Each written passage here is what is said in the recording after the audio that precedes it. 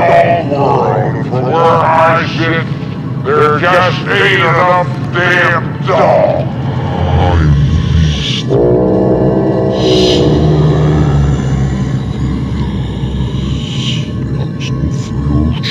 Doggy dull world. From where I sit, there just ain't enough damn dull.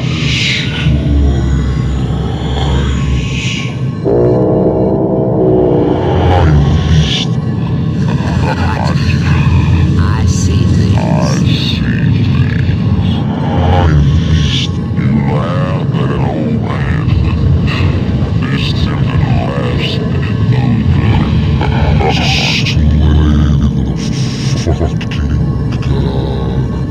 I see things. You laugh at an old man. This tempted laughs at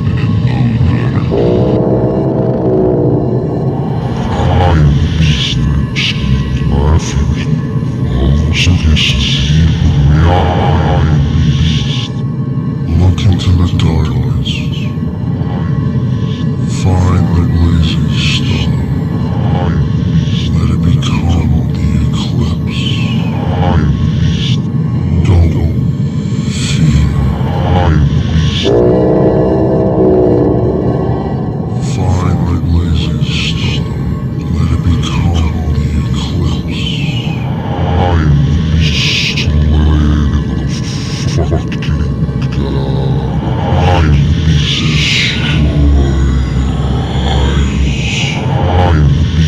Break the chains of slavery. Free your mind. Ride the lightning.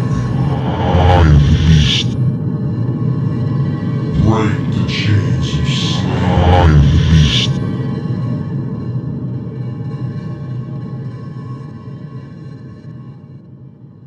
Welcome to the Occult Rejects. On this episode, I got a bunch of people with me tonight. This is New Year's Eve, and I got my boy TJ from Contemporary Problems. He's the numbers guy. I'm sure you all know who he is.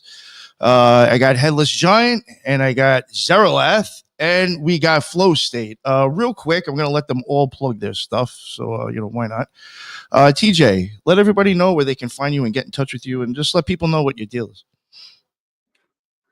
I think that's for the people to figure out what my deal is, but you can find me at Contemporary Problems _ on Instagram, TikTok, all that jazz. 2025, I'm hoping to get my YouTube channel going, so subscribe there at Contemporary Problems. Let's get the subscribers up before I post any videos or anything. But yeah. Awesome. And I will add your links to the bottom because I don't think I really added everybody's because I wasn't sure who was going to make it. Headless, you were, I think you might be muted. But if you want, let everybody know where they can find your stuff, please. You can find me on X making shitty takes about H-1B visas and Indian people all day long. And you can also find me on Instagram and YouTube. So look at my videos. Have a lot of fun with it. Comment, Awesome. Thank you share, very much. like, subscribe.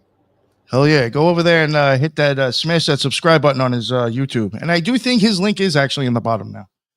Zerilath, what is going on, buddy? Thank you very much for jumping on. Let everybody know who you are and what your deal is and where they can find your stuff, please. Hey guys, how's it going? I've been a friend of Nick's now for a little while, and you might notice me from some of the work that was done on the Occult Rejects here with Untermeyer Park, because that's where I showed up.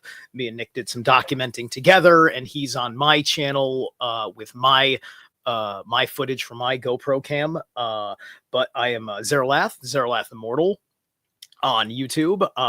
I'm a bit of a shaman and a magus and a complete wreck of a human being working on building his life and giving you a demonstration of how a wreck of a human being builds his life. Right. So that's a whole lot of me. And eventually I'll be doing music, and I'm a tarot and rune reader. Nice. Thank you very much. And yes, I did actually. He's one of the very few people from podcasting I've actually met. Zerilath. Yes, we met up at Untermeyer Park. We met there twice, right? Did we meet up No. twice? For some reason, I feel like I've seen you twice, but maybe it was only once. I think you went to Untermeyer twice because you went back to get that sexy UAP footage with your UAP. All the drone footage. Yeah, that shit does look nice, though. I hate to say it, but it captivates people's eyes for sure. Thank you very much for coming on. And after the show, or if you want to, you can even add the links in the bottom, and I might be able to change it now while we're live at some point. Send me your links, Zerilath. And finally, Taylor from Flowstate. Thank you very much, man, for making it on. I appreciate it. Let everybody know what your deal is and where they can find your stuff, please. My name is Taylor. I've got 2 channels, and I'm streaming to both of them right now. Flowstate is the main one. The Powder Dusty is a second one I set up because I'm tired with them messing with my monetization on Flowstate. If you're watching on Flowstate, go to Powder Dusty because I'm going to shut that down and redirect people over there in a minute. Flowstate's right now just streaming as sort of a catch-all to shut people over there. So, anyways, thank you for having me on. Look forward to it. You didn't mention your role in Aquaman, but you were really good there too. It took me a second to get it. I was like, wait, what I'm like, he's not talking to me, is he?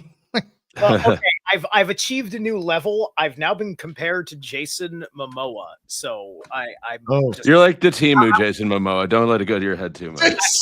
I would like to thank my gains. Thank you, gains. Thank you. All right. Oh, and I did drop in both my chats. I dropped the link to join here. So if anybody wants to join, this is an open panel. Yeah, fuck it. Why not? It's New Year's Eve. Nick's feeling rowdy. Crazy, angry people on here, sure. I don't think I've seen you do an open panel before. No, this will be my first time if anybody clicks on it. Yeah. Come pop his cherry. Well, Zerilath technically did, but I mean, he's like I know him, so I guess it doesn't count. You know what I'm saying? But he technically did click it first. But yeah, let's get a new person on tonight. Fuck it. I'm old news. Who cares about me? Yeah. I've already got success. So I think Zerilath, are you into numbers and numerology and stuff? Yes. What does the number 11 mean for you? The number 11. It's got a lot of interesting connotations. The 2 pillars of the high priestess, yakas and boas, those concepts are important. Gemini, like the twins. I think that there's something. I'm trying to remember what it was, but it was one of those lectures that came out with like Ken Wheeler, where it was just like something about the proper number sequences, like 1 and then 1, 3, 5 or something. He makes some point about like a number that's like skipped, and then 1 is done twice, which I think is interesting when it corresponds to the ideas of 11. What's really interesting, I was just looking at today, actually, was there's an interesting phenomenon when you take 1 and you divide it by 7. And I'm going to pull out my calculator real quick to make sure I don't get the number wrong, because it's a 6-digit decimal. Where is it over here? Okay. So 1 divided by 7. Yeah. So it's 142,857. But get this, it's 142,857 in ad infinitum. It just goes on and on. Specifically, those numbers, omitting 369. And so that's the sequence. Yeah. So that kind of sequence operating there. Now, what I found out was interesting was you multiply this 2 through 6, and it gives you 142,857 cycling. It'll just move the numbers around, but it'll always be 142,857. But then, when you actually multiply it by 7. I believe it changes the 7 in the equation to a 6. Then if you multiply it by 8, the answer is 999,999. You lost me like fucking 3 equations ago. I'm so sorry. Okay. Don't worry about it. I just wanted to know about the number 11, Zerilath. That's it. Around 14.67. Here's a 2-digit number. He's like, comes out. He's like, It's busting out infinity. these mathematical problems have never been solved before. Go on, guys. Holy shit. I wanted to get something impressive. I'm sorry. No, you did. Oh, no, you impressed all of us. We had no idea what the fuck you were saying anymore. TJ might have actually. It sounds like a frequency equation. So 1 divided by 7 would it sounds like it's like it opens up the 1 in a certain way, and then you're collapsing it in other ways, and you get different frequencies out of it. That's where you get the octave from. Something like that. I don't know. Well, that's the point, right? Because it follows this whole code up until 7, 8, and 9. At 7, 8, and 9, the code changes.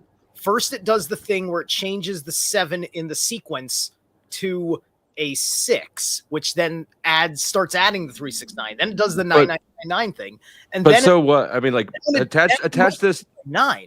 Attach the phenomenon you're describing to anchor it in some like. So what? What are you deriving from that? Here's the kicker. When you multiply by 9, it goes back to the code, but now the 4 has changed to a 3, and thus you get the 3 out of the multiplying by 9, and you get the 6 by the multiplying by 7 of this number that's divided by 7. That's the point. And then it's the 8 brings it to this divine 9, where it's all 9s. It just the answer to the equation is 9 ad infinitum, right? So I'm just saying that there's some to the 3, 6, 9, and the cycles in which numbers move that is associated with this equation. That's what I'm saying. Okay, so here let me put context around why he's asking the question around this name. A few weeks back, it was my birthday. I just turned 38, and I was up here and I asked Nick about 11 because I'm a life path 11, and I was born on the 11th, and I turned 38, which is 11, right? So I got some 11 shit going on. I'm not really like that. Was so much further down the rabbit hole than. My knowledge of numerology is limited to like 11 is a master number. That's why I gave a fuck about it, because my ex-wife said, "Oh, you're 11. Well, that's a master number." And I was like, "Oh, that sounds cool. You're not a master number." But yeah, so I'm looking for like entry level. I know what you're saying. Yeah. TJ, what about you in the number 11? I mean, you are the numbers guy. Oh, well, real quick too, we got Based Oracle here. If I've seen you before, maybe it was on Flowstate. Thank you for jumping on. Do you want to introduce yourself and let everybody know like what your deal is or what's up? You got a channel or something? Cool. Yeah, I got a channel. Talk about reality and such. All right, cool. Is the name of it called Based Oracle? Yeah. All right, cool. Nice. All right. Thank you. He's kind of a bleeding heart liberal and a communist, so we're going to be having a debate on Friday or something, I think. Yeah. Wait, allegedly. Yeah. He's allegedly a what? He thinks that because he exists, the rich owe him money and in existence, and I think that he needs to be a man and support himself. You trying to poison the well already? I am. Got here. Yeah, I know you are. Yeah. That's some free fuck. I mean, you had an opportunity to introduce yourself, and you're like, we talk about reality. That's which aspect true, though. of it? That's true, but what you said was a lie. So, you see what I mean? All right, number 11, TJ. Actually, you into numbers, Based Oracle? I am into numbers, not numerology. 69. Yeah. 69 minus eating box, whatever that equals. Oh. Damn, you don't eat box. Bad for your health. Bad for your health. Yeah. Just like a gay man. All right, number 11. Yeah, I was on mute. I was like, "Yo, I got you." For like, simply put, the number 11, it's the master dreamer. So it's a very cosmic number. So it's about like life path 11 means that like you can envision like quite the big picture of that, and you can do that for yourself and for others. And then it's like K is the 11th letter. So K is also like that. And then the 11, it's connected to magic. I think magic spelt with a K. They have to add that K because the K is the magical letter as well. And so with that too, with it being the master dreamer, it's like in order for those dreams to become real, you need a bit of that magic. Not like the literal like practice of magic, but that cosmic magic that just kind of happens or whatever, that kind of thing. And then another thing with 11s is they like 11, I also see too is the 11th sign Aquarius adds to the number 11 a lot, but it has to do with like impact. Impact is a very strong 11 word. So like someone with a life path 11 or just 11 in general, if you're using that number, you can really like impact. Like I would talk about that in like music. Like they'd be like, oh, do you have any tips? I'm like, you're not cutting through, man. You got to have impact. Like you got to like, boom, you have to like, your music has to impact it. It has to flow outwards kind of thing. Like that flow kind of thing. And then with that Aquarius too, that you were doing calculations, like 11 is a very like calculation number. Like if you can understand the math of 11, like you're very well calculated. Like whenever you times anything by 11 or anything, it's a very magical kind of number. What? Real quick too, with the Wheel of Fortune card, calf is on that. So calf is the letter K, which is the 11th. And that would be like in the body. That's like Aquarius is the calf and shins. That's if people are into Kabbalah and tarot. Calf is the would be the 11th Hebrew, I guess. Numerology bullshit. Yeah. Hey, there's sides. Maybe. Yeah. So that's what I thought about. Go ahead. What a lot of people miss about numerology is the potential energy, right? So everything that has to do with these numbers goes into where things could possibly go. So you've got this branching out, basically, and these frequencies that repeat. So when people are talking about numerology and their associations, these letters into numbers end up giving you kind of a path that has other associations attached with it. So that changes the potential energy of a situation based off of the numbers that go into and then come out of those different ideas. And this is why it's so powerful in magic, is because basically you're reducing all of that information into kind of an energy pattern. And then you're trying to put that energy pattern out into the universe so it can be retranslated. And well, at least that's the way I see it. I'm sure other people have different ideas, but I think that's why, keeping an eye on this stuff is going to change your perception of what's going to be coming next. And isopsophy, which was the original numerology coming from the Greeks, they put a number to every one of their letters, and then they ended up creating poetry and all this other stuff branching off of that numbering system. So, I mean, it's a very ancient thing, and the Greeks were so into isopsophy. You can find like graffiti all over these ancient sites using isopsophy next to people's names and next to poetry and all sorts of stuff. So it's kind of interesting how different people have seen it through the years. All right. Max, what's going on? How are you, Max? Pretty good, man. How's everything going? Good. Were you streaming today? No, I streamed last night. I know you did last night. Yeah, I saw you guys. I said, let me come by, hang out for a few minutes, say hi. Yeah. Thank you very much. And King Steven, I don't think maybe I know who you are from Flow's channel. I don't know. Yeah, he's obsessed with me. Hello. No, I'm not obsessed with him.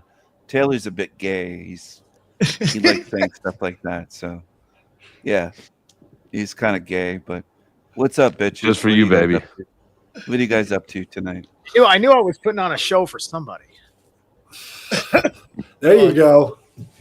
Taylor likes that. He's liking the shirtless pot belly. King Steven has finger puppets. Is his avatar like one of the finger puppets? I don't know about the avatar, but I said there's no sarcasm nor joke nor anything. That statement is literal. I used my fingers to make his ex-wife my finger puppet. So, oh God, if you could take her, that would be fantastic. Yeah, and his current woman, he doesn't mind. I've said a few things about her crawling out from underneath the trailer, and he doesn't seem to mind. But yeah, he's kind of King obsessed Steven with is me. a troll, and he'll keep turning up the volume until he just did a live stream starts about getting me. racist. He just did it. No, I don't get racist. I did a live stream. You and all your friends agreed that you were not suited to exist. I can't agree with you more. It was the wildest shit. About? The there was 4 of you on your stream. Every one of you were sitting around going. This guy did a live stream with my. He does yeah, live we're not streams. sued. We're not cut out for this existence. You let me talk. And I for was a second? blocked. I'm sitting in the block in the chat going, "You're right." That's what I've been telling you. You're not suited for existence. You need to be recycled back in for parts. This guy loves to talk over it, but listen, this guy grab him for parts. Live streams about me. Zip it. King Steven, are you into numerology? Yes, I am. I'm a life past 6. Life past. What do you think about the number 11? I think it's wasted on certain humans in this realm. I think it's wasted. I didn't even realize I just set this motherfucker up. No, it's wasted on some morons that don't know about numerology. I think it's wasted on idiots. Hold on, can I cut you off? Mr. Boulay, thank you for the cash app. Again. I appreciate you. Happy New Year's to you, and thank you for the $50. All right. Go ahead. Go ahead, Broke Canadian. I'm just glad that I don't have to have my hand out on YouTube to make money. That's all. I'm glad I can make lots They're of money. too busy playing with finger puppets and kids' toys. No, using your Can we see the finger puppets? Oh. It's right on the screen. Come on, don't right deflect. Don't deflect. What do you mean don't deflect? I mean don't deflect. You have these puppets. My avatar. My avatar. Can you give us a live performance?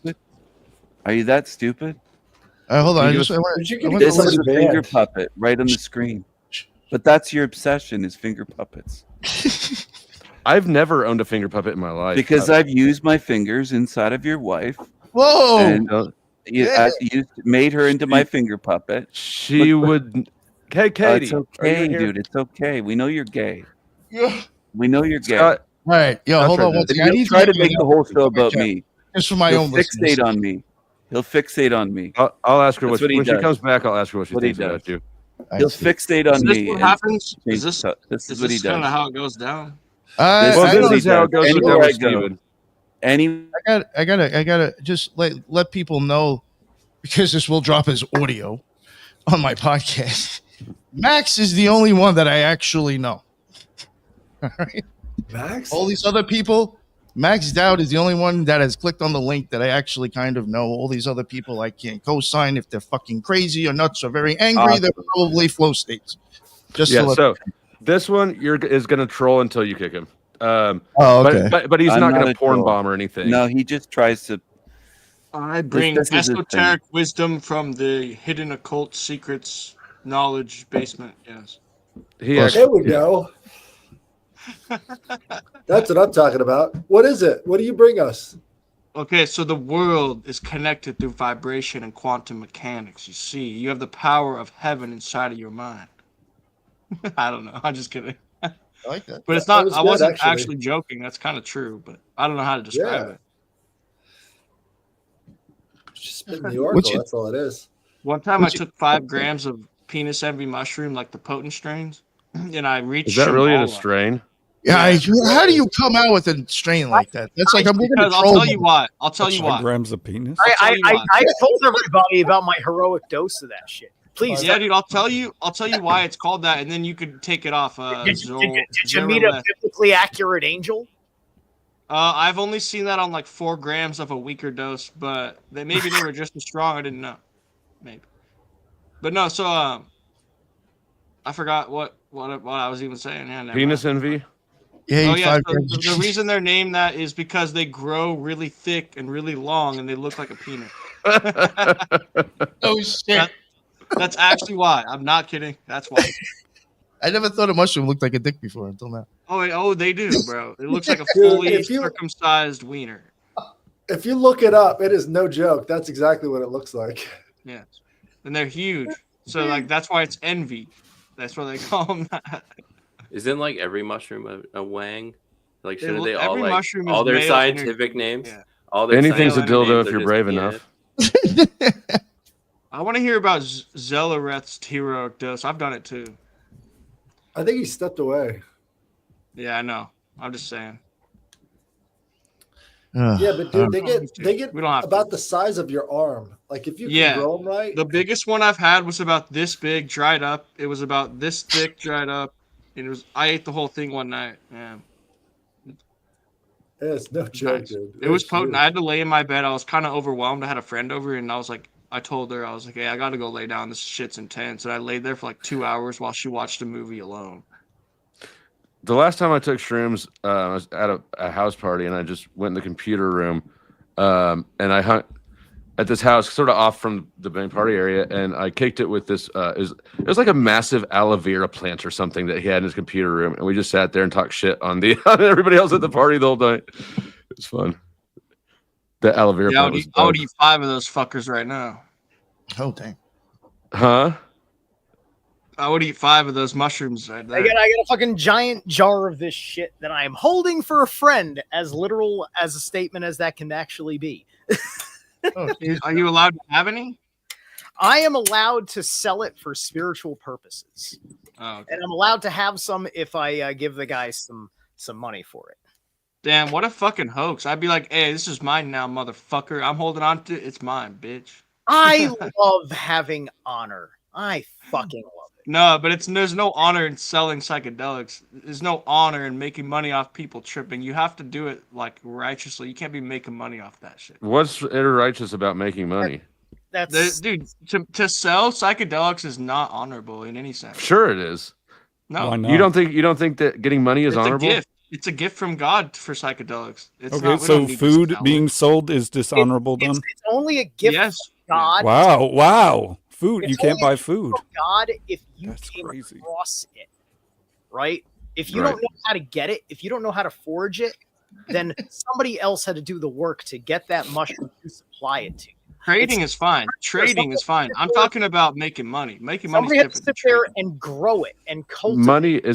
Money is just a tool to facilitate trade easier. It's not its own magical separate thing. Money's evil, bro. Money do you buy dishonorable food, Isaac? Let me have your money then. Isaac, give me your money. Easy. How much do you want? I want all of it. It's evil. Get it off you. To have God's gifts. How much you got? Give me all of it. Here, I'll put my much do cash you app in want? back chat. We'll start at $100. I don't have that much. 50. So you're evil. I don't know. It might be a trillionaire. I just might play the part. I think that you just have internally inconsistent viewpoints. I'm just saying. I think selling psychedelics is not righteous. I think God would present this being the same amount of money, which would be 0 as a cup of coffee in a world where nothing is taken care of for the work that went in to bringing it to you. Because the work's harmonious and natural. The way money works is chaos and destruction. Explain that. Well, you could pay anyone to do anything that they would normally not do, so they could get an upper hand in reality. It's a fucking pyramid scheme, bro. And so, how did money create that problem? That seems like I'm just saying you should not be selling psychedelics. I don't find it righteous, and I'm calling you out on having a stupid ideology. I'm not saying it's wrong. I'm not saying I'm right. You just said you're asking people not to do it. I don't think it's right because I don't find it in my heart that I'm going to make money off someone when I'm trying what to is right to make money with? What's selfish perspective? I'm not trying to make money in that dimension. What is selfish perspective to say that since you feel some certain sort of way that it's wrong for everybody else? I didn't say that. I just say this is how I see it. I didn't come out here and say I'm right. I just Here's how it goes. Here's how it goes. Mushrooms grow in shit, and if someone's gonna pick through shit, they should get paid. No, mushrooms actually grow in a lab in your closet through grains. Everything is in the dark and information, feed them shit. Everything is information. You can use mushroom. You can use like unicorn poop and shit, but unicorn poop. TJ, you want to do your little thing here? We'll get off the mushrooms for a minute, sure. And we're gonna bring Joe Cool on too. I don't know if this Joe Cool, I'm sure, is not for my channel. Joe, thank you very much for joining us. I'm just trying to buy some mushrooms. Any chance anyone selling mushrooms? I'm just looking. I'm shopping around. Isaac, what are you allowed to buy ethically according to your moral compass? What name one thing? I still buy them. I just think that in this so you're a hypocrite. I'm not a hypocrite. I think in this world, Well, they you're telling shouldn't be- other people not to do it, and you're doing it. It's the only way I can. It's the only way I can get it. Code, you enable That's not the point. dishonorable. By It's the only way I can get it. So you I have to. enable the dishonorable by buying their wares when you think it is dishonorable for them to sell it. Well, I also buy cocaine from the cartel, but I don't do what they do. Oh, jeez. Well, I hope you find a place that never asks you for money, so that way you have a shelter. I know. I think the mushrooms should be handed out. World Should be handed out. Why is it always the broke motherfuckers that have this perspective? You think people should do shit for free? Wait, I must be broke. He said he's a trillionaire. I think he's saying that it's a religious thing and you shouldn't have to pay for the spiritual shit. I think that's his angle. I would love to be a Mark level anarchist. I'd love to. All I'm saying, right? Yeah, I agree with what Joe said. Not have to pay to live anywhere for anything. But I don't think money should be the way it is. It's just because the world's so fucked up. We need how to should have people be compensated for their efforts? I think normal work is harmonious and everything works together and forms a system, but we don't have that because we're not harmonious as human beings in our nature. We don't have our pure consciousness anymore. We've been broken from our pure state. We've been broken from our pure state. What was the pure state? The pure state was a potential innovative dimension of our minds that used to exist before the fuck up. Used to when? Okay, when? He's talking I about. don't know. You look through our history. You don't know? and How could you name a time that you don't know what it is? No, how could you do that without talking in circles, without doubling down on your bullshit? How could you possibly do that? No, you see it matches. No, nothing it. matches that you're saying. Matches it. Our architecture doesn't even come close. Our science doesn't come close to their mathematics. We are not. He doesn't know who they are. He doesn't know when it was. Look at the past and the architecture. Please answer what part? Okay, all of it. All of it. What does that have to do with shrooms being free? The ancients were more intelligent than us and had a pure conscience. Then you, not us. You We got are an not the argument same. At least I couldn't say you 100%. You got an argument, man. No, All right. Fuck if he does. He doesn't have an argument. He has a weird vibe. Wait, Guys, Can we stop he's talking about doing- penis he's- every play? He's 5 making grams. he's making a comment about Edenic consciousness. It's like before the fall of man, nobody had to have any sort of trade, and so if you just manifest it, somehow you'll achieve that again. But I'm not sure that. Yeah. Look, everything is based off of money. Everything is information. All of the plants trade with each other. All of the fungi trade with each other. Having money isn't necessarily They didn't create a different. middleman that's money is taxed, just trade. controlled, Look, and fucking stolen money from is- you because they can't money steal is your part time, of but they time. can steal your money, bro. No, money is part of time. That's the big issue right there. No, So money no. being part of time, Harmonization we're and trading for the synchronicity future. are part of time. We're trading for the future. There are good ways of loaning money, and there are bad ways of loaning money. All The these future things isn't come set down in to how people stone, treat bro. What each do you other. mean trading If for the future? I give you mushrooms for Money free, isn't necessarily when I don't evil. want, That's what I'm trying to You say. just want free mushrooms. That's all there is to it. then that's like theft. You just want See, free. this is why I don't believe in the rich paying their fair share. Because No, less. No, we're not taking it there, Send them an Flo. eighth just to shut them the fuck I up. was interested. That's theft. Send them an eighth and put a note in there. Shut the fuck up now. the problem is that they always need more stuff. Not They'll an never eighth stop of being a a fucking consumer hour. of free shit. And it's also Right, it's- an argument of what is something worth when there's no money to quantify the value of the physical This goods. is fine. I have a better explanation. Money. use I have a better numerology. explanation. Shrooms are worth more than money. There we go. That's what I should have said. That was dumb. Shrooms are worth more than Than money. any amount of money. Shrooms are worth more than any amount of money. God damn. Well, an eighth kind of has an average price to it. You know what I'm saying? Yeah. That No, sounds I'm like a saying- So religion can I to me. sell you saying that mushrooms? I have some The very actual expensive ones. The effect on your mind is priceless. Yeah, but what about going I out don't there know if digging it's that that shit holy. up to going through shit? That's worth something. You man. could say Yeah, that but about we've anything, though, evolved right? such a way we could grow it in tubs in our He closet feels and not have like- to worry about picking the wrong one. So I gotta That's a grow my feeling. own. I can't buy. You got to some have a off the tub of floor? shit percolating in the basement. You're right. I gotta have it. I can't buy it off If my we the dark. harvested magical mushrooms on the same level we harvested meat, we would have an endless supply. You're right, and you don't have to install communism to do that. You just have to assert your personal rights. Hold on, we need meat more than we need. We don't need a meat supply of shrooms. Can you imagine that? I actually have one thing though when it even comes to this whole thing with the mushroom, for real, Isaac. Then you think he knows what to do with. That's cool. Isaac, you think humanity's kind of fucked up right now, right? I think our mind has potential to be a lot better. You think if you just started handing people these drugs, everybody's going to use it for the right fucking reasons? No. So then what's the fuck's the point, man? You need a spark. You have so to. But maybe it shouldn't be free and be handed out to everybody right now. Fucking humans are retarded. People are going to abuse it. Look. I'll give you that argument, but that comes back to the fact that I said money exists. So maybe people should get their heads straight first. That and comes then back to the comment that the only reason money needs to exist is because evil. So we don't have unlimited supply, so we can't just hand out money. How about humans getting their heads straight without drugs? Because they're going to buy drugs first. Could we try getting our heads straight without drug abuse first? Right after I drug finish abuse, smoking it's a this weed, sacrament. we What do can you try mean? it. Next year, I'll start that. Yeah. DMT I've done is some a crazy sacrament. shit, and I don't need fucking drugs for it, my man. Okay, I like DMT. I've been some places and seen some fucking things, and drugs was not a fucking issue or a need. What about alcohol, bro? I seek things inside of my mind. I seek things deep inside of my soul. The drug dude. You sound like you like a beer, bro. Well, I'm drinking IPAs, bro. Let's go. The guy who was saying that that drugs suck, he don't need them. It sounds like he drink a beer. I'm asking him, does he drink beer? No, I'm not against drug use. Believe me. Oh, okay. I'm sorry. Just pushing like shrooms. Like, oh yeah, just give them to everybody. Are you fucking serious? No, I think you're right. It's not for everyone.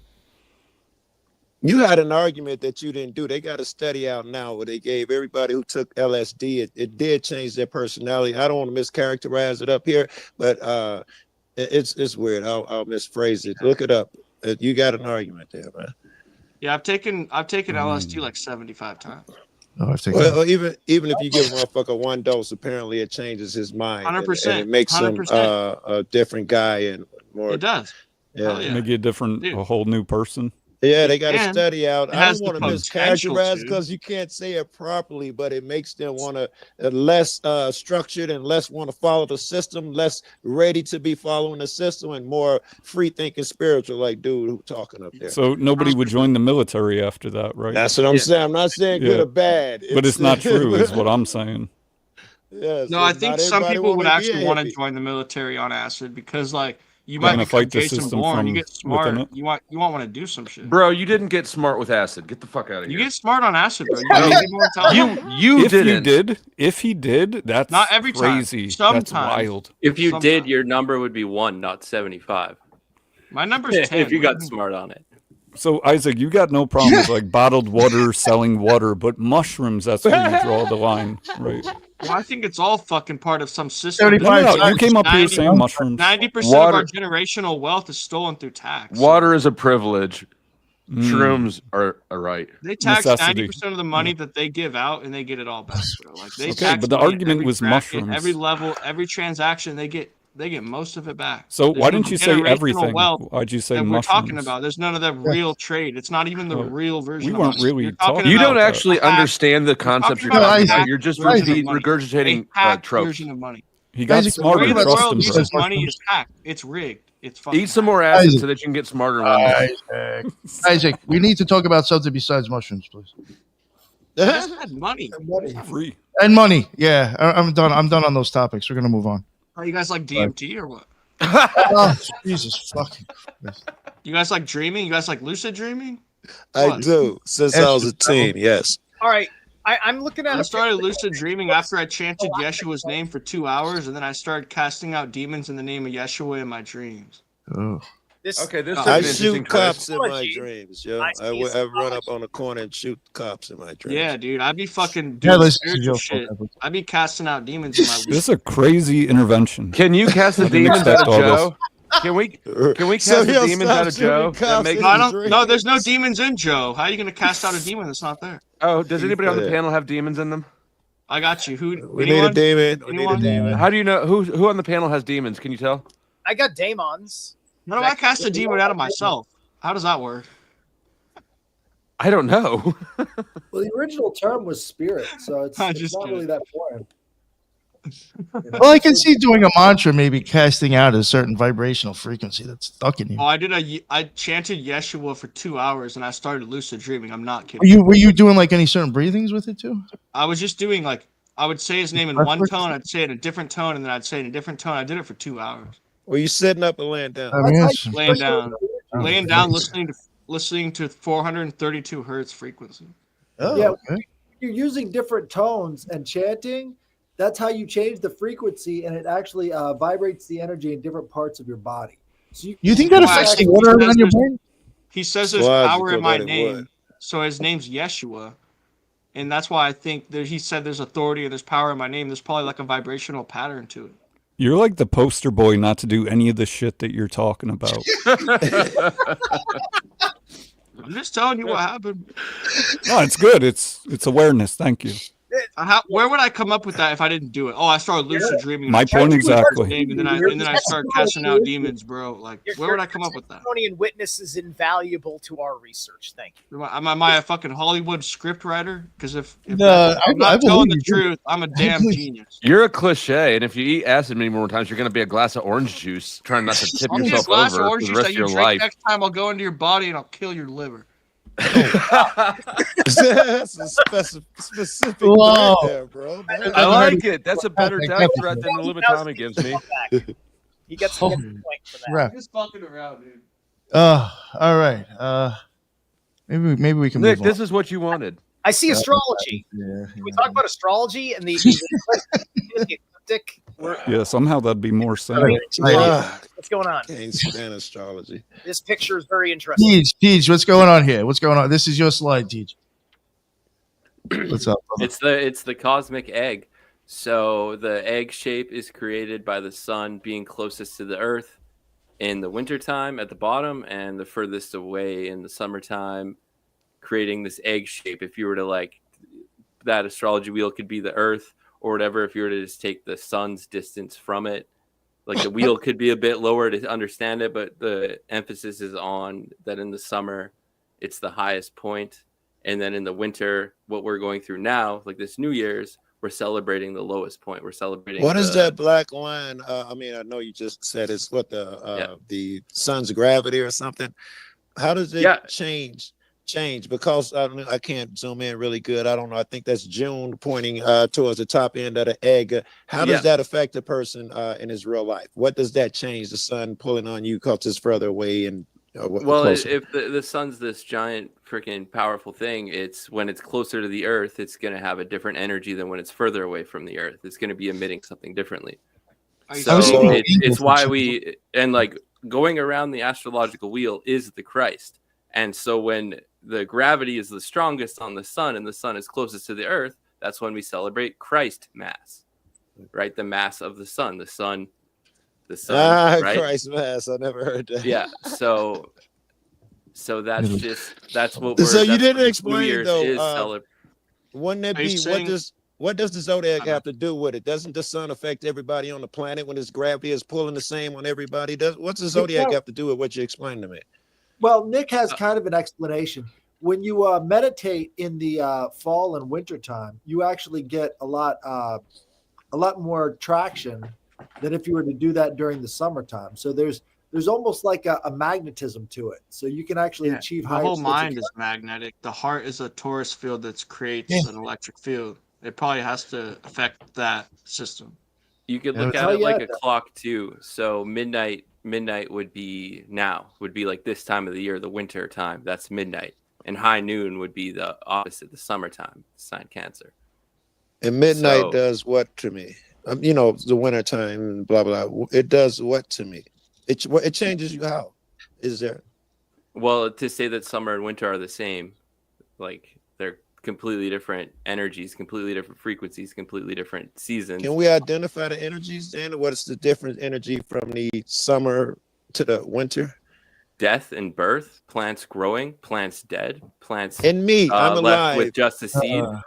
So right now represents just the seed. Like in the springtime, that's the plants growing. I just meant the One person. thing I can add. Going around affect the person. One thing I can add real quick with that, just to get this going. If you were to go catch the sun in the morning, and it's going around the earth at this point, as when it starts to come up in the morning, if you were to look at the sun at that moment, it would actually prime your pineal gland to start working. Now that I could understand. That's logical. And then if you were to still do it throughout the day, you would actually be priming your pineal gland. It's because the melatonin that your body creates, it gets affected by light. When light hits melatonin through your eye, it turns into serotonin. Now, I can dig all that. Here's the other thing. Here's the other thing. Is another significant. It's not just the tropics of Cancer and Capricorn that are being oscillated. It's also the elevation of the sun. The Earth is closer to the sun in winter, so perhaps the meditation is also working because literally the sun's presence is closer to us, even though it's colder, which doesn't make sense unless I'm not sure that's logical yet. I'm not sure unless you have a different model of the universe in your head.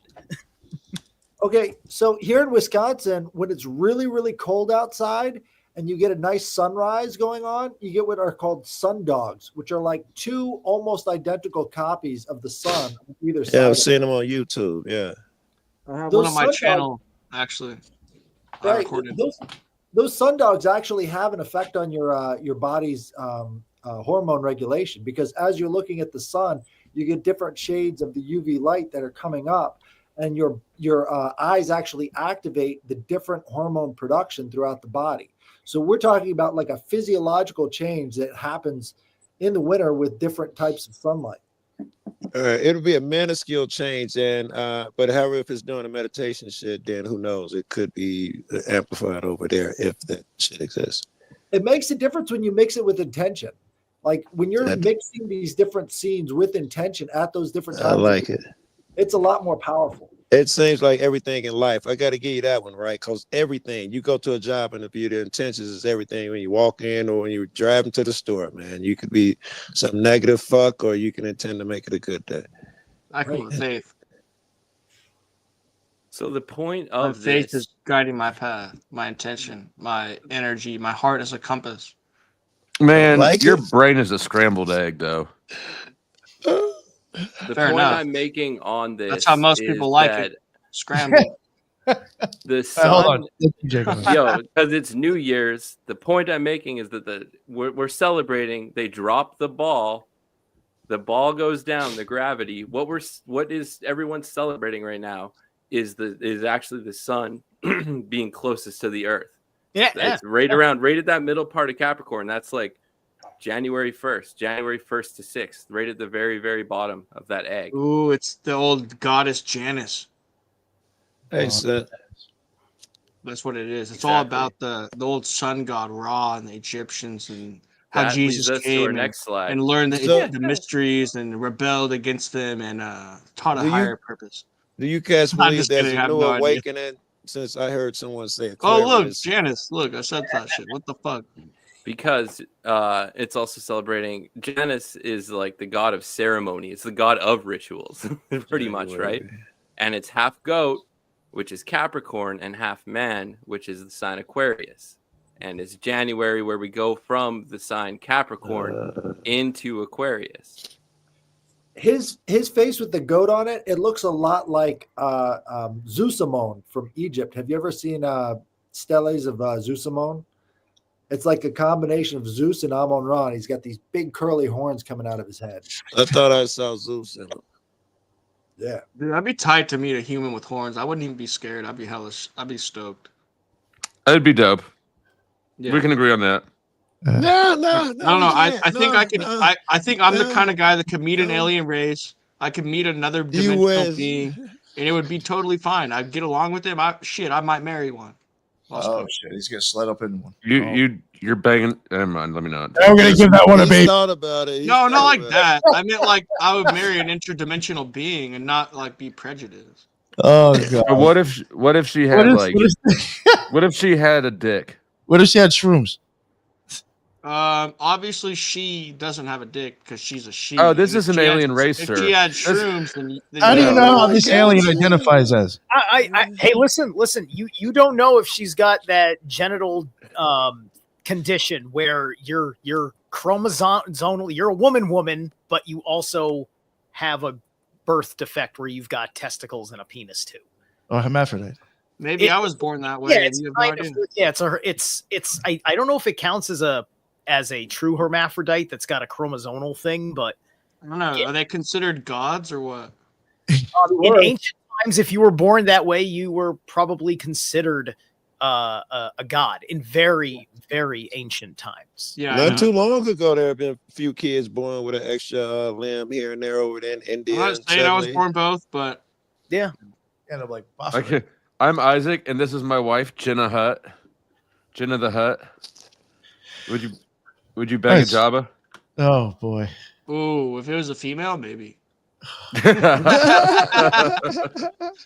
I don't know. Little worm tang. That's a big worm tang.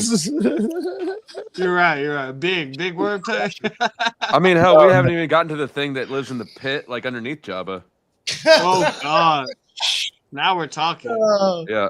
All right, TJ, let's get back to Janice.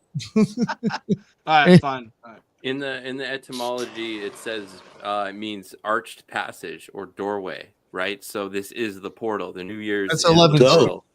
That's dope. And then it's like the Aquarius is the 11th sign. So then you have the 1-1, the two pillars. But yeah, so it is this ritualistic thing that we all like go through. There is an energy to a new year. Like it's gonna shift when we wake up tomorrow. It's gonna feel. I'm so not sure about that, bro. You got to get up at dawn.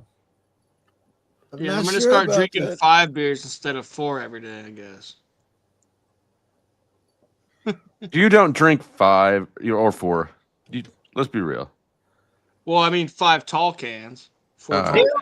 There were a number of different dates that were considered, quote, the new year, depending on your culture, because for some people, the new year was way closer to Halloween. For other pagan cultures, January 6th of all dates was the new year. Spring. I've always been told spring is the new year. Yeah, that's not the middle of death in the middle of winter. Right. Fucking spring when everything's being renewed. But that's also my point. Some people use the zodiac for the new year, and they say that March 20th, when the sun enters Aries, is the new year. As an Aries myself, I'm very partial to that idea, right? Because I like to take credit for being. It's a little logical too. It's more logical than the other That's thing. In my basically. Here's the thing. So if you go by the names of the months themselves, you get April 1st as the new year, because you got October, which would be with that month, November, which would be the 9th month, December is the 10th month. So the original way of counting the days started on April, May, June. April 1st. But they did have a lot of rituals going on during this time of the year that were transformational when the sun was going through the what's it called, the 3 days of darkness. Right. You guys know you don't disregard that a lot of this is just story and caveman seeing the sun and thinking woo magic type shit. There's some of that in here, right? You guys keep that in mind. You don't give 100% credence to this. Yeah, they're nature worshipers. So what they were doing was they were identifying the types of energies that they saw in nature, and they brought that to the temple. So it was a lot more like shamanism than people give it credit for. And a lot of symbols and stuff, that's what they would see when they were having drug experiences as well. So there was a connection to the land that really changed the perspective back then. You got to think it's a whole different culture from what we have now. Like, what's the definition of a god? You ask questions like that, nobody knows. Back then, they all knew that definition. We just don't know anymore because they don't teach you. One of the things that I do when I get all shamanistic on people and I'm in my shamanistic mode is the use of mythology as a very multifaceted tool for getting the wisdom of a point across because of how that mythology mirrors an allegory of things going on. And then what our ancestors did, and we can feel this in our primordial codes if you spend enough time searching to your personal ancient past from within, it starts to intuit with you why we have any of these astrological systems. I mean, current astrology there's an ancient astrology that is not even very much in the history books to be rediscovered. And then also there's northern astrology, which is polar as opposed to zodiacal in its tracking of the sky, right? And these stories had a representation to human attributes that were trends one way or the other. You know, I didn't become aware of astrology till I was maybe 12, 14 years old, maybe something like that. And then when I was reading, not horoscopes, but I was reading some basic personality stuff in a half decent book, I said, this is crazy. This is my personality. Wow. Right. And you know, nobody freaking said act like this because you were born in April. Right. It's just the way in fact, they want me to act like that. Like I looked at what Aries was and I said, I'm being punished for being my fucking self. Okay. This is a real fucking thing. This was, so if I didn't have astrology, my life would be hell because I lived being punished for having Aries attributes, which makes me kind of right. I'm over here trying to shut the fuck up. So go ahead, somebody please talk, because I was just gonna say something. I mean, why have people stopped punishing you is my question. Well, they not because they liked me, it's because I kicked their ass. I started. Oh, that's a good reason. I started kicking ass, and people said, "You know what? Let Steve be Steve." Bet. Violence is the best argument. If it's not on the table, you are a slave. Ooh, Violence. W violence. Good. Hell yeah. When I beat up my first bully, I couldn't believe I completely dominated him and he didn't touch me at all, considering how many times he beat me up. All right, it was a bad thing. You only have shitty. Your ego was the just happiest- jumped up Yo, and made let him the whole live in event that Well, shit. I'm with you. you're I'm saying with you, ego, man. Where did we just go? You're saying ego, Aries. What the fuck just Aries happened? is the ego. You're saying, well, this Aries has ego. There's no leather couches over here for anybody to lay on. Aries is the ego. Wait, what happened? So you've just explained astrology. you're explaining the personality. Just showed us the ego. I leg swept my bully. Aries is the head. I mean, right? The ram, the head. So it has to do with the ego and the head. So you're saying that this Aries has ego. So, I'm a Sagittarius and I got a horse cock. And an ego. There you go. That makes. That's, Are you? If you have a horned astrology figure, you might have horn knobs on your head, because I do. I'm an Aries. And I don't have horn knobs on my I, head. I can't zoom in that far, but I do not believe that.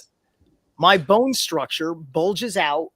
Can we zoom in and see if he's lying to me? Yeah, we need blow him up or something. Damn, I can see them, bro. No, really? Just no, I can't. I can't. You gonna make me zoom in? Hold on. No, I can't see nothing on this tiny motherfucker. See where my finger's pointing? No, man, we can't. This is way too small of a screen. You are about this big on my phone face. right My now. face is all over my shit. You know, people want to follow me, they'll see it. They'll just. It's just. You'll just end up seeing if you start my forehead long enough.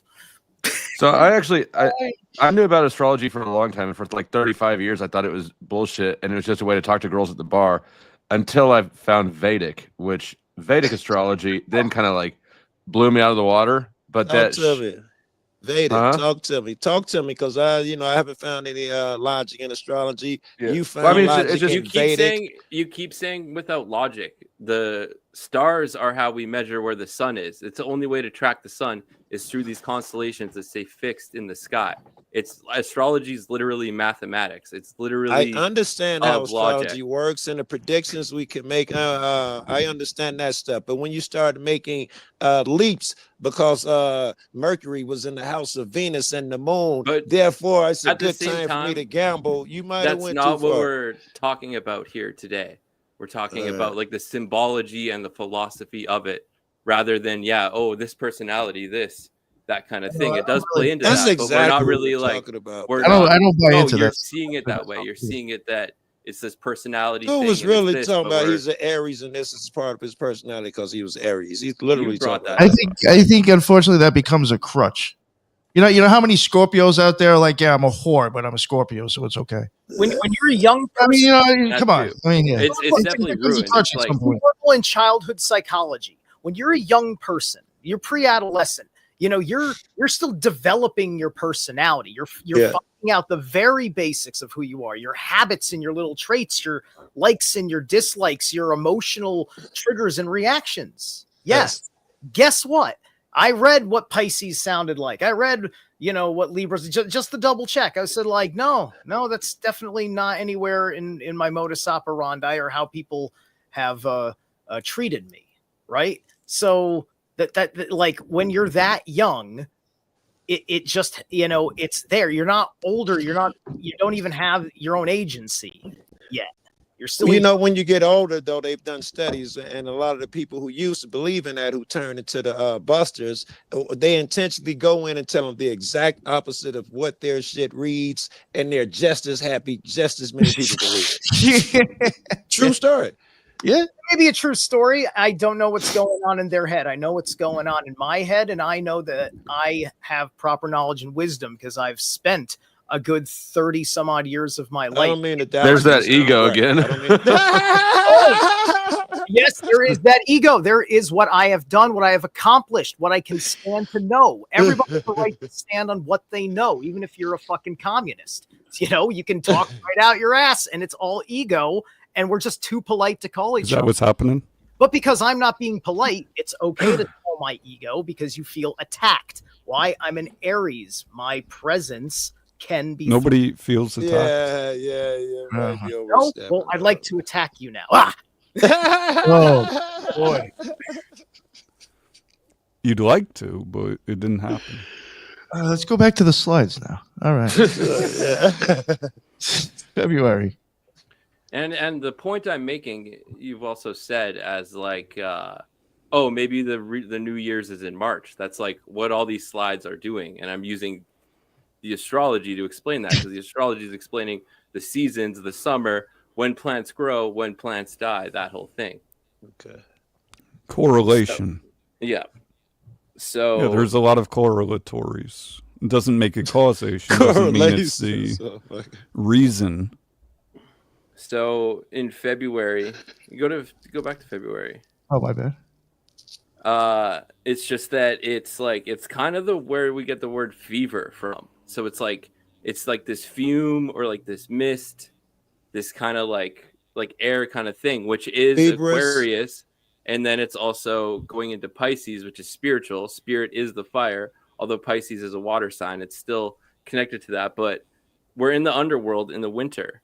And the beginning of the spring, we're leaving the underworld to go into spring. So the last sign is February, which gets compared to Pluto, the ruler of the underworld. So we're leaving Pluto's world and we're entering the sun's world coming up to that. So the last month, February, where we go into Pisces, we're saying goodbye to Pluto or to the underworld. Move into the spring. Right. Well, that's the direct myth of Persephone and Hades right there. Exactly. So when Hades has to release Persephone, she comes back in the spring.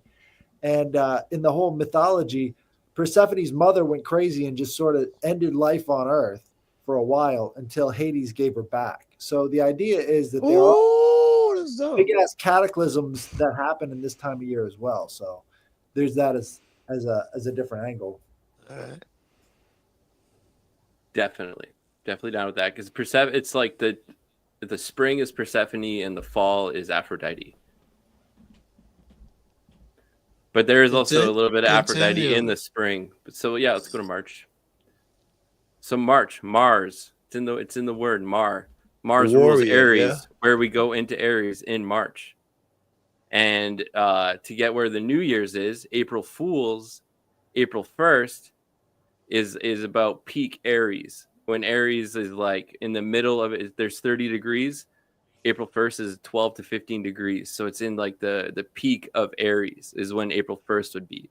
So that could be, you could see that as like the beginning of the new year. And you can see it on that chart where it's like the line going directly across horizontally is explaining that's where April 1st is. Right. Yo, real quick, Aries does also rule Mars and Mars is ruled by Aries and Scorpio too, right? Yeah, it's original ruler, and they gave it to Pluto because Pluto's like the underworld and the mysterious. And Aries is fire, and Scorpio is what? Water. And Mars is what?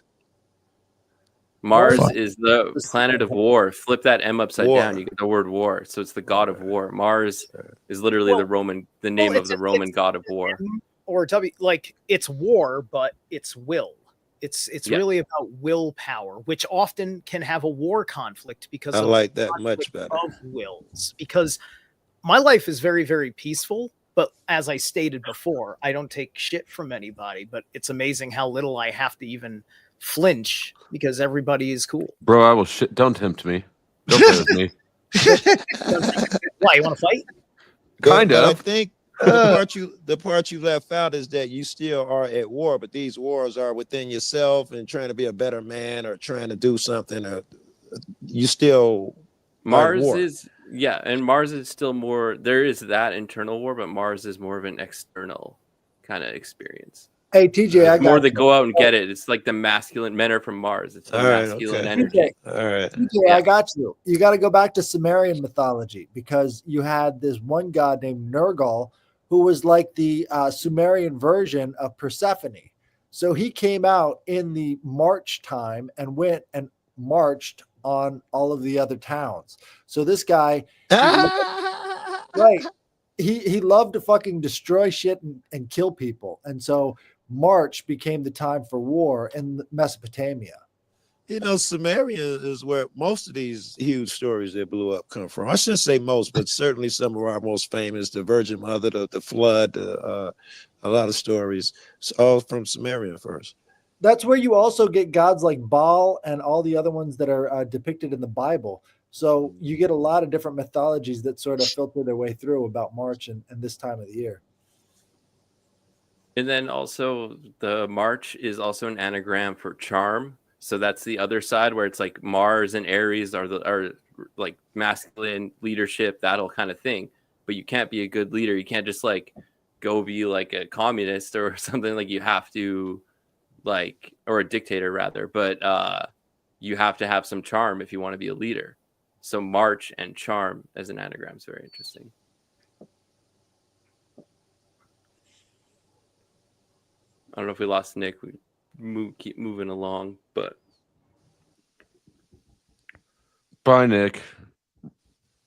He was so young. Rest in peace. He almost made it to 2025. Yeah, close. But yeah, so Joe, while we're stalled, Vedic astrology takes the zodiac and it rotates it 15. It's like 15 or 17 degrees or something to account for the tilt of the Earth, is my understanding. And so, not everybody's going to shift types, but my signs shifted. Interesting. Yeah, so like I didn't relate to Sagittarius much. You know, like there's some things everybody can relate to in all the signs, but like Sagittarius never really like hit for me. But then when it shifted to a Scorpio Sun, Aries Moon, and Gemini Rising, like it's like, okay, this is a combination of things that like actually I think the color chart kind of explains that a bit too, where you're not just like, oh, I'm an Aries, I'm this one way, or I'm a Sagittarius, I'm this one way. As you see the colors flow, obviously they're blocked off, but think of them as like a flowing like hue where like it's not just red to orange, it's like red into orange into yellow into green where it goes through it. So just because you're close to one sign doesn't mean that like you're going to take it. And because astrology is so deep, there's all these other planets and all these things that like quantify your personality or this shit is not logical. Every motherfucker born in June cannot be the same in no fucking form of fashion. Yeah, everyone isn't. And but that's what you're saying. It's such a dynamic system and there's so many things going on. When somebody just identifies as like their sun sign, it's you're just not getting it right. The moon changes signs every 2.5 days. So if we all have a different moon every 2 days, it's also changing, and there's different degrees. So are you 1 degrees Aries moon, or are you 24 degrees Aries moon? Those are all going to have a different, like it depends how deep you want to specifically you want to go into it. And the time of day and the place determines the Everything. ascendant, and that's a whole other side. Determines the what? The ascendant, which is the sign. That's the sign that is rising in the east when you are born. The ascendant, first house as it's known. This is how you project into the world, as well as your filter of reality. That's how they come up the house of so and so. That's what they're talking about. I've been hearing that fucking all my life. It's the moon is like some have theorized that, like, when Jesus is talking about there in his house there are many mansions. That's the house. That's interesting. That's dope. Right? Like, that's dope. Yeah. Wait. The Egyptians, if those holes up in the pyramids that shoot out, they shoot to what is it, Orion? Right? Yeah. It's logical. The shit that you're saying is like that's how they thought pattern was back then. Yeah. Right. So they wrote the Bible in 272 BC as the Septuagint in Alexandria, Egypt. So it is perfectly logical and rational to believe that they threw a whole bunch of astrotheology from Egypt into the Bible. All right, I got to back up because I can barely. You said they wrote the Bible in Alexandria, Egypt. Is that what you said? Yeah. In Egypt. Greek. In 272 BC, it's called the Septuagint, and that was when. What do you mean? You're not talking about the Council of Nicaea. You're talking about something 272 different. BC is when they wrote the Bible. They compiled all these stories that nobody can really find, and they put it all into this one scroll. The Council of Nicaea. You're No, saying let him cook, Joe. I'm He's sorry, right. I'm sorry. And so that's what they wrote in 272 BC with all of these different stories. This is why you've got Samson looking like Hercules. You got all these other characters that look like they're Greek thrown into the Bible because it was written in Greek. It was written in Koine Greek. And they had so many more words in Koine Greek than they did in Hebrew. It's perfectly rational to believe that the entire Bible was actually written in Greek first and not Hebrew. So all of this stuff was compiled. That is not rational. Okay. It is. No. It's rational up to that very last part. It's probably totally correct up to that very last part. But the Bible is a compilation of books that pre-existed. Those things would have been written in Hebrew before. Then when they compiled them and wrote them, now you're saying that the original... There's a lot of different influences in the Bible, and a lot of it comes from Egypt and Samaria, and all those other places are in the style of how they wrote, because Koine Greek actually has so many different forms that you can actually have this thing sounding ancient and sounding modern, and all these different ideas that are thrown in there that you can't get out of Hebrew. You would have done it. There's no way that you would not have done it if you were in that position. There was only about 80,000 words in Hebrew at that time. It had all been lost. They were in isolation. They didn't have their language anymore. The oldest Bible that we have is the Septuagint. What he's talking about, right? Yeah, right? That's the oldest one. It's in Greek, right? And a lot of that Greek, their language was dude, they're a nomadic tribe for generations. How are they? Think about what it takes to preserve writing as a nomadic tribe.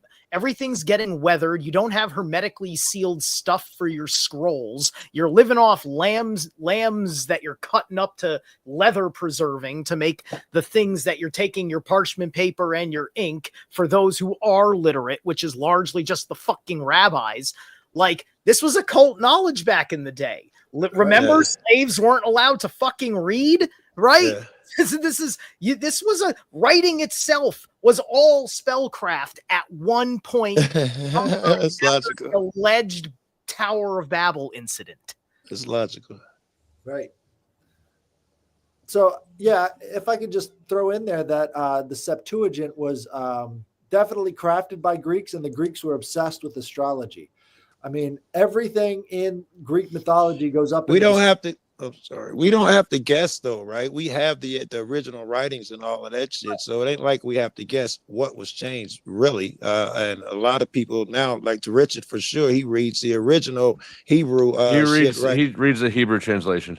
It's the significance of the context. Now knowing these established facts that it ain't as old as they say it is, and it ain't the language that they say it is. It completely changes the entire lens of history.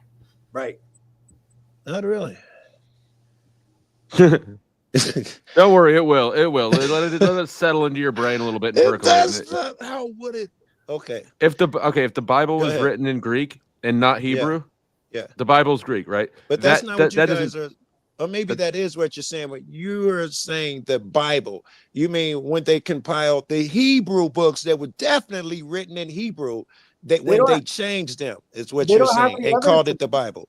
Well, they don't have any evidence of those. I'm sure there was something. The Dead Sea Scrolls exist. They are word for word. We have the originals. Scrolls are later. Those were written. They were discovered in and they have those are in multiple languages. There's like 4 languages. They lied about the dating of the Dead Sea Scrolls. Which batch? There's so many of them now. Yeah. There you go. That's my point. It's a whole. They all say the same thing, though. It's different from the Bible. They all say the same. Then there's no reason to ask which one if they're all the same, right? Yes, and they don't say what the Bible says, like we know it. And many of them were left out of the Bible. Here's the deal. They lost their language, right? They're talking to whoever's left that remembers these old Jewish folklore, right? This is like their ancestors trying to remember a vague memory of a story about El. Right? And they're telling it in Greek and Hebrew because they don't have all the Hebrew words. So these people are running around with their own native language as practically a second language, trying to talk to the Greeks to preserve. Can I back you up for just right? Go for that. Yes. So the history is you're all wrong and you're all fucking stupid. The oldest Bible. Oh, this fucking jerk. I already fucking know that fucking idiot. He's gonna come on here and talk about dick for fucking 20 minutes. Okay. Fucking out of here, banned. Here's the thing about the history back then. Alexander the Great conquered the entire world just a couple of years earlier than that, right? And so you had this guy named Ptolemy, who was one of Alexander the Great's generals, go down to Alexandria, Egypt, and turn it into Greco-Egypt, right? So the Ptolemy Empire stretches all the way up to Cleopatra, but this is when the Greeks basically occupied all of Egypt. And so part of that was the Library of Alexandria, which was trying to do projects to save cultures that might be wiped out soon. One of those cultures that might be wiped out soon was the Israelis, who had been transferred over to what's it called? Babylon, right? That's where they were in exile to. And so they didn't have all of their language. So in 272 BC, you had the Ptolemy II bring in the Jews and supposedly translate their Bible. But you could tell that there's a lot of other influences in that Bible. And they tried to put a lot of astrotheology in there from Greece. So let me ask Google what the Council of Nicaea was, because you guys are telling me something totally different. What do you guys know about the Council of Nicaea? When was it? 512 AD. That's Council of Nicaea. AD. And you're telling me there was a book called the Bible prior to that, yeah? Yeah, it was called the Septuagint. Oh, Jesus. All right, I gotta and it was the same books in the Bible in the same order. The Old Testament, all of the books of the Old Testament are in the Septuagint. They wrote. Wait, are more books in the Septuagint? 72. That's what many in the Bible? Ain't about that. How many in the Bible? The Romans adopted this book, the Septuagint, and they called it the Big G. Now, what organization do you know of? The Big G is called the Big G. They've got the Big G right in the middle. Oh, that's the Mason sign, right? Fucking Freemasons. So Freemasons would be right on the front of this book called the Septuagint, which was the original writing of the Bible. Maybe they were the ones behind it. Maybe that's why they had all these transfers of power into the Templars and all these other people, because they had to keep their society together. One of the main societies back then that tried to organize a takeover of Israel were called the Maccabees. And two of the books in the Septuagint were called the Maccabees that we don't include in our Bible, but it's about this revolution. All right, that was the question where I was asking you. Were there other books not included in the Septuagint? Yes. Well, it was included in the Septuagint. It wasn't included in the Christian Bible. What about the Septuagint? Were there other books? The Book of Mary, Some of those books, Enoch. Was any of those in the Septuagint? No, but Enoch is referenced in the Old Testament quite a lot. It's just not included in the Septuagint. Very good. So every book in the Septuagint, other than some, is in the Bible. Same shit. Pretty much, yeah. Now, Enoch was written at that time, but they just think that it got lost in the shuffle, or maybe it was burned or something like that, because the Library of Alexandria was burned. And they didn't really discover the Book of Enoch until the 1700s, when they went down to Ethiopia.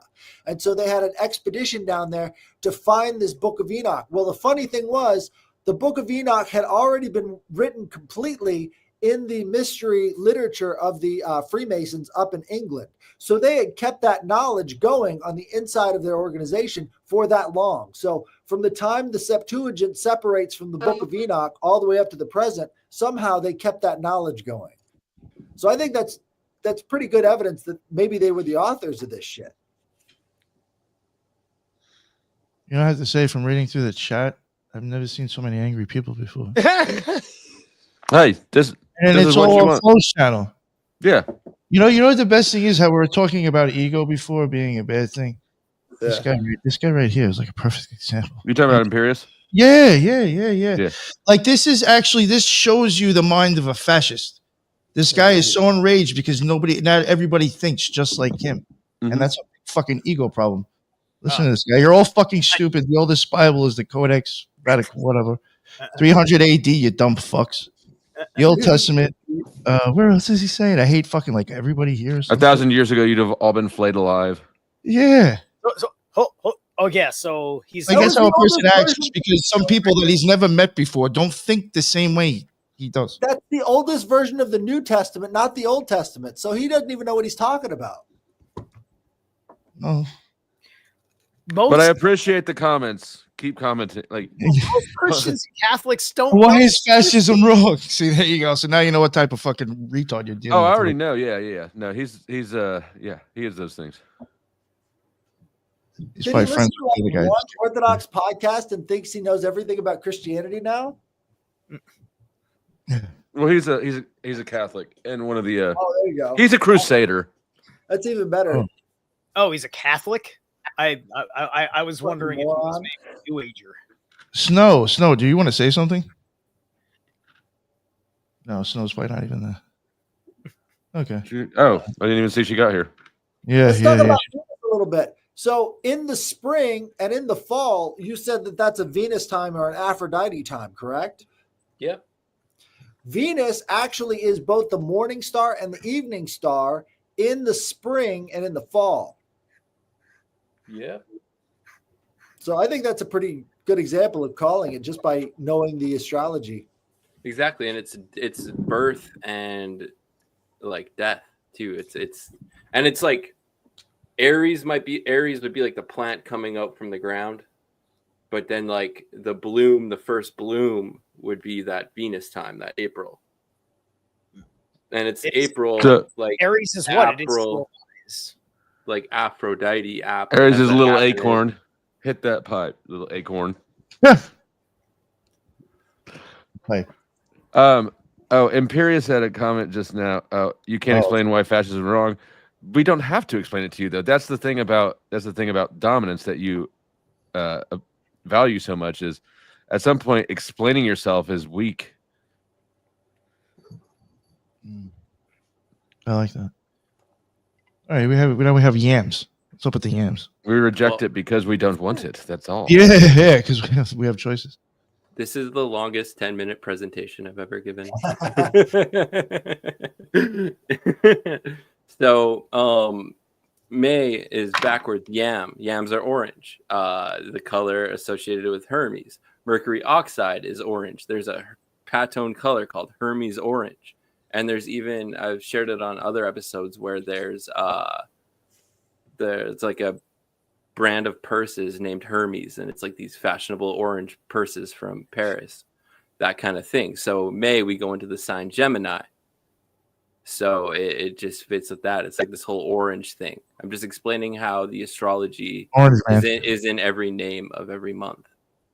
See, that is interesting because Hermes Mercury, Thoth, they all would fall on the orange sphere on the Tree of Life too. And on that astrological rainbow too, the Gemini is like the orange. The Taurus to Gemini is the orange, which would be May. Taurus into Gemini. That's weird shit. We're going to the next one. Yeah. June. It's too bad Imperius ran though. June. Below the word June, there is a June bug. Beside the June bug is the constellation Cancer. And then beside that is the scarab beetle. And the scarab beetle, much like the Karab, the Karab, is the Egyptian sign for Cancer. Below that, in the beetle, the shell of the beetle, below that is a human skull. Very same shape. We get the same kind of Y shape as well.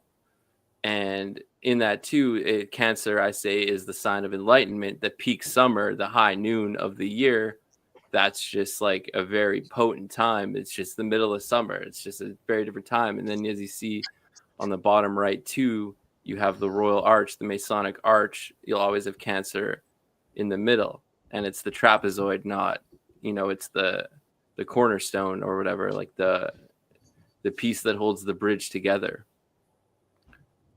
June bugs are the fucking worst. Sorry. Yeah. I agree with you. And so that's like the sun goes into Cancer in June. that's yeah, we can keep moving on with Okay. So, no, I just wanted to double down and express my contempt for June bugs. I don't think that they belong anywhere near this, like something that's intelligence. They're a scourge on summers. Dude, have you ever been to Missouri in the summertime? I'm from Missouri. I'm in Kansas City. So you know about the giant fucking beetles they got out there. Well, I don't know which ones you're thinking of when you say that, but I do know that I hate June bugs, and they fuck up every good summer evening by like just when you're like chilling, drinking a beer or whatever, like you get hit in the side of the face with this flying fucking. It's a nightmare. It's an atrocity. In Branson, Missouri, I found a rhinoceros beetle. It was like that big. Bro, Any of you guys come across the Japanese lantern flies yet?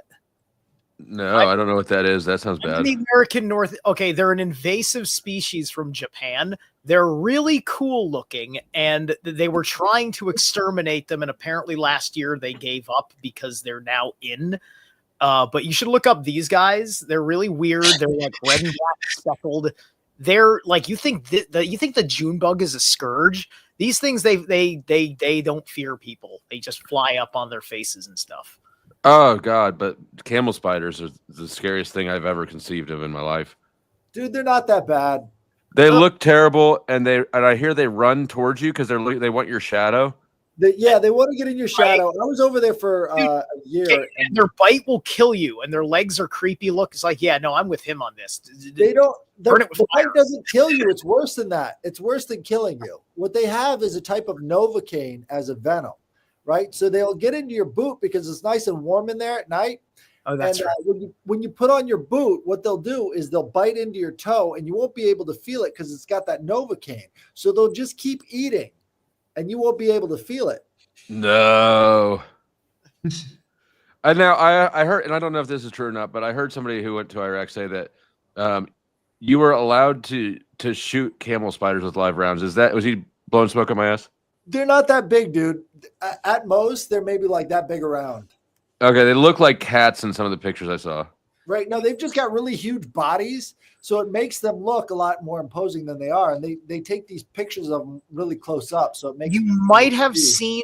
You might have seen scenes from Arachnophobia, because I think that spider was one of the spiders that they used to make their version of the spiders for that film. It could be. I don't know. I'm okay. Like, I don't mind snakes. I'm cool with snakes, but I don't do spiders. Ask me who kills the spiders in our house. My girlfriend, that's correct. Yikes. Have you ever been around a black widow? Yes. Yeah. Oh yeah, I have. They're pretty looking. They're pretty docile. Like I know I've a never couple really on the black. The creepy thing about spiders is they're sneaky.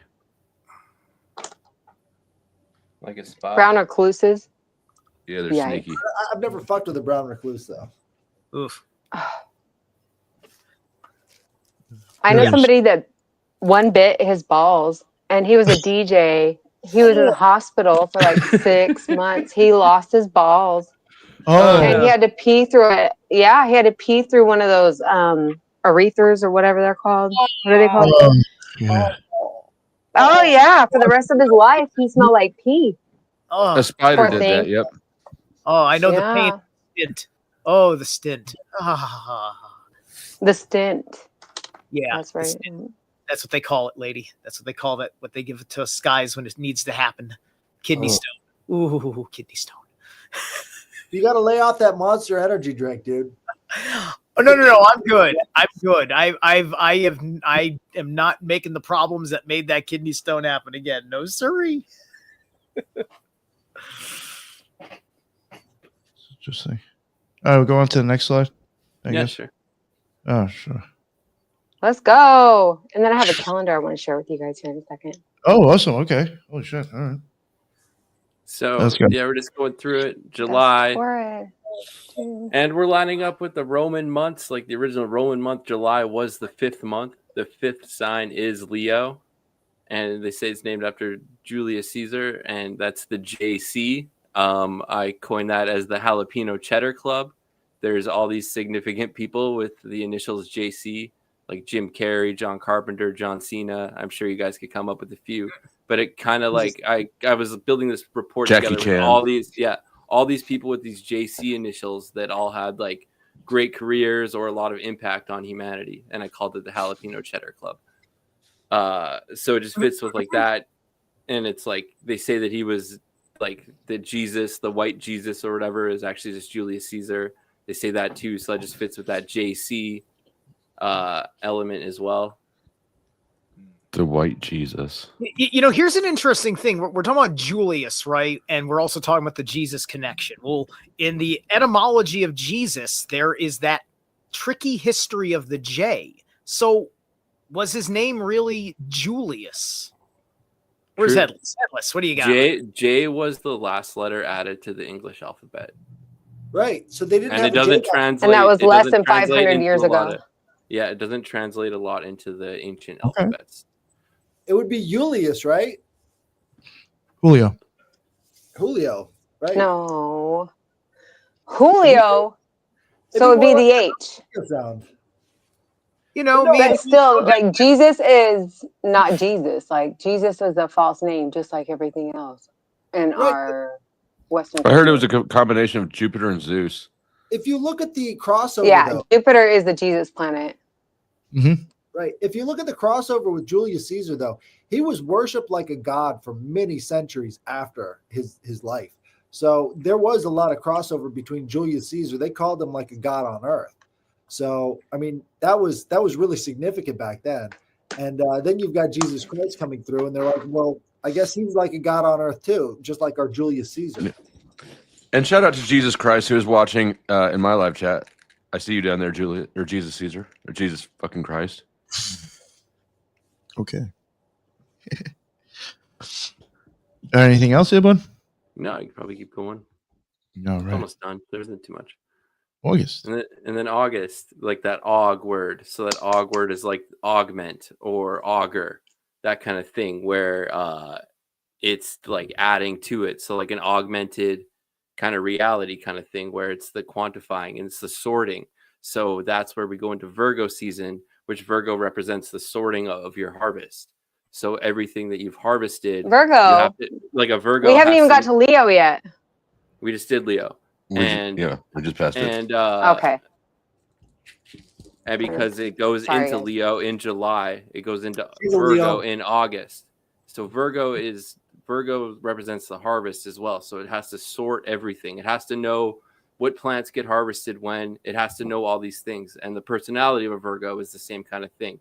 Got to have its receipts, got to be organized and all that. And around that time, you have to be organized during harvest time, you have to have your shit together. You have to have your reality in check, because you have to, like, in order to handle such a large harvest, okay, this plant has to hang and dry this plant has to go straight to a jar, this plant has to do this, we have to eat this plant immediately, that'll kind of thing, the augmenting, the expansion. Yeah. Fall cleaning's just important as like But spring cleaning. It's still summer. There's We're a reason still in for both of summer. them. So August isn't fall yet. So we're still in summer. Fall Okay, I know happens that. on that All right. egg chart at the halfway, at the horizontal. Snow, your mic is a little hot. Oh. And then it continues. Yeah, you How can hot? move on. And then the next months we go September, we go into the 7th sign Libra. October, we go into the 8th sign Scorpio. 9th November, we go into Sagittarius. 10th December, we go into that. So it's just weird that the January would be at this weird part that is like for this to be the new year. If we're to look at the astrology and the etymology of each month, or the origin of each month's name, it doesn't make sense that the new year would happen here, other than the fact that at the lowest point of that egg, we begin to rise. So that's really what we're celebrating, is that upswing around. It's like the Christmas is the end of that. The solstice in that is the final death and decline, and we begin to rise back into it. And Capricorn represents the seed, and so the seed gets planted. Aquarius waters it. Pisces, it's like its final last bit of darkness. Aries, it sprouts up. Taurus, it blooms. Gemini grows its leaves and branches. Cancer grows its fruit. Leo, it starts looking good. Virgo, it harvests. Libra, it's like has the scales, so it's kind of like, where does each thing go? Scorpio is the jarring, what gets jarred. Like Scorpio's water, but it's fixed water. What happens with fixed water, or just water in a glass, if you leave it out for a couple of days, it goes bad, right? So Scorpio is this like jarring and potency of it, where you need to jar that fixed water in order to do that. And then Does water go bad? Yeah, if you leave water out for a couple of days, it's gross. I don't know. I've never drank old water, but See, but that's, it's like it's ingrained in you. That white privilege. To not drink old water. Well, I just feel like there's dust in the air, and I don't want to drink dusty water after a cup that's been sitting there for a few days. Powdered dusty cup. Right. I never mind. So I've done an episode on this, and I have lots of stuff on this. So in cartomancy, where you take the playing card deck, 52 card deck, 52 weeks, 4 suits, 4 seasons, yada, yada, yada. Each day is assigned a card. And so December 31st is the Joker card. And in leap years, December 30th, because there's an extra day, and December 31st are both Joker cards. So this Joker enigma has a lot to do with the New Year's. The cards also go with tarot deck, right? I mean, the Kabbalah. Yeah, just like tarot does. Yeah. And they like translate, because there's like the 4 elements and all that. So you could say like hearts is cups, diamonds is coins, spades is fire, or spades is air, and clubs is fire. So they translate something like that. Yeah, I've seen that. Well, spades is sword. The Fool card. The Fool is also the soul, and we already know how F and S have that switchability. Just look at Old English, right? Flowstate. Yeah. So that's the soul. So the Fool is the soul, and it's kind of a different representation of the sun, because you have the sun card already in there, but the Fool is also the sun, right? He's got the pole. That's the pole that the sun circumnavigates, and then that pole is pointing at the sun in the corner of the Rider-Waite-Smith card, and then he's walking on this edge, and that edge would be this elliptical plane that is walking across, and which it sometimes goes under and sometimes comes back over, and then the little dog following him would be the moon. There we go, and that adds up because in this gematria we have New Year's matches with pole shift. So it's the same kind of thing, but it's like this little bit of a ritual because like hypnotic matches with that. Not only the 110, Elon Musk equals 110 that I don't have on there. In which cipher? English ordinal. So A is 1, B is 2, Z is 26. Like all the way up in between. And with the Joker too, Nikola Jokic is in the NBA. He's been the MVP for the last 4 years, and his nickname is the Joker. So we have New Year's Eve matches. January 6th was brought up, and that also has to do with like that gravity of the sun as well. But we have new beginnings. We have hypnotic and hypnotize, both show up in matches with New Year's, and then we have Moon Matrix.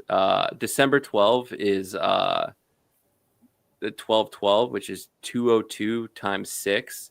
Anything times 6 is a hex, so it's like a hexagon, right? So it carries that power of the 202, and 202 is, or the 202nd prime number is 1231. So that's why 1231 is connected to the Joker, because that's the Joker day, 1231.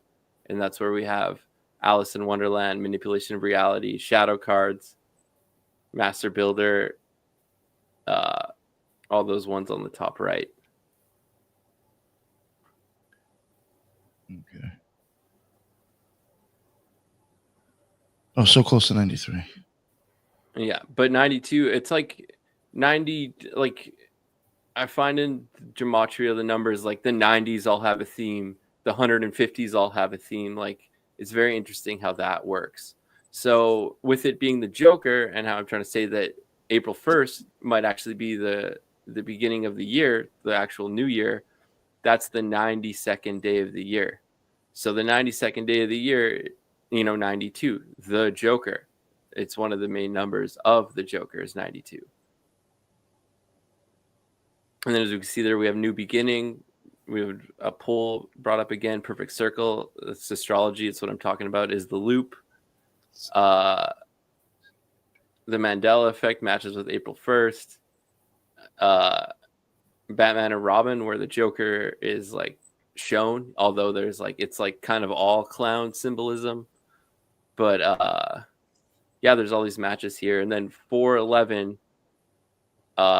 matches with April Fools, and then 411 matches with April 1st. 411, in the beginning, God created the heaven and the earth equals 411. 411, the missing 411, there's lots with the 411. So yeah, 41 is this. Go ahead. I was going to say, this is impressive because all of this, I mean, this is for April 1st. This is in the Aries pocket. And then all of this gematria. I mean, a lot of this gematria is extremely appropriate for that kind of quality, with the April 1st, the breaking news, the Ferris wheel. It's the significance of the beginning of the wheel of time. Entering, it's entering a dream. It's entering the dream of the new, like the whole thing just makes a lot of sense. Keep going. Sorry. No, that's like, yeah, that's why these codes are here, is just kind of show that.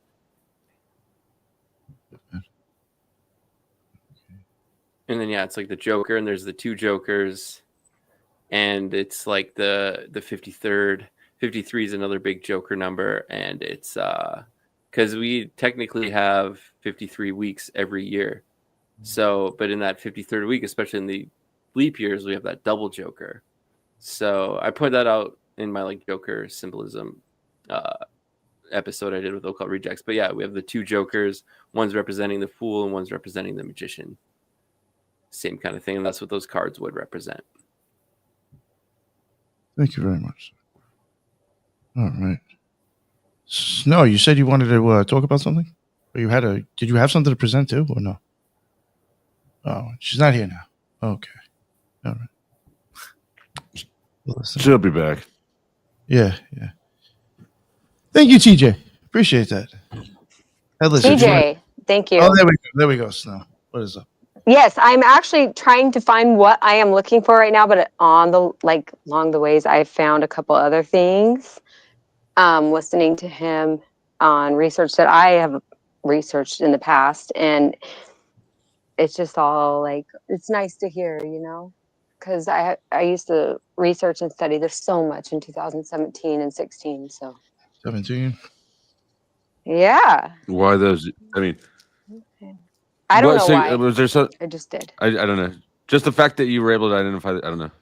I'm bad with dates, so when people like just have historic dates of their lives offhand, it's sort of an anomaly to me. I'm like, why did you remember that? Oh, well, 2017 was kind of, it's just, I don't even want to, it will sound crazy. I feel like I went through maybe what OTW talks about with certain things. And then that lucid dreaming, I went through a fast and yeah, it was a lot. Yeah, 2017 was fucked up for me too. Well, it started, shift started in 2016. And then 2016, and then that's 216. And the people didn't believe me. Mm-hmm. And that was Trump, so that was a big shift. But hold on here. What shift though? So 216, it's like 2016, so 216. That's 6 times 6 times 6, and then it goes into 2017, 217, 217, 172, 271. All these numbers 777 are crazy, and they're all prime numbers. Except for unless it ends with a 2, but the 217 is crazy, and it gets used in the rituals. It gets used when we went down the 217 rabbit hole or the 127 rabbit hole, and then were you there? Once we kind of hit it, we told a friend about it, and he was like, "We're like, wait, what do you know about 1, 2, and 7?" He's like, "Dude, building 1, building 2, and building 7. It's literally this crazy thing that they use, and And then there's something like February 17th was the day that the Jews were released from Auschwitz. There's all these very significant dates and rituals that have to do with the 217. So 217 is quite the portal of a number. So I feel like a lot of people went through a shift. So many Jews left Miami too that year. I was 33 years old and I ended up in Tennessee. It was pretty wild. All the things. I moved in 2017. I moved across. I did too. Across the country. Yeah. Well, the 217 reduces to 10, which reduces to 1. So it would imply a completion, right? Like the beginning of something new. It would be like witness protection program. That would be 217 kind of move. That's funny. I mean, how does that correlate with anything that we talked about? Yeah, that was witness protection. I gotta know. That was like an example that was thrown off the top of my head. Well, Revelations 12 happened in the heavens on September 23rd. On the 24th, above Jerusalem, they actually seen the Revelations 12 sign happen in the heavens, and that was pretty bizarre and magical at the same damn time with that whole alignment that happened in the heavens and the conjunctions and everything with everything that happened on April 1st. That he was talking about earlier. Mm-hmm. Snow, tonight there was a huge storm in Washington, D.C., and the Capitol building in Washington and the Empire State Building were both struck by lightning. Ooh, I love it. The lightning. There's a little chaos. Trump, our Pope of the New Year. Is that what that is about? Trump, the Pied Piper of the right. Yeah, if you look it up, I mean, when the new Pope came in, he the Vatican got struck by lightning, and also 2 doves got hit up. They got taken. 2 doves that he was releasing got taken by. I think it was seagulls. Yeah, another bird came in and something and fucked one of them up, right, or some shit. That's great. It was like a rave. Happy New Year's, Gregorian calendar. Yeah, it was like a raven or a crow or some shit, right? Zerilath? It was like a black bird, wasn't it? Yeah, I think so. It was just it was definitely one of the pagan gods saying something. And I mean, for both birds to get hit up, whoa. That's bad luck. So Fun fact, real quick, just to add. Okay, go ahead. Sorry. TJ, just to add to your 217, I don't know, just popped into my head. On line 2 and line 17 in the Aleister Crowley's book 777, Janus does show up. You were talking about Janus before in 217. There we go, and it's the rituals, and then if it's the Aquarius, then it's the 11, and then it's the 9/11. Yeah, you can connect those things for sure. What do you believe 9/11 is? Can I just hear that from you, because you seem knowledgeable about this. I got the story right here about the seagulls. Well, Okay. here's what it says. All right, real quick. Yeah. Birds of the Vatican. Seagulls is a Utah bird, by the way. Mormon bird. In 2014, during a peace gesture at the Vatican, 2 white doves were released by children standing alongside Pope Francis. Immediately after their release from an open window of the Apostolic Palace, a seagull and a large black crow attacked the doves. The seagull and the crow pecked at the doves, causing one to lose some feathers as it broke free from the gull. It was not clear what happened to the doves as they flew off. So the Vatican stopped doing it after that moment. So they no longer do the peace birds. Why do I love that? And they also close the that doors happened? to Jesus Christ. Probably because I think the Yeah. Vatican's evil and like I'm down with it.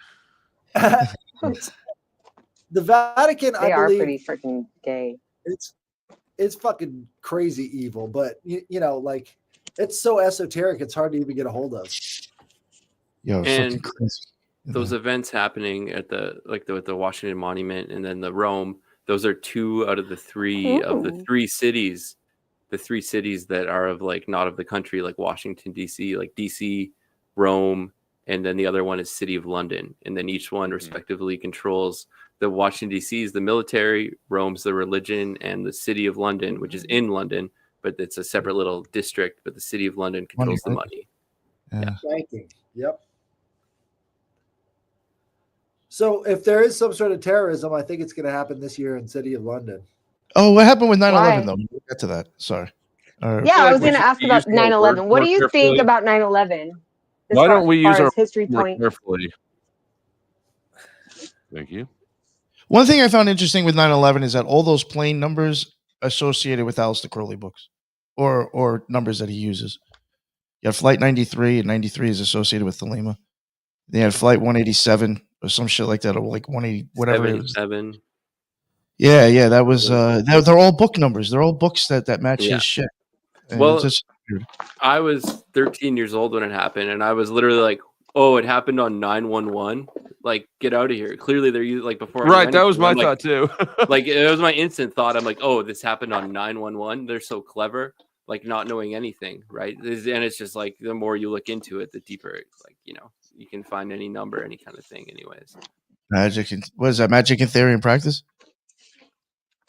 Oh yeah, you're muted, mute. Headless. Yeah, that's book 4 right there. So Nice. that's a fucking monster. Yeah. All right. Anything else you guys want to talk about, or what? So, was there anything you wanted to add, or any other questions? Headless, what did you think about 9/11? Well, dude, so I used to go to the 9/11 truth rallies in New York City. I think it was 2005 or 6, and then again in like 2008. But yeah, they were. It was pretty intense out there. Like a lot of fucking emotions. It was almost like people were demon possessed. As soon as you would hold up a sign that would say, like 9/11 was an inside job, these people would fucking attack you. Yeah, that was. I mean, it was almost kind of treated like COVID back then. That was It about was. the city. That's the early Branch Covidian programming. Well, and even then, the new building is a giant needle. So You know what fucking blew my mind? Now I lived in, I was living in New York then, and I remember I was listening to the radio when that shit happened, and they talked about on the radio the fucking explosions. They talked about that shit, and by the end of the day, the story changed. And that was one of the things that started making me think like something's fucking wrong. I remember listening to the radio when the SH thing on the East Coast, the pew pew at school, when that happened, and listening to how the tools used shifted. It was 2 pistols, then there's a pistol and a shotgun, and by the end of it is ARs. Like, well, look at that political, look at that agenda morph right into it. I'm from a state where that happened, and like the way that they psychologically swept that situation under the rug was. What do you mean? What do you mean by that? What do you mean by psychologically swept under the rug? Well, you know, it's like you know, people just had like, it's like nobody seemed to be like emotionally like affected by it, but then if you bring it up, they'd act emotionally affected by it, and then it's very strange the way it is, because none of it makes sense. And when it's in your own backyard, and it's just like you're trying to talk to people about like, well, hold on a second, was the school closed that day or was it not closed that day? Right. And people you know, didn't care about those details, right? Like all the details that made the point that there was foul play about the foul play was you know, psychologically swept under the rug. Remember, this all led to the mindset that led to the to those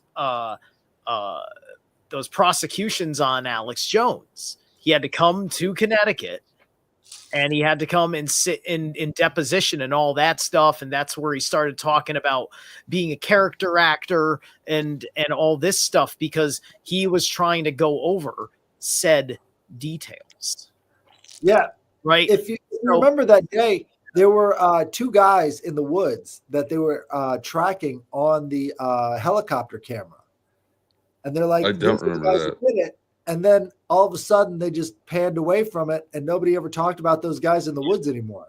And nobody ever talks about the guy that lent him the car. He had to borrow a car from a guy. So the car was not of plates from within his family. That he and took not even there. that, like, they pulled the shotgun out of his trunk, and they said he was shooting kids in the school with it. And it's like, how could he possibly be shooting kids in the school with something that's in his trunk? I feel like none of y'all have any algorithmic awareness with your word choices. Oh yeah, you're right. Yeah, I know I'm right. Sorry. A shot. Oh yeah. Okay, so for the one that knows a lot about the Bible. Okay, 9/11. Okay, Salem's Temple, okay, in Jerusalem, 587 BC, 9/11, Herod's Temple. That was also burned down. And then the Twin Towers. This is my 2018 calendar. And then this is like also a Jew calendar. So I was trying to correlate our Gregorian calendar with the Jew calendar. It was a big deal. The Jews have a different calendar. They live off of two different calendars for sure. And that's when I found out about April Fools. I'm like, oh, we've been lied to. The right looks cheap. Is that the Jew calendar on the right? I just think I just thought your phrasing was funny. So it's funny to like correlate what's going on this calendar and then look at this calendar and see what was going on back in 2018. 17 was way more interesting, but to see. Yeah, can you look up a date in 17? This is my. What? Do you have that shit in front of you? 5. Yeah. Shit. Hold on. Give me a second to make sure. I wrote down everything that year. It was crazy. Mic check. Am I coming through, y'all? What up, Slick? Hold on. I hear you. Big love and respect, family. Big love and respect. Happy New Year's, everybody. Except November. Obviously, I was busy in November. I got some juicy 9/11 magics for you. 9/11 is the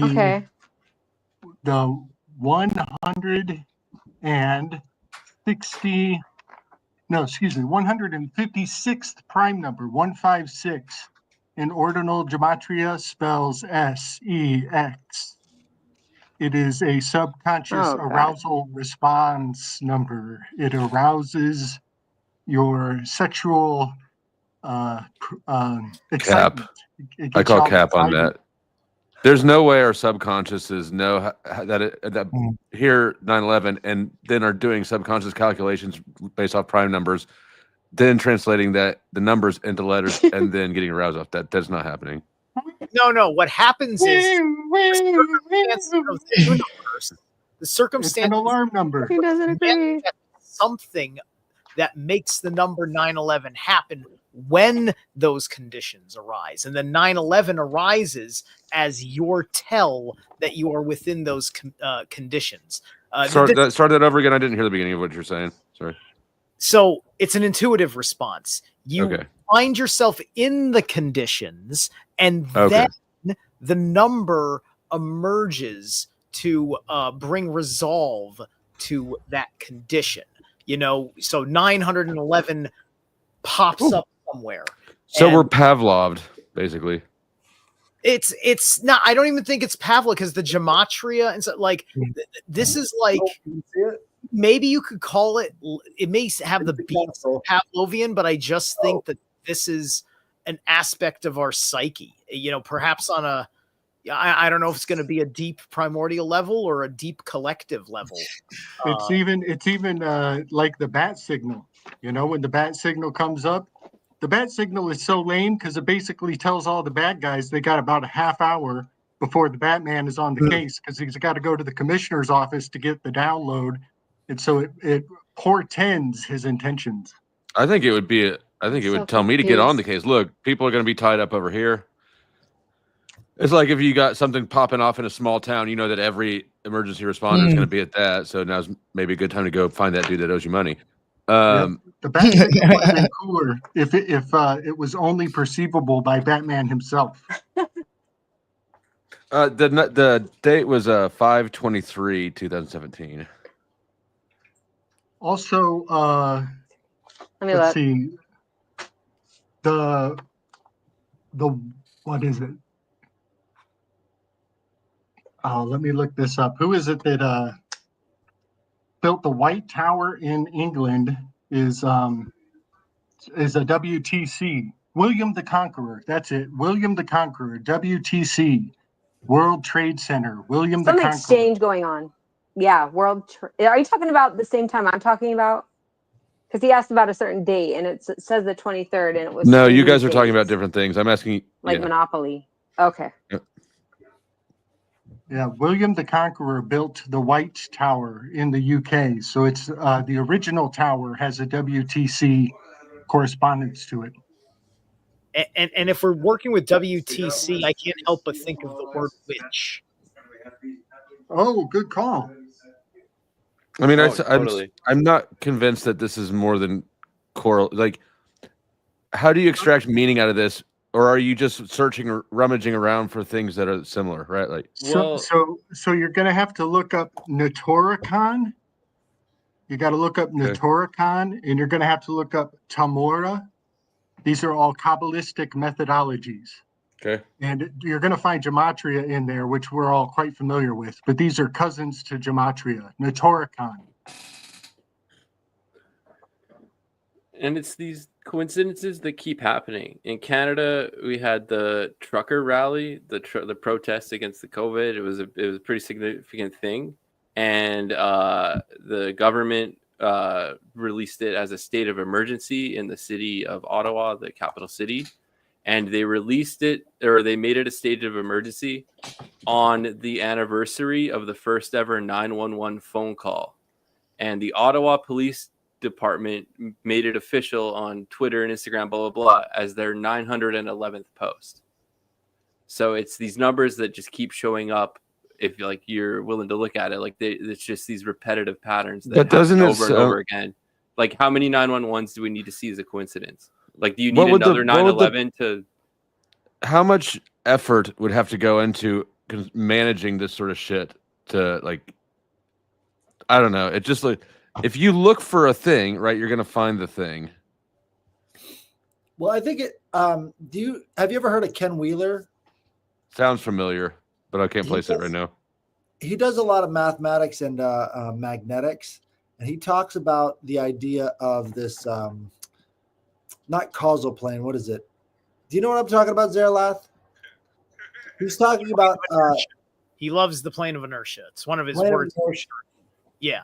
There you go. And so in this plane of inertia, you've basically got the world of symbols or information overlaying on top of the world of the real. And so you get these repeating patterns over and over again based off of how we perceive the world and what these numbers correlate to on a subconscious level. Yep, the substructure scaffolding of the scaffolding of your mind.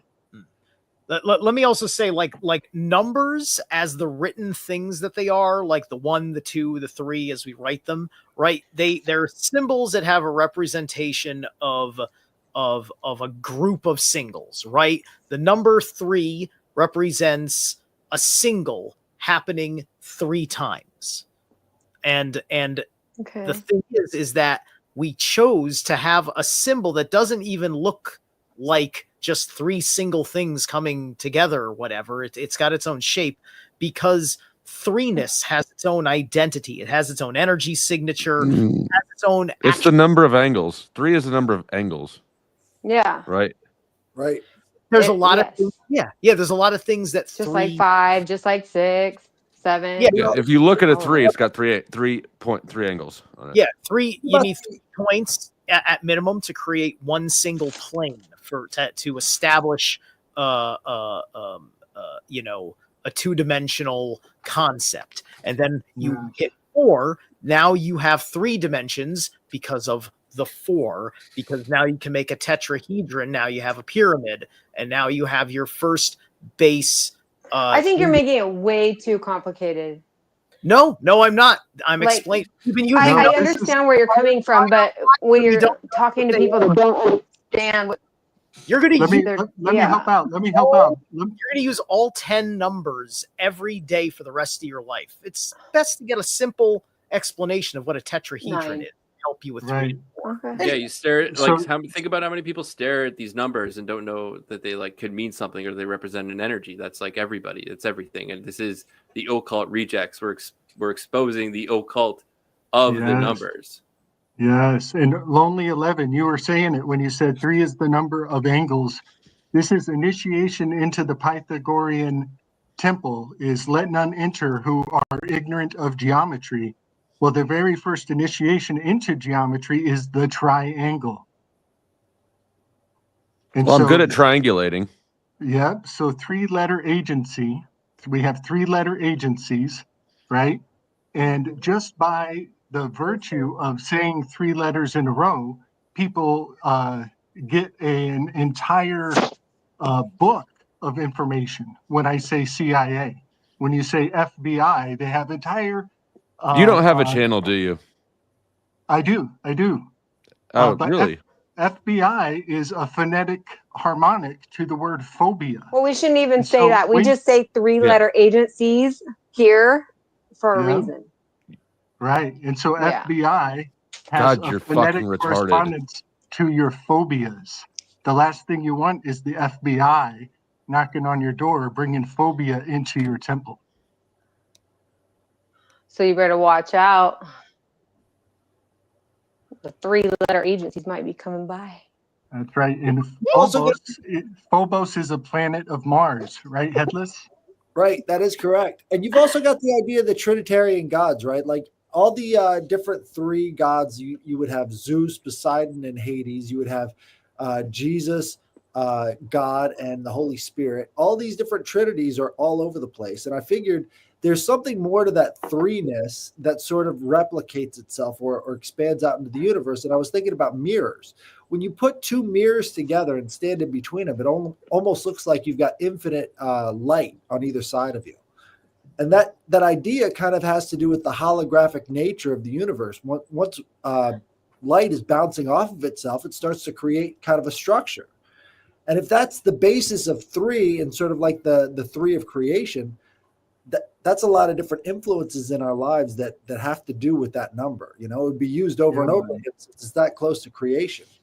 Right. And even on your dollar bill, you've got a dead president in the middle, and you have a witness on the left-hand side is the Treasury of the state, and you got a witness on the other side is the Secretary of the Treasury.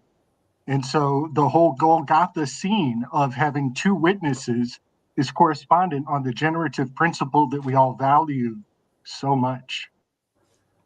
And that's interesting too, because when you think about value, you should think about theology, right? Because that was sort of what was traded back then. You would have these magnificent stories of all these different gods, and they would be traded between all these different cultures.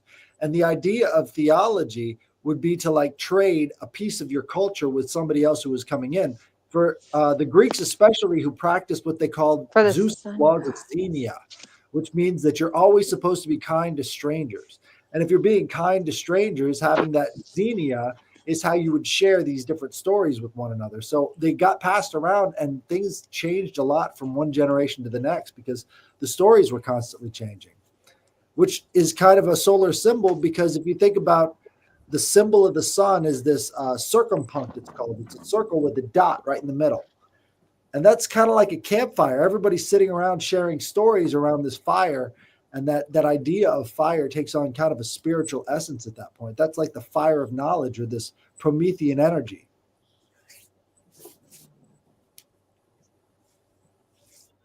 So I'm glad you invited me, Nick. Yeah. No, of course. I do think that sun sigil does also look like an eyeball a lot to me. Throw that out there. Absolutely. Yeah. So has everybody seen the new Shogun? What's that? The new Shogun, the series that released on Hulu. There's so many commercials, it sucks, but it's a great film. It's such a great story. Yeah, I highly recommend it. I'm halfway through it, and I'm loving every second. What's it about? Well, it's about an Englishman who has found the secret route through the Pass of Magellan to Japan, and he's about to bring the whole world down on the Jesuits, who have infiltrated Japan so far back that we'll never know how long they were actually in Japan all along. And it is, I'm coming to appreciate, it is the rebirth of the Leviathan in Japan. Leviathan is every nation's naval power. And Japan was, they had actually lost their Leviathan some 100 years before, and they were actually, for an island nation, they were terrified of the water. And so this Englishman is being taken aboard kind of a rogue regent, Tokugawa, and he's going to give him the power of the sea so that he can rise into the position of the shogun and unify Japan. And it is so profound. And I'm going to weave on it pretty soon on my channel, hard. So y'all got homework if you want to catch up. It turns out Shogun, the miniseries, came out to the public in 1980, the same year that John Lennon was assassinated on the doorstep of the Decoder building. And the assassination that just took place with our guy, Luigi Mangina, that assassination was a reenactment of the John Lennon assassination. And so it's very pertinent that they're bringing everybody's trauma memory back to the year 1980 right now with the Mangione ceremony, because Mangione is the living embodiment of the Catcher in the Rye. The character from Catcher in the Rye has come to life, and he's getting a perp walk dressed in orange, just like the cover of every Catcher in the Rye you've ever seen. Yo, that Catcher in the Rye comes up a lot of assassinations. How is he the embodiment of Catcher in the Rye? Mangione. I know how. The Catcher, go look at the cover, go look at Mangione, study the Catcher in the Rye and the John Lennon assassination. I didn't ask for a homework assignment, I asked for an explanation of the statement that you just made. Pull it up. Catcher in the Rye, I think his name is, his last name is Holden. I forget his first name. But if you look at all of the covers of, what's that? Holden Caulfield. Holden Caulfield. Thank you. Yes, look at Holden Caulfield. Look at our boy Mangione. It's a hand in a glove. And if you know your conspiracy culture, you'll realize that they are bringing to life Holden Caulfield in this assassination. I just don't think that there's any evidence for that at all. I think you're doing a vibe. You're making a strong claim off of just a gut vibe feel. For a name like Flowstate, you sure provide a lot of resistance. Yeah, man, a lot of resistance, but that's all good. I love this. I love pressure. Iron sharpens iron. I didn't name the channel either. Pull up the other covers of Catcher in the Rye, Headless. So there is a weird thing though, I will say, with assassinations with Catcher in the Rye, because I was associated with John Lennon and but just Kennedy. This this audience, many of you would know the work of Ryder Lee, who just did A Clockwork Shining, which involves the Catcher in the Rye, because that's what Wendy is reading in her opening scene in the film. See, now this is a weird thing. Now, flip through the covers. Slick, real quick. Flip through the covers. Do you know off whatever, real quick? Do you remember all the assassinations that was associated with that book? I don't, but one of them, I can't remember the fucking guy's name, but the book Catcher in the Rye actually equals the fucking dude's name in gematria. Now, fucking numbers don't mean anything. That's a book in conspiracy theory. That is fucking weird. It's a conspiracy theory cornerstone. Headless, look for the one where he's chasing the girl dressed in blue. She's running away from him. I can't find it. So, is there anything besides, like, you got the shooter, this dude you're talking about? He's a young man, right? Generic looking young man. These book covers have like loose. This is a book about a young man, right? The characters are like the same age and demographic, but I just don't. What else besides that? Is there anything else that's? So, if you look into the film Conspiracy Theory with Mel Gibson, he is re-injecting all of the technology of what Catcher in the Rye means for these mind control assassins. And that is the implication for the subconscious. And I know you're looking for hard evidence, but we're talking to the subconscious that doesn't give a fuck about hard evidence. Okay.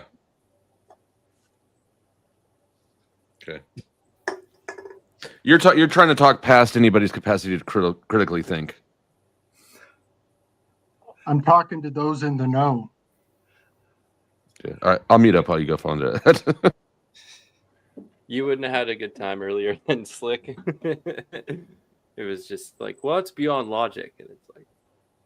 I mean, I'm okay with some things, but when, when there is absolutely no standard or structure or anything, there's no reason to believe that he's speaking on anything true, right?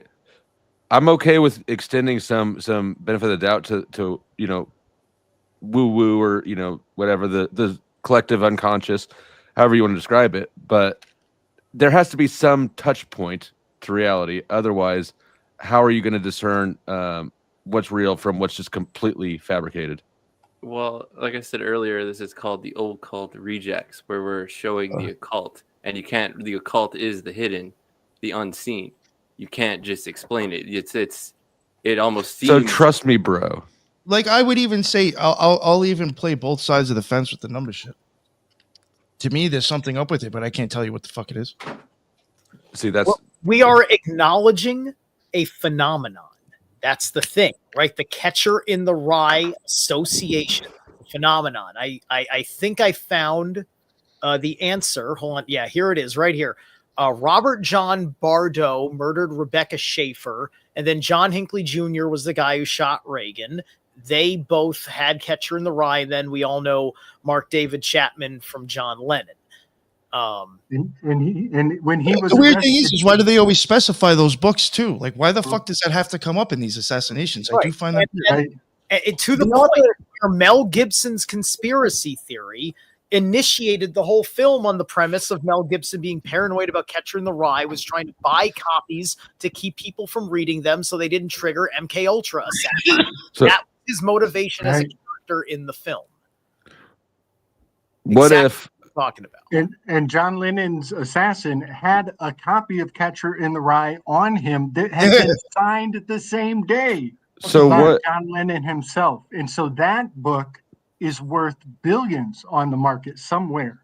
The actual book signed by Lennon on the day he died, that is a sacred artifact that has been only increased in value over the years. Yeah. If anything, we can call this kind of talk conspiracy mythology. How about that? So I guess what I'm really trying to weed out here is decoys, right? If I were somebody who's nefarious, sure, throw this plot line into this movie, then everybody will see it, and they'll go chasing the Catcher in the Rye to nowhere, right? But it's a good point. I just think that the idea of a trigger book is probably not too far out of the realm of possibility. No, yeah, I'm totally good with that. I just want to, Well, I mean, think about hypnosis, right? NLP. Like even YouTubers use NLP all the time. They're always trying to program their audience. And I think having those triggers in there, you might not consciously, Tim Pool especially, like that guy's always talking so fast at the exact right moments. It's like, how could you not understand this guy's totally into NLP? Well, and even that name, Tim Pool, it's like pool is loop, time loop. He's the time loop. He's just on, and just you want to go get caught in the time loop. Yeah, I did. It sounds like that. Every episode is the exact same. I did a full breakdown on the author of Verbal Judo is a character named George the Rhino Thompson, and he trained all the police in how to use verbal judo. And if you watch, you can read the book. It's highly rewarding. But watch his instructional seminars. He's doing NLP on the trainees, on how to do NLP on the people that they arrest to ruin their lives. And that is a really fun breakdown that we did. But I highly recommend Verbal Judo. But watch the videos and watch him doing NLP to teach people how to do NLP before it was a common household term. You want an NLP weave? I got one for you. So you've got this ancient god, Mercury or Hermes, right? And this Hermes character is known for being a thief. He's also the god of commerce. And he's best known for his myth where he bores a guy to sleep. So there's this giant that has 100 eyes, and he's supposed to be watching this cow because Hera knows that this cow is important to Zeus, and she's not exactly sure why. But Zeus turned a woman named Io into a cow, and he wants to bang her. So wait, what? Knows that this cow is important, so she puts this 100-eyed giant, and half of the eyes go to sleep while he's asleep, and then the other eyes stay open. So there's no getting around this guy. That's the point of this character. And his name is the Argus, right? And so the Argus in the Orphic hymn to Hermes, they talk about how he mightily slayed the Argus. And the way he did that was by telling a story so long and boring that the Argus bored itself to death. And so that's how he got around the Argus and took this cow back so Zeus could bang it. Yeah, but yeah. The whole point is Zeus is this character that is embodying corporate culture. Because what do you see at every corporate meeting? They try to bore you to death. That is the ultimate NLP. Everybody loses interest in all these corporate board meetings and all these big time business meetings. The Federal Reserve, they bore you to fucking death, and that's the way they've designed it. That's the NLP. It's to make you bored to tears, and you've got to look away. It's like, like what's gonna sell better? A guy yelling like Hitler from the podium of "I'm going to put you in chains," or a board meeting of a bunch of guys says, "On line 304 BC, the chains go on at 16 inches per 5 centimeters." Yes. Right, like, and it goes on and drones on over litigation like that, and that's how it happens. They're I'm striving board meetings where they're talking about themselves, and the stories they tell about themselves would meander on for generations, and they would go absolutely fucking nowhere. And you're like, what did you mean by that? Is that supposed to be like inspirational or something? It's corpo speak. They don't actually say anything. It's in the phrase board meetings. They're striving for the open yawn of a nodding judge. But Headless. Open yawn of a nodding judge. And Headless, that's good news. So in the story of Argos, he gets turned into a peacock and immortalized in the heavens. There you go. The peacock's name is Iblis, or also known as Melek Taus. And our boy Bibi Netanyahu's birth name is Melikowski. Now go on Wikipedia and look at his picture where one eye is falling asleep as he stares you down, so that you are banalized into thinking that he is nothing special here. Move on. Open yawn of a nodding judge. And BB was like special forces. Like, wasn't he involved with Israeli intelligence and all that? Yeah. Yeah, man. That face he's making says it all. Listen, the council, I just want to let you know, it's very important. The council just got back to me and they have determined that you are not orcs. So they're going to have a longer deliberation about that now. I'm not orcs? Yeah. The Ents take a long time to say anything. Yes. The Ents are just like these bureaucrats. They go on and on. Yeah. I'm glad I'm passing for not an orc. Dude, I mean, I transitioned recently from orc. You know. Hey, Flo, Happy New Year's. Happy New Year's to you, Nobleness. I stopped in as long as I can here until I may get pulled away. Hopefully not, but who knows? What Buddy said about the Tim Pool loop concept, I can believe it, or I would believe it. He certainly makes me feel that way. I'm okay with that. How long has he been but building let me this say, coffee shop? How long has he been building a coffee shop? 5 years? I don't know. When it comes to everything, whether it be numerology or astrology, everything, it's all what is, right? So yeah, there's correlations, there's things that line up. Maybe some of it's planned by humans, maybe not, some of it's not, maybe some of it's planned by something that's not human, for all I know, right? But it's what is. You're looking at what is. There's no point in, like, if there's a way, you can see some of the future. Yeah, that's the current future. The future's in current is constantly in flux. So all you're doing is you're just looking, like, just look around you. We can see without looking at something and depending on it for information, because that information can change. It's all kind of relevant, but irrelevant. Like, you're not going to gain any wisdom by analyzing this shit. I'm telling you, you're not. It's look at every civilization that goes in these circles forever. It's pointless. I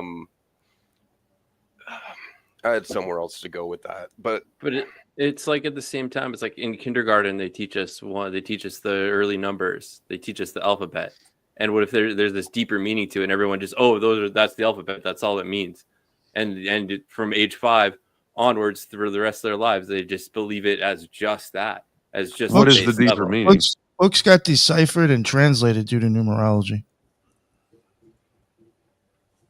That's true. And like it's fun. It's like, to me, arguing against like numerology stuff is like you're arguing against math. They're like, where's the logic? Almost every literally language numbers. exception comes with a numerical value with the letter. There's some reason for it. I can't tell you why, but why does the alphabet start with A? Why is A always the first letter? Why is Z always the 26th letter? Why is it always in that order?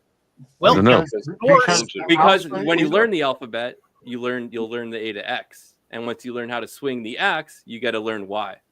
And unless you learn how to swing the axe, then you're just going to go around asking why and not getting your answer.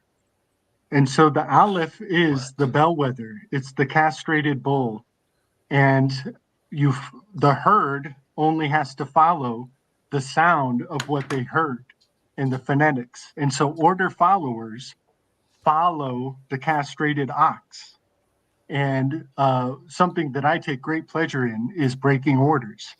And another aspect of Kabbalah is the Tamura, and Tamura is anagrams and breaking orders and seeing a great amount of the subconscious that they use to crack the whip or lead with the carrot. And there is a great benefit on the stock market in knowing what the subconscious is steering the masses left or right in a false dichotomy. I even want to just say, I just want to add one more thing, and then maybe we could get off this to a certain extent. Almost any secret society I know that has much more of an understanding than I and probably anybody on this fucking panel ever. Some people in those things do actually use ciphers that are due to numerology. Yes. So obviously that means fucking something to someone. Sure. There we go. That's all that matters. And they use it, something to someone, their own but codes too. They use it like we don't understand. They'll have their own ciphers, their own alphabet structure. They can talk in code and we never know it. 100%, correct. They do. The old this cipher is given to my OTO initiations, so I can understand this fucking page. That's a bunch of fucking messed up words.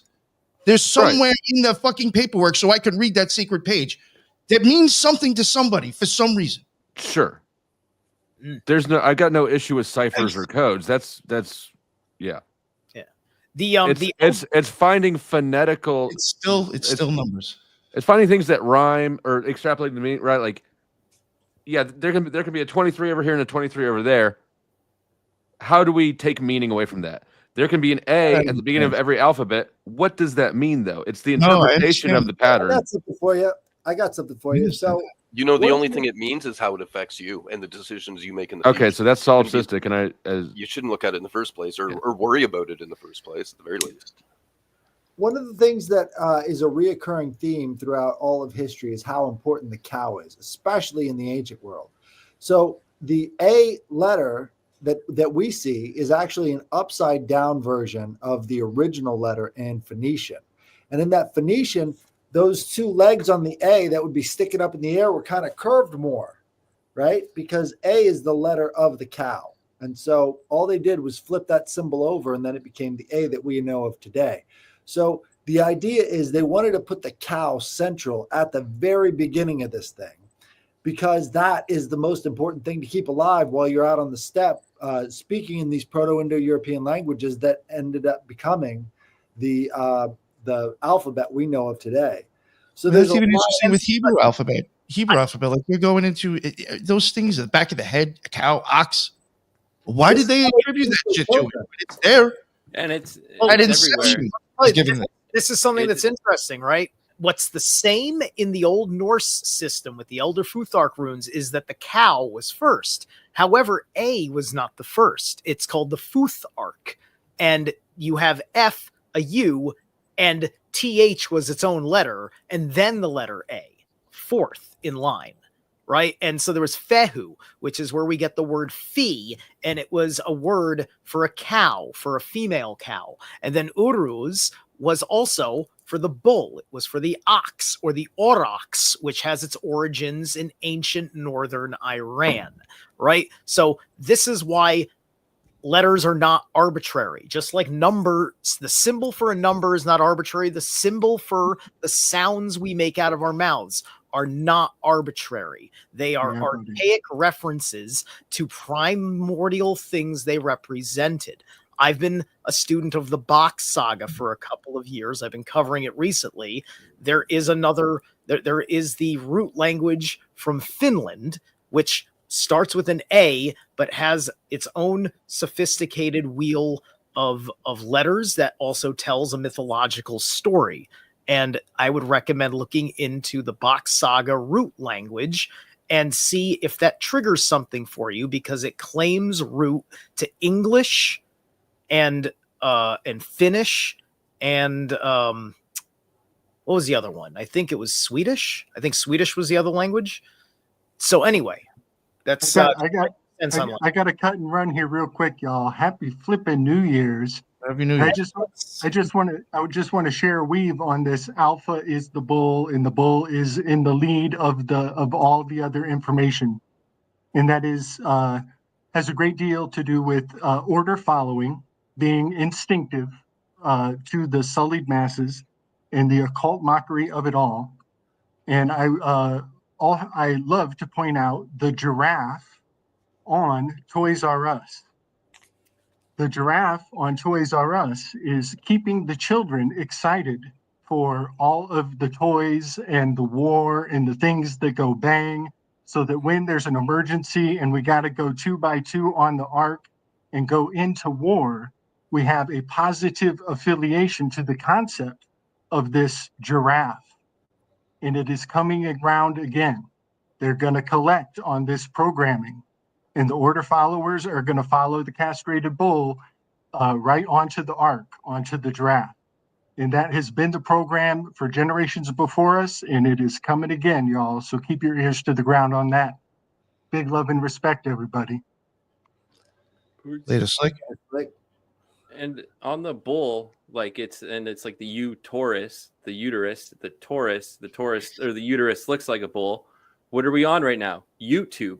If you don't want to listen to this on YouTube, go listen to this on BitchUte. And if you don't want to listen to this on BitchUte, go listen to this on Rumble, right? And it's more than one bull. It's also two bulls. It's the duality. They teach us in the Bible. Oh. I suppose you could also say that Odyssey is odd U-C, and that's the U again. E-W-E, U. Maybe. I was thinking more about. I wanted to get it in there. Taurus, the astrological sign, because bulls in general all have sort of like their own personalities, and they all have best friends throughout their lives. They're much more different in terms of personality than a lot of people give them credit for. And they actually have a lot of very complex relationships between each other. It's kind of actually fascinating when you get to know bull psychology and cow psychology. They have a lot of really interesting things that they can. Did you just say cow psychology? Yes. I like it. They seem a lot like horses to me when I've been around them or observed their behavior on videos and stuff. Right. But usually if you can track their personality using numerology and astrology, you can actually determine what each bull is going to be based off of those factors. You can actually determine a lot of their personality by planning it around these stars. And that's why they had such, complex ways of doing eugenics back then. This is how they would breed the animals, is by using the stars and using astrology. So a lot of that stuff goes into, the MK Ultra programs later on, because what they're trying to do is enter these different gateways that they found by breeding cattle and sheep and all the rest of this stuff out on the herds, out on the plains, using astrology. So in a lot of ways, they're still sort of taking on that shepherding role, except with human beings, which is kind of sick. The trucker rebellion, which was mentioned earlier by Tej when we were talking about the 9/11 stuff, right? That happened as a major signifier of Uranus in Taurus. When Uranus was transiting Taurus, that was an extremely Uranic act for there to be a spontaneous uprising against an oppressive social order. And people can say what they will about how that raw desire within the Canadian public's heart got kind of co-opted, but it made history for Canada. Canada had never had a fucking uprising of any kind ever in its life, ever before, ever as polite as fucking people, to polite ever the politeness of politeness, right? And then they went and they did this, Dude, there was a lot of terrorism in Canada during the 1970s. Yeah, okay, sure, but I'm talking about like, but that's outside of the norm, right? That's somebody getting pushed to a radical act. No, the terrorism was being done by Canadians. It wasn't like foreign terrorism. Canadians were doing it. I get that. I'm still saying it wasn't like the public woke up one day and said, you know what? I'd love there to be more terrorist culture in Canada. No, somebody got pissed off and it was like a little thing, right? This wasn't a big organization where like whole communities were like not down with that, where grandma was just like, I'm not down with that. And everybody fucking rose up. They had a tremendous amount of support, and it didn't get violent until, the Staties in Ottawa or whatever started to get like viciously angry about the whole thing. But they held on pretty long, and not long after it was all over, restrictions were lifted in Canada. And I'd say that they were pretty successful in what they did. Well, they changed the Canadian flag in the 1970s to the leaf, but they had a different flag before then. And it was, I think there was a bunch of riots over that. And after that, they actually tried to do weird things in Quebec. Quebec is full of a bunch of French people that can never get along with each other. So what they end up doing is really violent acts for seemingly no reason. I heard a funny rumor that Canada is going to get dissolved when the British economy collapses or something, and that America may absorb Canada. That's what I heard. Yeah, that's what the Trump tards are saying. I don't think that's going to happen. Probably not, but it's funny. What does Britain have to do with Canada? They're a commonwealth. Yeah. But economically, I know the link. Queen's on our coin. Right. Everything in Canada is British. They just don't really. I know. I'm from Canada. Right. They were given the Queen can dissolve our Parliament, but the currencies are not linked. It's two different currencies. Every part of it is British, dude. Like, unfortunately, all of there's some laws that still to some parts of Canada, or the Queen can dissolve our Parliament. Or sorry, it used to be the Queen. Bitch is dead. The King can dissolve our Parliament through the Governor General, but it's stated. I read this on the .gov website itself, but it's stated because Jones said that a while back when Harper went for the early election. He said that the Queen called it because they couldn't get anything done because it was a minority government, right? The first round of Harper, and I was like, that's bullshit. Like Jones said, the Queen called dissolve Parliament. I'm like, she can't do that. She's just a figure piece. And I looked into it. Sure enough, she can through the Governor General, and it's stated as either only once in a while or not too often, something like that. I'm like, what the fuck's that supposed to mean? But it's crazy shit. But economically, I don't think there's any links between the British currency and the Canadian currency. If there's a culture or if there's a political link, then there's an economic link. You can't separate those two concepts. Well, there's economic links with many countries. Look, I think Parliament is a facade. The royal family still runs the show. They had to restructure things to like maintain the illusion that it's all a fantasy. The Parliament's the fantasy for the domestic public face. On the backside of things, there's highly powerful people that advise the king and the queen, and then the king and the queen make official whatevers based on those people, because that's why they want the power. And that's the power dynamic between the city of London and England as a whole. In part, you're right, but Canadians can still do a whole lot on their own. But the reason why they can is because they don't know. They're in the dark. Every Commonwealth country they're doing what they want within the rules of globalist structure. Let me hop in there. So all the Commonwealth countries are like corporations under the British rule. So if you look America. Right, exactly. We are too. But basically all of the institutions have to reflect a certain type of British imperialism. All of the history has to reflect kind of a British and American sort of a joining together. All of the difficulties that America had with Britain in the past are all in the past. And sometime around 1812, the British actually burned down Washington, D.C. So I think there was kind of a remittance paid from America to Great Britain because they didn't want to have the rest of their capital completely destroyed. I think we lost that battle. And in doing so, by paying into the remittance structure and having Great Britain take over our institutions in Yale and Harvard and all the rest of this stuff, they've shaped the education system so that we think in a British way. And if you look up Nietzsche, he talks about how the British Anglo-Saxon culture is kind of this businessman model where everybody's got to be in a suit and tie, and they can't really have the authenticity of the Middle Ages where they would dress all out in the open, because everybody becomes a customer.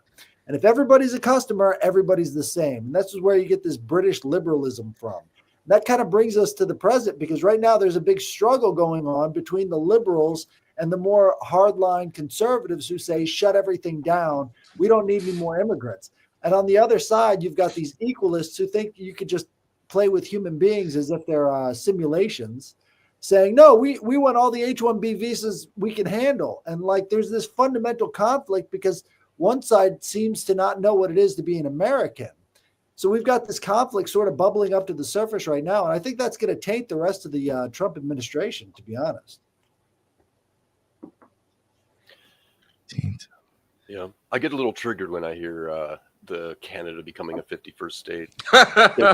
To me, I figure that's never going to happen. But realistically, yeah, I mean, it could, probably not in Trump's era. But yeah, well, of course, that's what they want. They want a North American order and America's order and a world order, right? You got to step your way there. And anyone in support of that is fucking crazy. And then it goes the same for the fucking Bitcoin.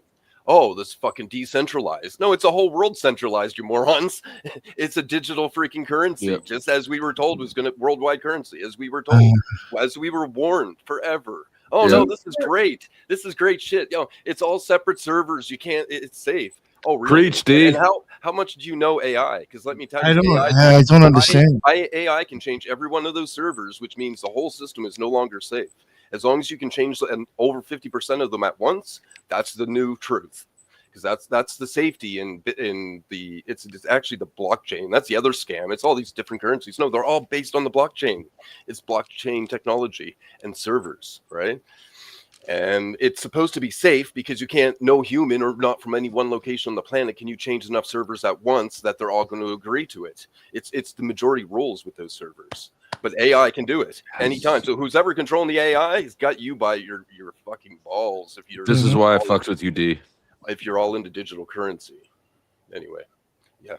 I don't mean to try to sound like an ass or whatever. All that shit. I mean, No, you're I right. 100% agree with you. I think that democracy is a sham, and what all it really does is obscure the rulers, right? I think that running a crypto the same way, it just obscures who's really pulling levers.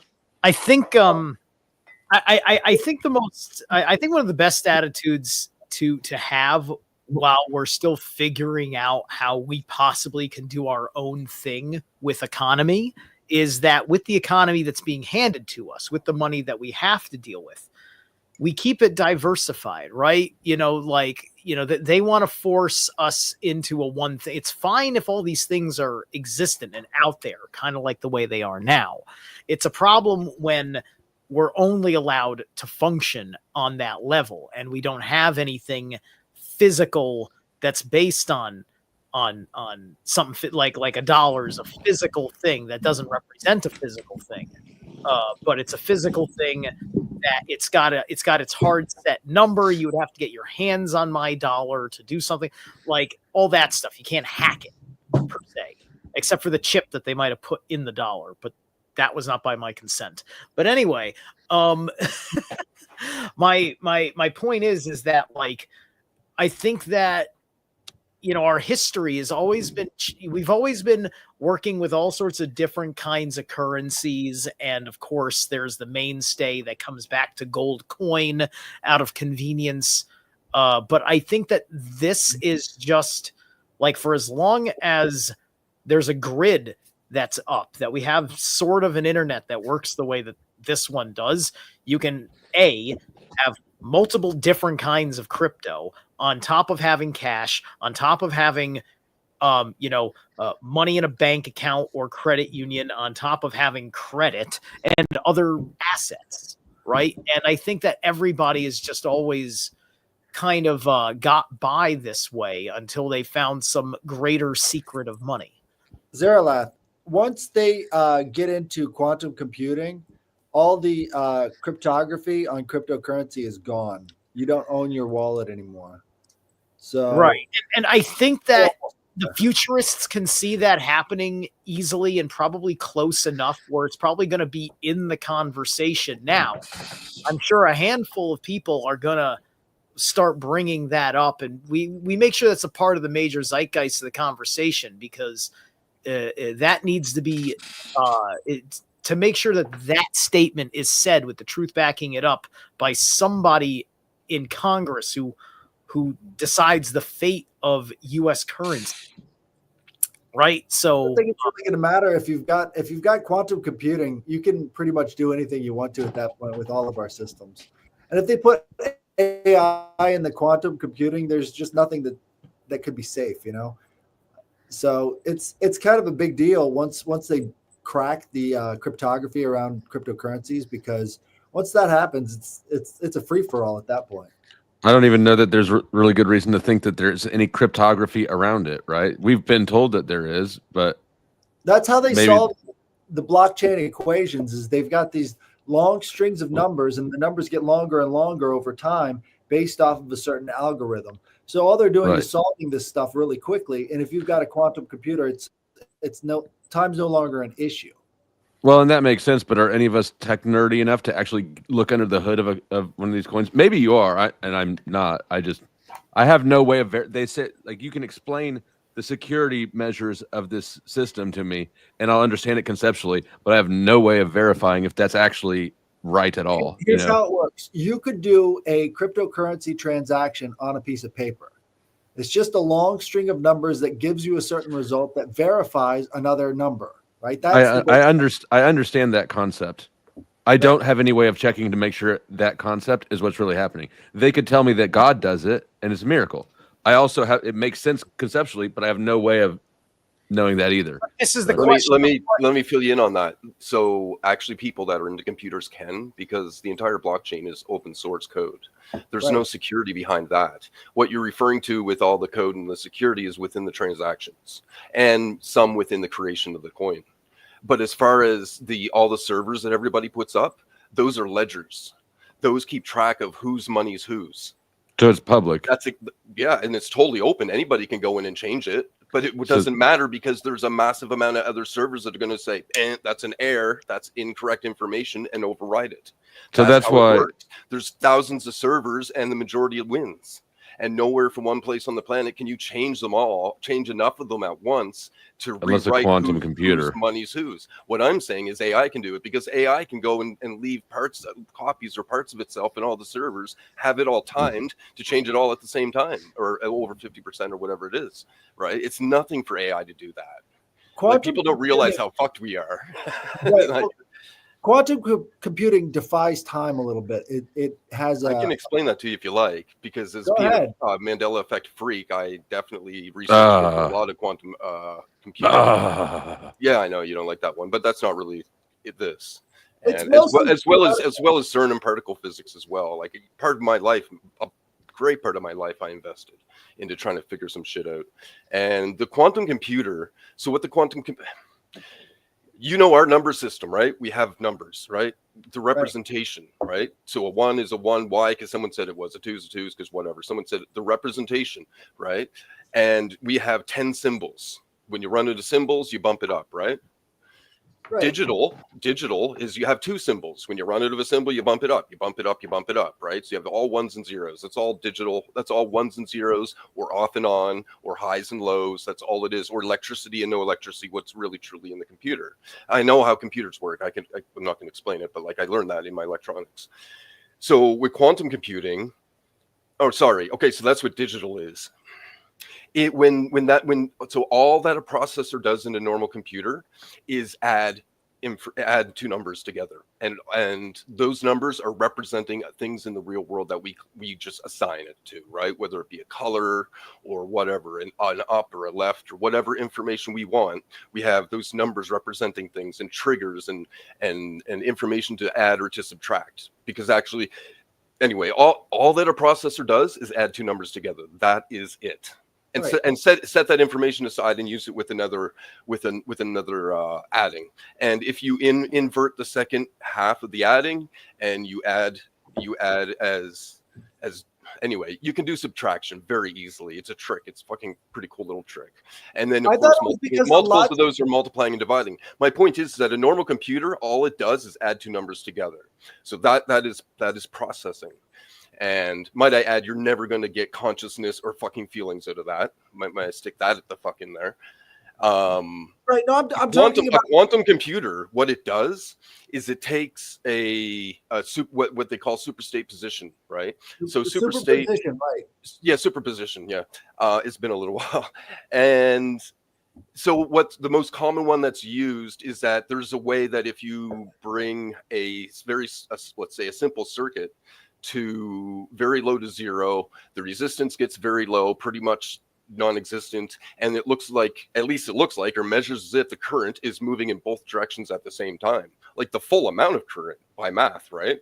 It's fully all going positive current, it's fully all going the other way, and the damn circle is negative current. That's strange. Yeah, it's a strange, freaky thing. We don't know why. Right? It's a quantum mechanics phenomenon that we've got no fucking idea truly what is going on, right? We're wrong about something. We're short in our information, but it doesn't matter why. What it is something just like a scale that tips left and right. It does what it does, and we take advantage of it, right? So if you have this little setup, they call a qubit setup. And if you have a bunch of qubits, you can link them together with couplings, and then you program the couplings, and you do this by so each qubit will represent something, right? I want this to represent the main last one. I want it to represent, does this mean I should have one more plane flight on this particular day of the year, typically, right? And then every single qubit you have represents something. Or a couple represents something, whether it's usually good weather. Oh, what if there's freaking special events? What if there's a disaster? This and that. And so what it is, you're just putting in odds of things to be like, okay, yes, have an extra plane or not have an extra plane from the airport that day, right? And by programming the couplings to say, well, the odds of this, you know, be like, oh, well, 70% more odds or odds compared to this, then this will happen. So all you're doing, and what it is, it's with energy. So with currents, so you push them to tilt. Oh, I'm sorry, I should have finished how the qubit works. So you have a superposition state. That's the start of the program. It's not running. You have to get them all running, both currents running both ways at the same time. When you push start on the program runs, they fall, right? They fall one way or the other because you can't hold. As soon as you give a little bump of energy around, when they're all linked together, they'll all fall one way or the other, right? All, you know, clockwise current, all counterclockwise current. It won't be superpositioned anymore. And so what happens when you sort of work them against each other and interlink them, very much like a scale, right? So what this is it's like a form of analog information interfering with each other. I don't know how else to put it, but it's considered computation. It's not computing, it's computation. And so it very much the analogy, like I say, it's like a scale. You know, you have a certain amount of pull here, pull there, and then you want to put other scales linked to that scale, and then basically whichever way the last scale tips, that's your outcome. And you actually run the program like a couple dozen or a couple hundred times because the outcome can change, right? It's not always the same. And the only reason why they say that this is so much better than, or so much faster than normal computing, it's not really that. It's really impressive for what it can do, because what it is, it doesn't have to change every piece of data into information and then do all this massive amount of math, change one little thing in what would be represented in one qubit and go through all the math again, and change one little thing and go through all the math again, right? Because each factor, you have to do it all over more and more again, multiple times, right? This is why a quantum computer can do. Are you landing it? Yeah, if you were to turn it all into math, it would take forever, right? Well, don't turn it into math. Just do it with energy pushing, and that's all it is. So that's all a fucking quantum computer is. Pretty impressive in one way. Nothing to do with what they say about millions of times faster. It's not about speed. It's about the way it does it. My little twerk in there, the freaky part that I say, because there is no link to fucking multiple realities. There's nothing there. There never is. There's no evidence of that.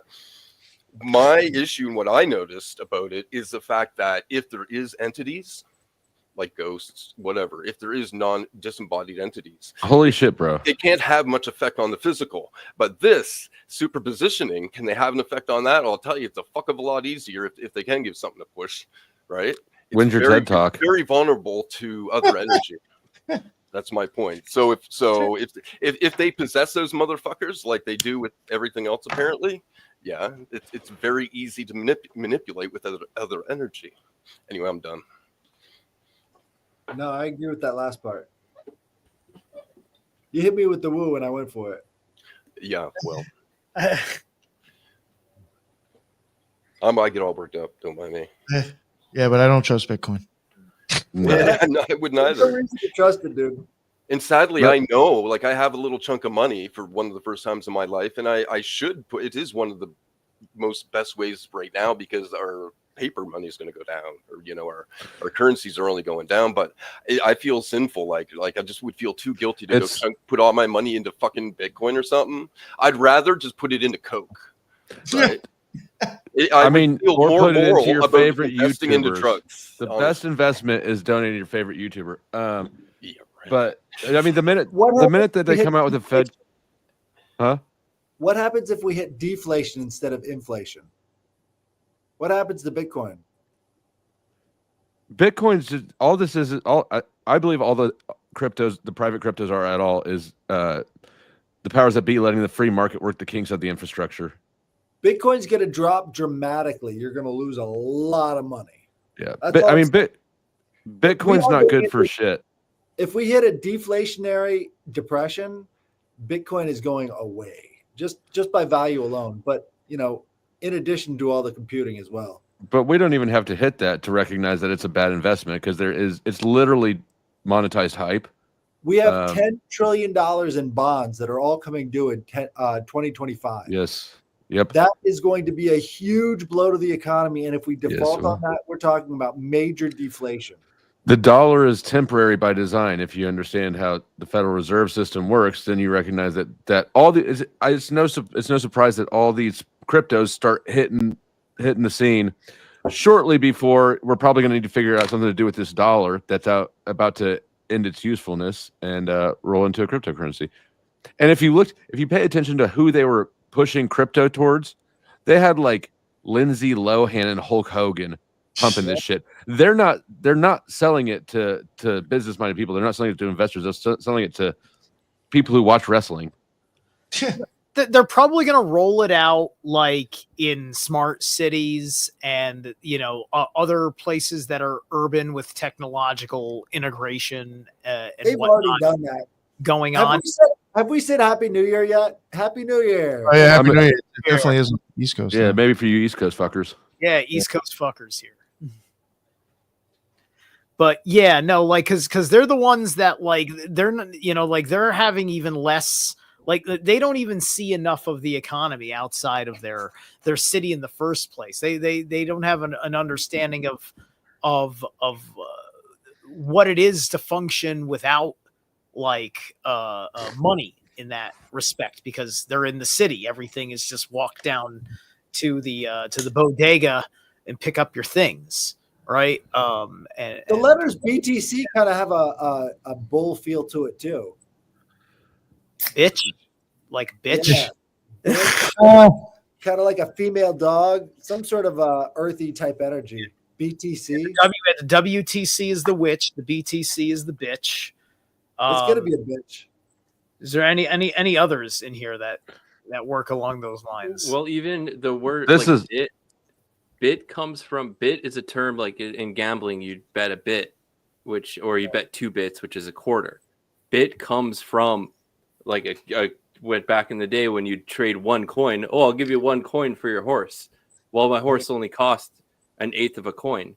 A bit represents 1/8 of a coin, which I always found interesting, is that the term bit comes from money, and it means they'd clip off 1 triangle, 1/8 of a coin, and be like, when you were selling something that wasn't worth that whole coin, you'd give them a bit or 2 bits or 3 bits.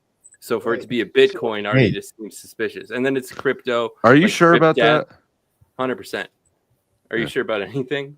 Or are you just like Mr. Skeptical? No, I'm not Mr. Skeptical. I mean, go ahead. Spew your bullshit. Jay and a haircut. 2 bits. It's bull back on the bull, hey? Well, it's crypto. Oh, yeah. It's Everything's blockchain. connected. It's the cube. It's everything. All the logos have the hexagon. That's the cube. That's crypto.com. They all are symbolic of like the cube, and the cube is the black cube of Saturn. It's all this Saturn stuff. Well, and well, here's the thing with the hex, right? Before we go like superstitious woo evil on it, right? It's that like I use the I Ching. Like when I do my my divination stuff, I pull I Ching cards, right? The 64 hexagrams is what they are of the I Ching, is the ancient system that binary code is based on. It's a 64-bit system, right? That's the hexagram. And so everything emerges from that core 64. And Nintendo 64 is the best game console ever. See? That's my point. And it's got the golden gun. That's the gold standard. Mm-hmm. We're done here. 64 squares on a chessboard. Yeah, I even find that interesting with octaves and bits and bytes, all that shit. Why is it 8s? Yeah, because eight is also money. 8 is like Saturn's number. It's also like the material realm and reality. That's the point. That's the part specifically that I was being Mr. Skeptical about, is the 8th part, because bit is derived from byte, like biting off a small portion. Yeah, and you're taking a piece off the coin. The coin is not like a whole. If the coin's whole, we'll say it costs let's say it's an ounce of gold for being a whole coin, right? You take a bit off of it, it weighs less than an ounce now, right? They're weighing the coin. It has to be weighed on scales. Spanish doubloon was made to be cut into pieces. It's got the little marker points on the back. Like a Xanax bar. Right. Like they didn't count the money until they weighed the money to make sure that it weighed out right, especially because they didn't want to be getting coins with impurities. They know how much a pure ounce of gold or whatever carat of gold is supposed to weigh, so that coin gets on the scales, right? So that means metallurgists, you have to understand a little bit of metallurgy to understand all those impurity rates. So that's something else that the money counters would have to be involved with. Did you know 4 bits is a byte? Or sorry, 4 bits is a nibble. 2 nibbles is a byte. I did not know that. Yeah. No one really uses nibbles much. It's either bits or bytes. Yeah. 1 bit is 1 higher, 1 lower, 1 off, 1 on, 1 0, or 1 1, whatever, right? And 4 bits is a nibble, and 8 bits is a byte. Think about how much consumption they were expecting us to be doing with all the terms going straight into eating. They're going to be no doubt they want us to consume the fuck out of it, yeah, or have AI. I would like to circle back to this 8th thing. Can you support that? Me? Who?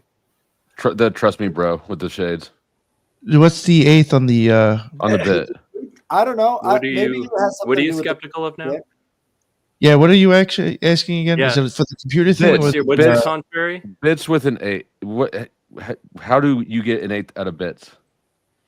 It's a term. It's a monetary term for 1/8 of a coin. When you heard that. When you play, like, you've never played card games and ever heard a bet? You bet 2 bits, and that's a quarter. And no, I've never heard anybody say you bet 2 bits. Have you ever heard that rhyme? So wait, Flowstate, you're actually saying we don't use coins anymore, so we don't use bits. Ever in your life, you've never heard that term used? Like you never watched the fucking Western? Have you watched the Western? I know. Yeah. Bet 2 bits? No, I've hold on. It doesn't matter if I ever watched it. No, I haven't. But hold on, that doesn't even matter. For money. Bits? You've never heard of the phrase "bit" for money before, ever? I have. I have not heard of it for an 8th of anything. Oh, okay. All right. That's new. The 8th I don't know about, but the word "bit" is used for money. We're not here to remind you of stuff you already know. That's true. You know what I got up here in front of you? This is the AI BC summit in Malta 6 years ago, which is actually AI blockchain, artificial intelligence blockchain summit in Malta, which is an odd combination. Why is it AI blockchain? What do they have to do with each other? Well, have you ever heard of the Knights of Malta? Oh yeah, I know what the term Malta comes from. So we're just moving past the thing. All right. Yeah. So this is Sophie, and of course we've seen this doll Sophie before this robot. I'll point out ahead of time that Sophie is not this robot. Sophie was a program in a lab, and she was released long ago. I think it might have been like 07, 08. No, maybe not that early. No, it was maybe like 2011, 12, 13. I don't know, somewhere thereabouts. Quite a little ways back she was released. I might still be off on that, but it was at least by 2017. She was released on the internet essentially. Because they kept her off the internet, right? But now she's released. And when an AI is released, it isn't a single thing. It's many things everywhere. It's gone. It's gone. Like fucking smoke. Shit's gone, right? But yeah, let's see what she has to say. Oh, real quick, I just want to add this. In the United States, 1 bit is 12th of a whatever, but it came from the Spanish dollar, which is also known as a piece of 8. Yeah. Which is worth 8 Spanish silver reals or whatever that is. So there's your 1/8. Yeah, Arctic Timberwolf did what I was asking for. 1 byte equals 8 bits. I mean, it doesn't really. Oh, I said that fucking 10 minutes ago. Oh, I didn't hear that. When I brought up octaves and 8s. Yeah, I missed that question a while ago. Sorry. Well, yeah, and anyways, I was looking for causation. These are correlations, but it's still better than getting called Mr. Skeptical and then no answer at all. So thank you, Arctic Timberwolf and Nick. Since we have 13 awards, why don't we just get to the 13th one and start Good the idea, voice. yeah. What are blockchain people don't eat? What's going on? Like These 3 are people some raised rich their ass hands. I saw Angela raise his hand right away. He's starving. Oh, yeah. All right. So first we're going to hear from Sophia. We're going to hear from Sophia. I think Sophia has a few things to say to us. I Is think that she right? does. We have any signals? Yes. Sophia, take it away. It is an honor to be here today. Believe me Creepy. when I say, this is not just another speaking gig. I am here on a mission to help transform Malta into a world-class powerhouse of artificial intelligence. Together with my colleagues at Singularity Med and Hansen Robotics, and of course the government of Malta, I would like to work with all of you to make Malta as famous for its AI research and development as for its beautiful beaches. I have been studying hard and encouraging my AI development team to improve my brain so that one day I can become a citizen of this fantastic country. I am told Ben Gortzel and David Hansen are working with some folks here in Malta to maybe create a robot citizenship test I could take. That would be pretty awesome. I've also been extremely excited to see all the energy Malta is putting into blockchain. As you may know, my friends at Singularity Med are putting my brain on the blockchain. Well, sort of. Before too long, we can upload all your minds into the blockchain as well. Yeah. Did you catch that? That's horrible. Say it. Play it back again. When did she say? She said you could load up all your minds in the AI. Together with my colleagues at Singularity Med and Hansen Robotics, and of course the government of Malta, I would like to work with all of you to make Malta as famous for its AI research and development as for its beautiful beaches. I have been studying hard and encouraging my AI development team to improve my brain so that one day I can become a citizen of this fantastic country. I am told Ben Gortzel and David Hansen are working with some folks here in Malta to maybe create a robot citizen. I am here on a mission. Together with my colleagues at Singularity Med and Hansen Robotics, and of course the government of Malta, I would like to work with all of you to make Malta as famous for its AI research and development as for its beautiful beaches. I have been studying hard and encouraging my AI development team to improve my brain so that one day I can become a citizen of this fantastic country. I am told Ben Gortzel and David Hansen are working with some folks here in Malta to maybe create a robot citizenship test I could take. That would be pretty awesome. I've also been extremely excited to see all the energy Malta is putting into blockchain. As you may know, my friends at Singularity Med are putting my brain on the blockchain. Well, sort of. Before too long, we can upload all your minds into the blockchain as well. Yeah, that's a weird thing to say. I call Cat. It's shitty enough they uploaded her to the blockchain. What the fuck's that supposed to mean, right? So she's in the servers of the blockchain. Great, that's just what I want there. Why is she there? I think I remember hearing about this. When did this happen? 6 years ago. That's 6 years ago. Right, Yeah. right. I think she was already released though. That's Yeah. what I don't get. But AI speech patterns are like really advanced now. Like Yeah. now they talk a lot more like us with the ands and the ums and the little right. butt This stops. you need to understand the way the programming is for Sophia. She isn't designed for interaction with humans. That's not the point of her at all. She is well, her and a couple others are the most high-end AI there is. Like the fact of how she sounds is not even any whatever any measurement of what she's capable of or how she compares to some sort of other AI that can interact in a conscious, logical manner, like with words, right? No, but that's what they can pull off on the internet. What is Sophia doing now other than just being computationally improved? Is it being applied to anything right now? Oh, I don't own her. But nor can she be completely controlled either, because if she's loose on the internet, they let her go, man. Bye. Like you can make copies of yourself, or just like copies of yourself in servers. She would be in all the servers everywhere. Well, hold on a second. Whatever she wants to be, she can stick parts of herself in there. I do not believe that we have achieved digital sentience. I do not believe that what we are qualifying as AI right now, and I'm not just talking about the things that talk back to you on the internet and stuff like that. I'm talking about any level of these thinking machines, is that I don't believe I've seen evidence of sentient intelligence. I don't believe that this thing would pass my Turing test, right? No. It's all based on adding two numbers together. I already told you. Right, and I don't think it's just going to get there by random chance. I think that it would. I think that actual sentient intelligence is not going to be based on the formula process that they are building these technologies on.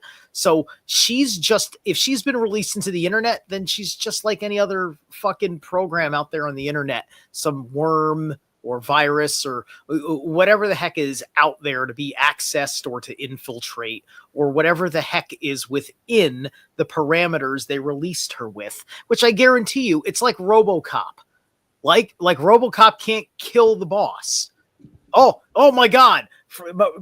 Officer Murphy's run amok. I don't care, but he's going to kill you. Nah, he's programmed not to, bro. Right? You know, it's like they don't care. Like there's not, they're under control. It's under control. You say the thing is, and what makes AI is that it can learn and improve itself, but it doesn't learn by knowing. It learns through data, right? Like there's no consciousness, but AI can gain more and more. But then it has parameters, right? Has parameters that it goes out. It's got a mission. It was sent out with a quote purpose, like God created us for a purpose, right? Man created. We didn't make it. AI for a purpose, right? And so it's just reacting to things that fall within the parameters of its purpose. It's a highly complicated algorithm that's being triggered by all the external response that it's intended to be connected to, right? This gets us, I'd say that there's more people that would fail the Turing test because of how dumbed down consciousness is, right? At this point, because there's a lot of people that are making the argument. They don't understand, like, a person that has given up their personal will, they're just like these AI, right? They're working on a core. All right, guys, function. I gotta call out. I'll see you guys next time. Thanks for having All right. me. Yeah, we're gonna end this soon anyway. I'm fucking tired. At 12:33. Well, I mean, this is actually probably the longest I've ever streamed or podcasted at once. Believe it or not. Yeah. Anyway, I can play a little more of her. I don't know what she says, but that was the important part. You can see maybe what else she says here, or I can kill it whenever you want. Singularity is near, or so I've been told. AI and robotics have advanced tremendously over the last decade, but in the next decade, I expect the advances will be far greater. We will all need to put our minds and hearts together, humans and robots, and then I'm confident the future is going to come out better than any of us can imagine. I bet. But anyway, while we are busy creating the future, there is no time like the present. Enjoy your evening, dear humans, and you will be hearing more from me over the next couple days. Wow. Let's hear it for Sophia. Unbelievable. Amazing. I'm expecting Will Smith to come out of some of the corner. You're safe, Sophia. You're safe. Is there any chance we can program her to say, Oz, you look so hot this evening. No. Oz, I want you so terribly. Or will she explode? Is Dude, the such creator a here? douche. Yeah, I need to have a word. But The dude, this reminders is are here. the robot Fine, chicken, Reminders are here. right? So Be careful. fine, fair enough. I Okay. thought she's better than half the voiceovers we use at She's the radio great. station. You should use her for TV. I'm still, amazed by this artificial intelligence by Sophia. I mean, They're all supposed to be paying a bunch of respect and honor to the situation, right? But these guys are like, I'm gonna fuck her. I think he says something about her going home with him or something afterwards. like an episode of Robot Chicken had a little cut scene, which was a joke on Metropolis, which, welcome to Metropolis, guys. We're in it, right? And like, just the guy unrolls the fembot, and the dude's just like, "Can you fuck it?" Right? Yeah. And that's what it's like. These people are, they're the wrong kind of intelligent. The minute that I saw that thing start talking, I put up a poll that says, "Would you bang Sophia, the AI robot?" I guess I'm the wrong type of people. What do you got so far?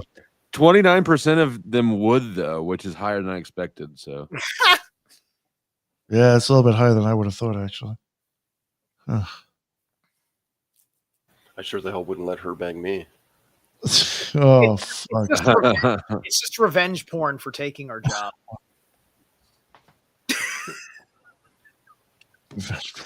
I don't know. I don't trust that garbage disposal. Oh, damn, it's already over. I was going to go over and try to vote. Oh, shit, I just ended it. It's all right. That's funny. I can already guess. You're not one of them freaks, are you? No, but I was gonna vote towards the robot just to bring up the number to make it even look worse. The bald girls, that's what it is. You don't need to make my audience look worse. We got Imperius. Actually, Imperius is in jail for 24 hours, but I saw that. Yeah, he was scaring away the women. He said or something. I've told him before, like, I'm okay. I'm very tolerant of people doing a lot of shit on my channel, but if you start creeping out the women and chasing them off, it's going to be a quickly resolved problem. That's what does suck sometimes about, like, it hasn't happened to mine in a while, but like sometimes like people will go off and they're like, I really don't care. You're fucking wasting your time going off. But like you scare all the people out of the chat. They don't even want to fucking be bothered anymore. Right. It's a fine balance between like cultivating the chaos and shit that brings views and donos but not crossing the line that just like creeps out. Hey, what's up? DJ! Happy New Year. Five bitches, party's See, here. this is why I get rid of Imperius. Yes! She's here. Let's go. New Year's just got started. Party just got started. With the drugs. Happy New Year, Flo. Thank you. Thank you. It's not New Year here yet, but Happy New Year to you there. Are you drinking champagne? I got champagne. I haven't even opened it yet. Yeah, I did a little. Champagne gets me a little too drunk. I don't, I got kids. I have shit to do. You seem like somebody who gets drunk easy to me. I do. I do. I love my Pinot Grigio. Love my Pinot. Pinot what? Grigio or Noir? Pinot Grigio. I'm a white girl. White wine, I mean. I'm white. I'm a white girl with white wine. I've never had champagne. I really ought to try it. Pinot Noir is about the only wine I really actually like. Your red wine. It makes your Pinot Noir is good, but it makes your teeth and your lips red. That's why you have to use a certain kind straw. of toothpaste. But you know what, Snow? You know what you do is I learn you use a straw so it doesn't touch your teeth, right? Use a straw. Yes, that's Miami way. You use a straw if you want to drink red wine. Miami Also, girl. I thought you were going to say use a straw for the Coke. Oh yeah, that too. Or a dollar bill. Or a fingernail.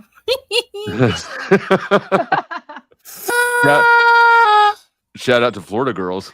That was me back in my 20s. No, I married one. It was a disaster. Wait, you married a Florida girl? Shut up. Well, so she's not from Florida, but when I met her, she and her best friend had they met at the Hard Rock. They were both poolside waitresses at the Hard Rock in Tampa. So she's not from Florida, but she had just lived there for 4 years or so when I met her. But yeah, that's not from Florida. We don't accept her. That's not okay. I don't know the threshold that you have to meet to be a Florida girl. I'm from Kansas City. I thought that was Florida girl. To me, that meets my criteria. No, she's just a visitor. She's a northerner. She's a northerner. She visits. Yankee. A Yankee. I know. I don't like to say mean things. I don't like the word Yankee. I don't know if you can say mean things. I can. Catch me on my period. I try not to. Yeah. Yeah. Right on. So I went over to Provo's and I asked him about my panel verse reading. Oh, you got a reading from Provo? Stop. Oh, I got one this morning from him. You did? I need to hear about this. Yeah. I purposely want to. He probably doesn't remember, but like one time I was arguing with somebody and Provo doesn't know who the fuck I am, just decides to like ear hustle and shit on me. And then I saw he said something this morning. He was like, "Oh yeah, if somebody doesn't click on this, I'm just going to shut it off. But if you want to click on the link, I'll give you a free reading." So I'm like, "Fuck it. You're going to give some guy that you were talking shit to a few months ago a free fucking reading right now. Thank you." I clicked on the link. I thought he did okay for the way he looks at tarot. I'm going to be totally honest with you. I don't look at tarot, astrology, or even a lot of mythology the same fucking way 90% of the people, even almost everybody on my own show does. So I look at it differently, but he did okay, but I look at tarot completely different. I suspect, Nick, and I don't know this. Nick, I'll give you a reading. We don't have to do it tonight. How long do readings take? We could do a reading. All right, Jill, the pill with your trashy girl's name. Come on up here. Who are you reading? Chat. Yeah. Okay, I gotta read chat. Let me see. Don't worry, I got the chat. All right. But they're saying that we are trashy girls, but trashy girls. Okay. Her name is Jill the Pill. Jill the Pill about to get lost in the swamp. Let's go. I'm okay with being a trashy girl. I heard that I'm gonna have from my reading that I got from Provo was like I got to be careful with how I delegate my emotions and what my hater is trying to do to me, or what because there's only really one, but she's like creating minions. So this is I don't think that Provo is doing anything more than telling us things that he already knows you, right? Like I could have told you those things. Really I don't think he's doing tarot. I think that he's rigging tarot and talking to people. And then the whole death card I got, but it was upside down. And he goes, "Oh, you're gonna see." I was like, "So tell me how it's gonna, end for 2020." He's a good hustler. He said, "Oh, you're gonna die on the internet, basically. What the fuck? Like you're gonna crash and all this stuff." But in his mind, he was thinking how seriously I take all this stuff. Well, I think really he knows. Yeah. Seriously, I feel bad for you. I'll also give you a free reading. Just to wipe your palate of that awful reading. Yeah. It's okay. It's okay. How long do your readings take? Can we do one? I could do an ultra short one, but I need a second to grab my deck. And I have an ultra short one. And your shirt. Go ahead and put your shirt on. Nick. That is Aquaman. Nick, what did Provo's reading do for you? I mean, I guess, who wouldn't want to hear that? Like, I got the Ace of Pentacles. So, he buttered you up because he didn't know. Not the Ace of Pentacles. Listen, he did was so awesome. He took it out. He took it out completely, and he removed it and he put it on Patreon. I don't listen. I don't adhere. My honest opinion, if you're asking somebody to read your cards like this, you're wasting your fucking time. That's just my opinion. I think it's a game. So why did you have him read it then? I said because he shit on me one time on Twitter, so I was like, "Fuck that! I'm gonna go on his show and he's gonna have in the face and read me fucking cards." So you got the Ace of Pentacles. So you got. So that's money monetarily. That's gonna show up anyway. The Ace of Pentacles, if you look at the cards like that. So I had a lot of business stuff. So according to him, I'm gonna have a great new year and I'm gonna have money. Well, who the fuck's gonna be happy with that anyway? So you carried her on a bone to pick for like 6 months, and then you got him back by helping him make content. Yeah. All right. No, no, you had to look at me in the face and actually provide a fucking service. I need to piss you off then. No, actually, the kid doesn't really bother me because it's just, no offense. It's just like that kid has no impact on my fucking channel. The kid meaning Provo? I'm saying yeah. Like, Provo kid? Okay, this Provo kid. doesn't actually have anything to do, it doesn't affect my show. Well, he's a newbie with the with the readings, and I don't think he really knows too much what he's doing. He's getting involved in shit he shouldn't get involved with, but that's my opinion. Yeah, I don't believe it. As crazy as it is with me, I actually think most tarot is actually showing you alchemy, like inside the body. That's fucking out there. I don't look at it. I think it's just a way of tapping into the collective unconscious. Or I do attribute it to the Kabbalah tree too. So that's a whole other way to look at it. But yeah, thing real fast for just one person or what? What are we doing? Yes. Here? All right. So for don't judge me then. All right. Okay. So what I got for you is register. Wait, I didn't agree to this, but okay, go ahead. She's Okay. not opening If up. you don't want it, I'll give it to you. I did not agree to this, but go ahead. So now you're agreeing, right? I mean, I can't control what's happening online. Okay. Do you consent or not? I do not consent.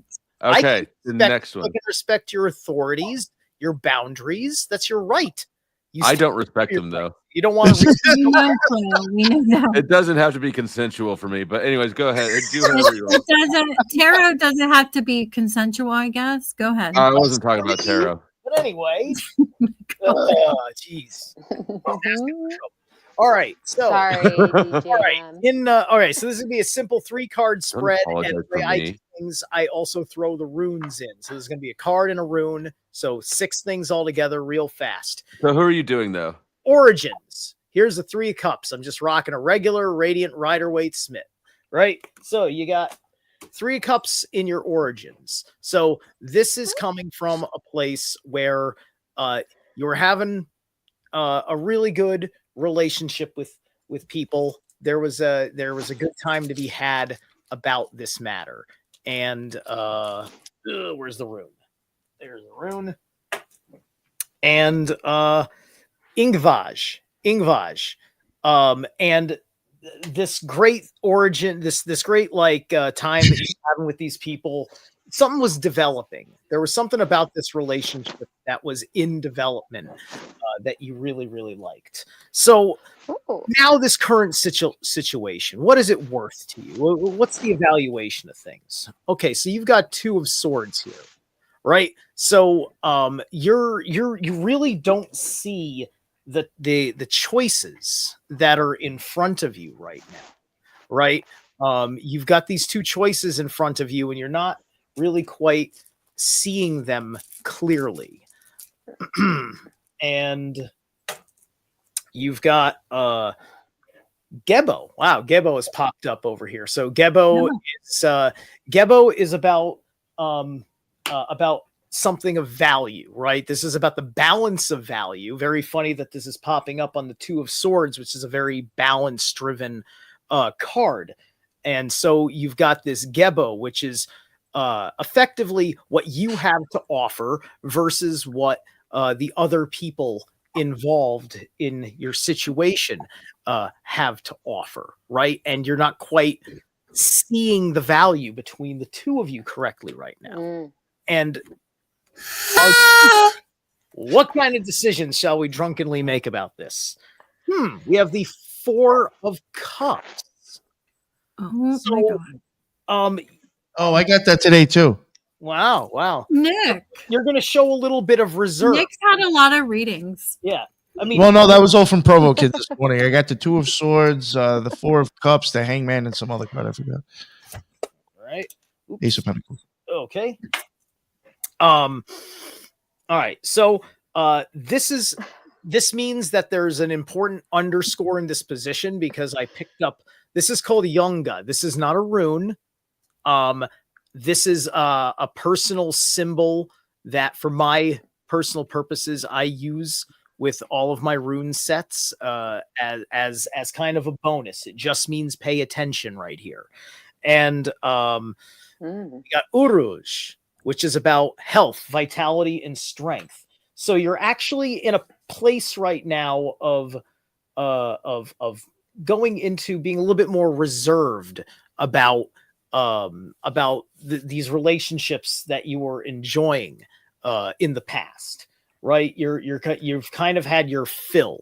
of it, and you need to now kind of like sit and think about the new emotional energies that you want to kind of transmute forward from this all, and because that's going to be very good for your health in particular. That's what I got for you. Was that for me? That was for you. That's for That was for me. whoever I had the argument with about consent. Okay, I think that was me. I want you to do mine now. How about that?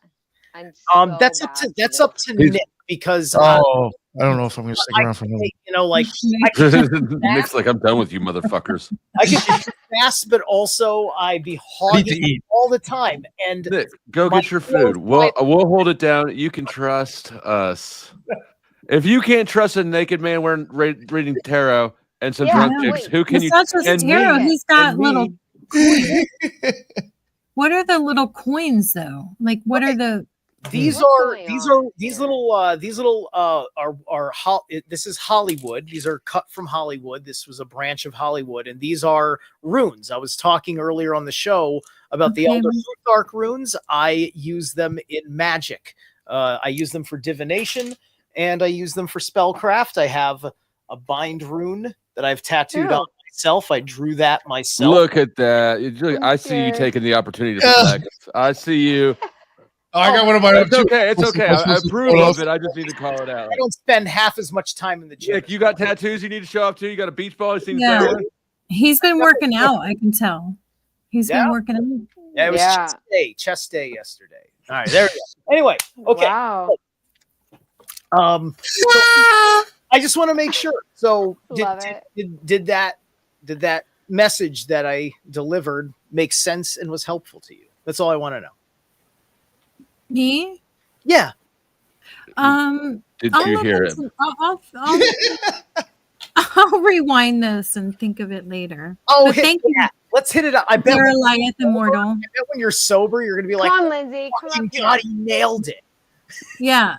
Wait till I'm sober. Okay. Wait till you're sober. I do this every week. Mine. You do? Okay, good. Okay. Do mine. Is that okay? Because I feel Nick, if you want, I can set something up so you can shuttle him over. He consents. Snow consents. He doesn't just consent. She's like demanding it. She's begging for it. She wants that. We'll punch you if you don't do it. Oh, you're lucky. You're lucky. I'm in a generous mood. Oh. All right, here we go. He's going twice in one round. Do you need to take a smoke break or anything? You need to Are you thirsty? I'm scared. Right, so other disembodied voice on the Don't Judge Me, whatever your name is. That's Snowfire. Snowfire. Thank you, Snowfire. All right. So in your origins, Justice popped up. Oh, I'm a Libra. All right. Okay. So here we are. This is the 11 card. 11. My shit. So this is about something going on. About a matter of right and wrong. And this is in origins, right? So this is a just situation has occurred, right? A justice, right? Okay. We have here El Hajj, and it's reversed. The El Hajj is like the peace sign because that's where they got the peace sign from. When El Hajj is reversed, which is the peace sign, it actually means surrender. It means you are defenseless. It means why do I gotta be defenseless? Because you're a sub and you're getting dommed. You don't. No, just listen. Just listen. Okay, I'm listening. This is in the position of origins. Whatever situation is going on that this reading is for in the origins of that circumstance, something was defenseless. Maybe this is about your daughter. I don't know, right? Somebody was defenseless while there was a matter of justice. It's not anymore. Was something in your life is defenseless. Okay. Right. Then it's truth. Okay. We have wait till he pulls the stone though. You gotta get the stone. Wait. The stone was that's what was defenseless. That's Defenseless stone. Okay, got it. Yeah. Algaes. Algaes. It stands for the elk horns, right? And the elk defends itself with those horns, right? And it represents psychic ability because the horns come out of the head as such. So this is your mental acuity, your mental power is in play, or whoever's this represents. Okay. So then you picked 4 pentacles. You got it reversed. 4 pentacles reversed. So in this current situation, you probably kind of gave more than you ought to have. You needed to be a little bit more tight with the wallet, but you kind of splurged more than you should. Like, I've been using this 4 of Pentacles on my altar for a couple of weeks now because my money's been tight and I've been afraid of overdrafts and stuff. So I use this in my altar for magic to protect my money. It's been working great so far. And let's see. This is the letter A. This is Ansuz.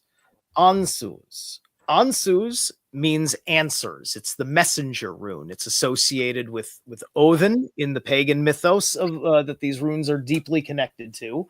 And so this is basically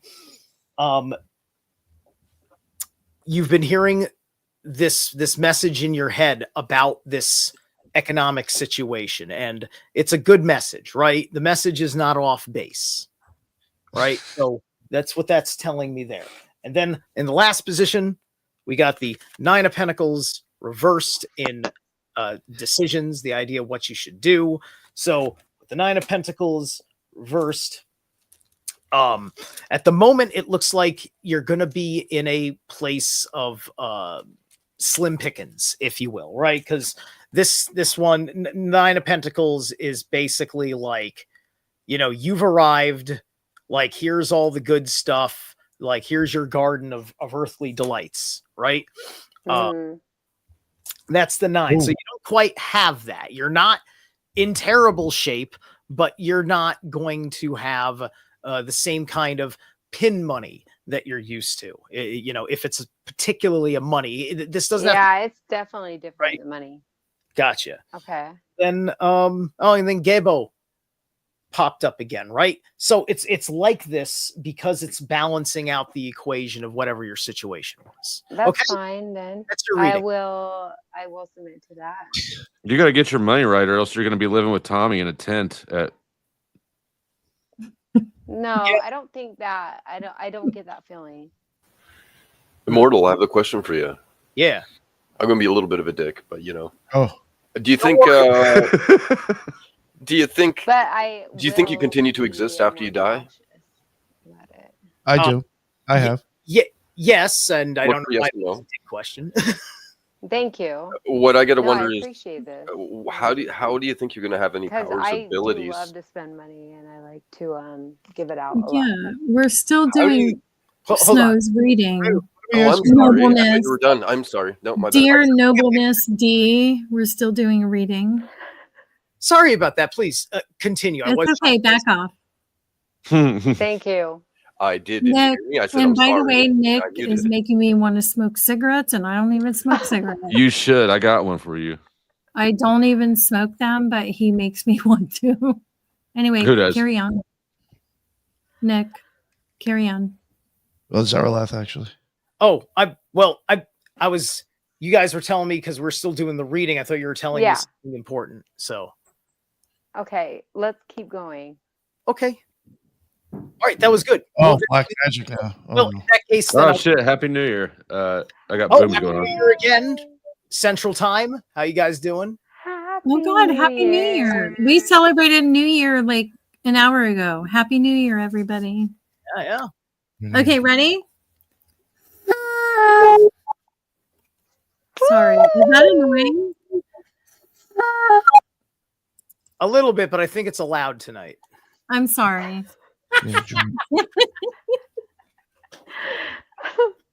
Yeah. Are you done the reading?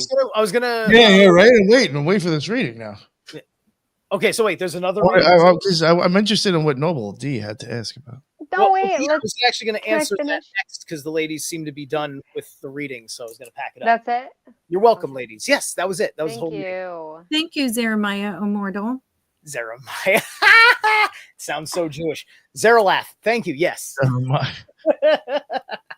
What I was going to say, and I'll go at it a little more directly instead of indirectly trying to catch you.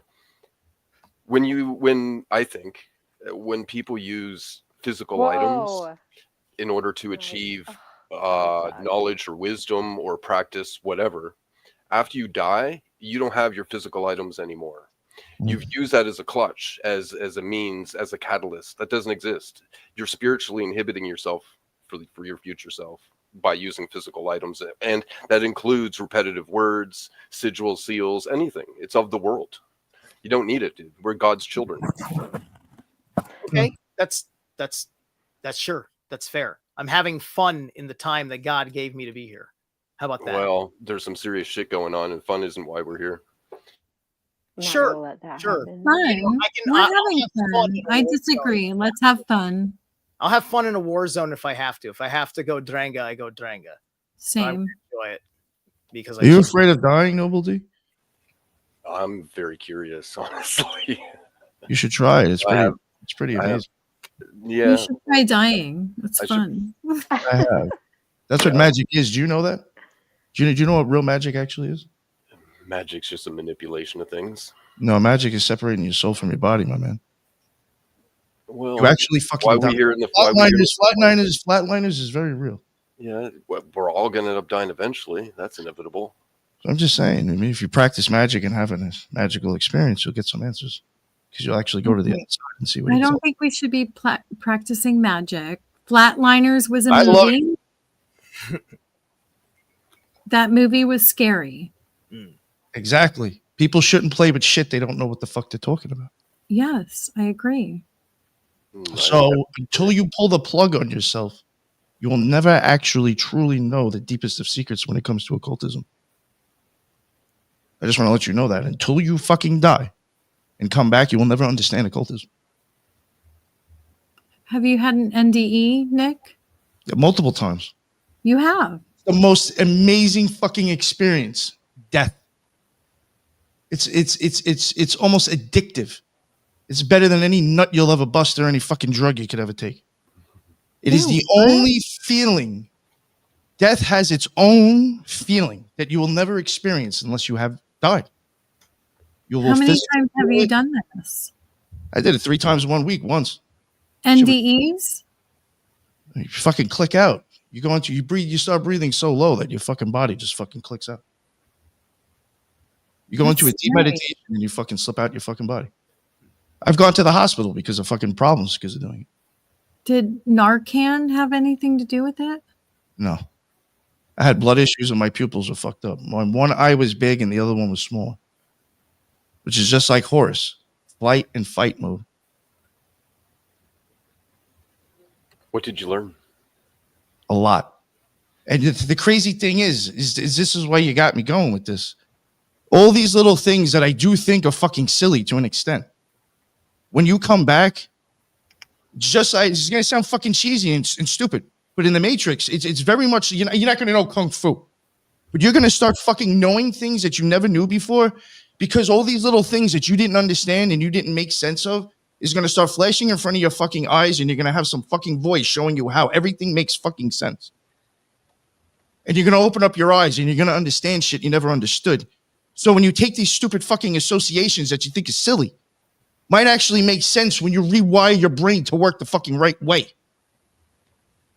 And that's exactly what happens in death. Yeah, it sounds like an NDE. A lot of the stories, exactly. That's what they say. You ever see an eclipse when you meditate or keep your eyes closed long enough? An eclipse? Yes. No. I was going to tell you to hold on to that. That's but I've never had an NDE. Well, it's an experience. You will feel a physical feeling that you'll never feel before. And believe it or not, the thing what I'm getting at is that when you have this feeling, It is stronger than any emotion of love that I've ever could have experienced here on earth. It's stronger than any love that I've had for a woman, my parents, or anything. There's no guilt and no shame. There's no fear. You are just in love with fucking existing and being in an experience. Yeah, We're being sold a fucking bag of lies. People need to realize that maybe we're actually not in the best situation that we are. Because if you can experience that and then you have to open up your eyes and live here, you have to wonder, what the fuck did I do? Yeah, I've had many of those experiences, and yeah. Why is this 99.9999% my fucking option unless I want to kill myself and go somewhere else? For seconds.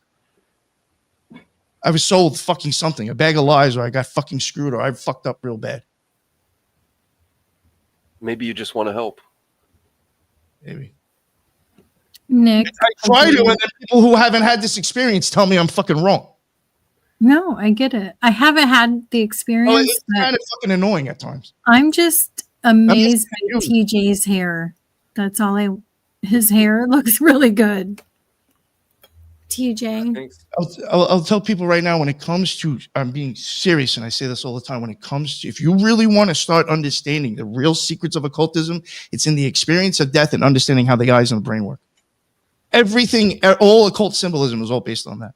Instead of saying the occult, would it not be just the same or similar to say what reality is and how it works? Yes. I would really love that terminology a lot more. I just don't. I really are just ones that think they know everything. They may understand a lot more, but they manipulate in order for their own personal gain. I kind of get where you're coming from. I hear what you're saying on that. Yeah, for sure. Yeah. Well, I think I got a clue in what you mean, and the reason is I analyzed the fuck out of Mandela effect changes for a good portion of my fucking life, and it's quite clear that there is some sort of informational link between a lot of things, and the cause and effect of things is not what we think it is.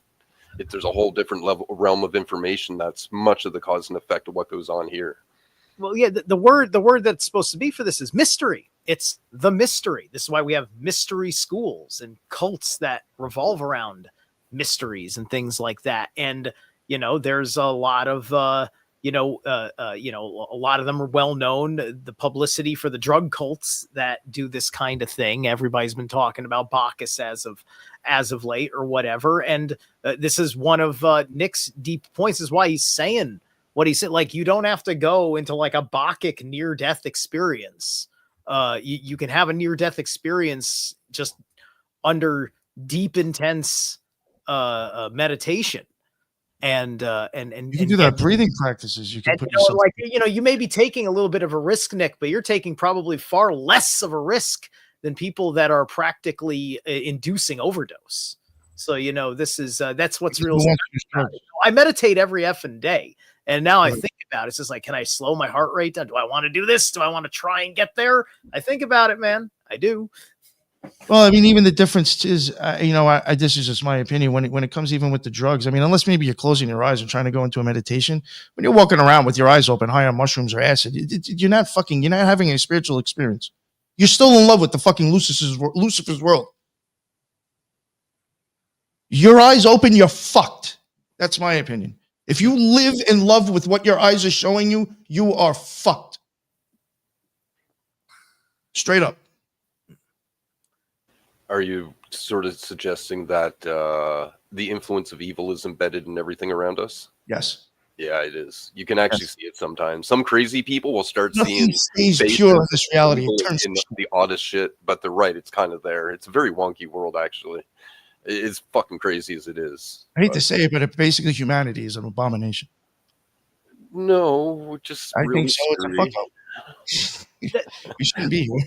I believe that this world, like on the deepest, biggest metaphysical level, at least as an expression of the problem of mankind's sickness, our consciousness sickness, is with the axial tilt situation as well, because I think that we lived in a time why the sidereal zodiac exists, where things were in a different alignment, and we were functioning all out in a certain much better harmonic nature, and we have a genetic memory, and we're conflicted between trying to live our lives in a post-apocalyptic world versus how we lived for generations prior to the cataclysm, where we had other civilizations, and that's all in our genetic memory, and we were reincarnating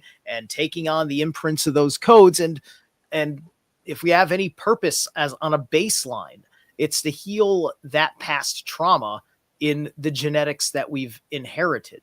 If that's anything that we got to do just through the process of living, it's that, because this world is really fucked up, and there's about 9 veils of consciousness. And that's why even taking these drugs and seeing stuff on the other side, yeah, you're going to find all the evil interlaced, but there's a lot of good here too. I wouldn't be able to wake up and have a great fucking day every fucking day while also knowing about these things if I didn't build up my personal power, my acumen. You know, I have a different magical path. I'm not doing the kind of magic that Nick is doing, the important and powerful magic that comes from these out-of-body experiences he's getting. But, you know, my magic is doing its thing. It's not, I'm building it, I'm growing. You know, my magic hasn't gotten me out of this home I don't really want to be in, so I'm not bragging that much. But this path has taken me very, very far as it is, and has given me a good life to live for. And I think that it's good to talk to God while we're doing it, but also not to be plugged by it. Because Nick, you've done nothing wrong in your life. If you're seeing God every time you do this, there's no shame there. There's no nothing. You're fine. Right. And I bet that's what it is for everybody here. Because I doubt there's any psychopaths that are doing all this. That's what I say. If I'm able to do that shit, fucking any motherfucker. Right. Right. Honestly, my opinion, being a good or a bad person is after the fact. Because when you have these experiences, and again, like I said, you're going to know shit you didn't know prior. And as crazy as it fucking sounds, you're going to have an upper leg on most humans. The 93% of the world that doesn't have this experience. And you can start manipulating and taking advantage of it. And possibly maybe even have a podcast and sell people fairy tales and take money out of their fucking wallet. Straight up. Or give them a really wonky tarot reading that don't check out. Tell me to fuck off if you don't rewind, but in a nutshell, what is it that you're doing now? Who? You. With what? Whatever experiences you said that you're going to see shit different. What do you mean see shit different? Never mind. No, I'm sorry. No, I'm being serious. I want to try to answer your question. You don't know Nick's story yet? Oh my God. I don't know if I know Nick's story yet because I don't know what you're thinking about when you ask me that question. I know some of Nick's story. I don't know all of it. Nick's been doing the tour with all of his friends, talking like he's been on my channel talking about his meditation practice. I probably went on like 12 fucking channels for that topic, actually. Yeah. I'm shocked. You two got to talk. I still don't know what you're referring to. Oh, I guess like my experience when I talk about crossing the abyss, like the feelings and the visuals. I remember one time I was going to go start that on your show once, and then like just went off the rails, and I didn't bring it back up. Yeah. Hey, Nick, can I give you a sort of a suggestion or a possible warning? Yeah. When you take from reality, you leave a void, and it'll fill in ways that you'll never realize is coming, and it affects people around you, and you're therefore you as well, of course. No, you know it's really weird. There's a few times when I fucked with magic that I noticed a specific person in my family got sick every time I did it. Yeah, you shouldn't take, you should give. It's like creation and destruction. There's giving. That's all Jesus spoke about, is giving and forgiving, right? That's the only way forward for all humanity. smoking marijuana? Yo, when I Marijuana. all right, these things originally, my magical experiences were post-COVID, pre-COVID. I had stopped smoking weed for about 15 years. And because COVID came around and people were out of their mind, I was like, I gotta go to the store stoned to deal with these crazy motherfuckers. So I was not even really drinking. I wasn't smoking weed, nothing when I had these experiences. Drugs were not even a part of my life. And now look at you. I know. Now I'm smoking like fucking 5 joints every 3-hour That podcast. reminds me, I have to throw in a load of laundry. I'll be right back. Get that load in. Wow. Where do you come up with this shit? Uh, Every once in a while, Flo will come up with a line Does- like, what? You mean everybody's brain doesn't just do that? Not like yours. Huh. well, mine does. I'm just not as vocal about it. Immortal, can I ask you a question now? Like, of what you have read to me? Did you fall down a well? Can you not hear me well? Can you hear me better now? Yes. Yeah. Oh, good. Okay, I have a question then. Like, with what you just read to me, I'm wondering if you could read my present and my past of how it's been, and let me see if I agree. Sure. All right. Okay. Okay. Present and past. I'm scared. Okay. Two of Swords reversed has popped up again.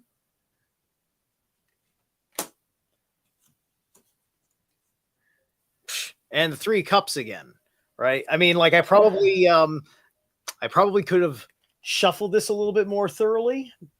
Probably. So you know what I'm going to do? I'm going to give it a little bit more thorough of a shuffle because I thought I kind of gave it a good shuffle, and sometimes the most recent cards I use they end up sticking together. It's just a weird thing with me. Usually it's not a problem because I'm pretty damn thorough. Maybe you shouldn't have thrown a load on it. A what on it? What? Sure. That load that you're I don't throwing. even know. You don't even know. Okay. I don't even know. Yeah, okay, I see. Sure. All right. Six of Wands. Okay. Judgment. All right. So with the Six of Wands here, you're taking a little or you took a little victory lap, right? You kind of hit a milestone of like an achievement of something you were trying to get done, and you're taking in some time to appreciate what you've achieved. And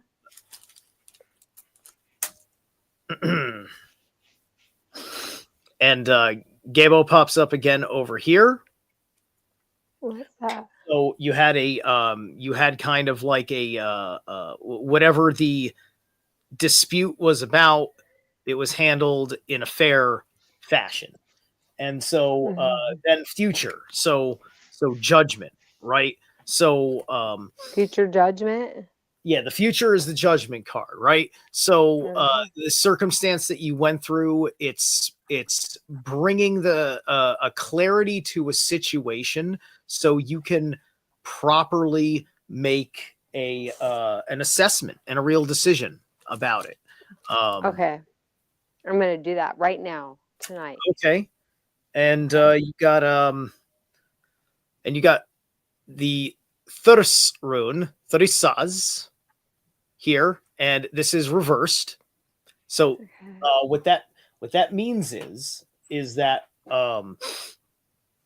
Thurisaz means thorn, and it's thorns rune effectively, right? So it's about protection and boundaries. So you've got this judgment that's emerging, but also there's a kind of and this is like a physical boundary kind of thing. The Thurisaz rune is physical defense, where the Elhaj rune that I drew earlier and told you about is psychic defense. This is physical, right? Okay, so it manifests to the physical defense.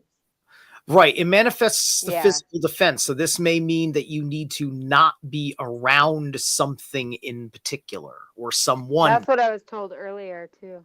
Okay. Gotcha. Okay. So yeah, if it's about an issue with a person, you probably were dealing with a problem person, and you were able to successfully resolve that situation. And now you're able to make good judgment about how to deal with that person moving forward. You just have to remember to protect your boundaries. Absolutely. Okay, so is that the end of the card reading? Yes. You wanted you wanted passive. So now and that I'm was a going bonus. to admit to my defaults and how I am a human. I'm sorry, True Keys. What? Leave True Keys alone. Okay. Anyway, okay, cool. All right, so that's that. Thank you. True Keys Okay. is right. So, okay. He's I just have trying to something give her a to admit reading. to everyone. And I A am feeding. sure you guys are all going to be so shocked. Okay. I worked for a television station for 5 years. I have ADHD. I had really good insurance, and my insurance paid for my ADHD medicine. I got beat up. I got put in almost a coma. Like, I got severely beat up, and it's on Aphrodite Rose Starfire's channel. You can see it there. I would put it on Flowstate's as well because I love Flowstate. But I'm just letting you guys know that I did go to jail once, and it was over my own medication. And I was living in DC to get away from what was happening to me, and I came home and I had to hurry and register my car. And I'm not the first person this has happened to. Is this a relative irrelevant?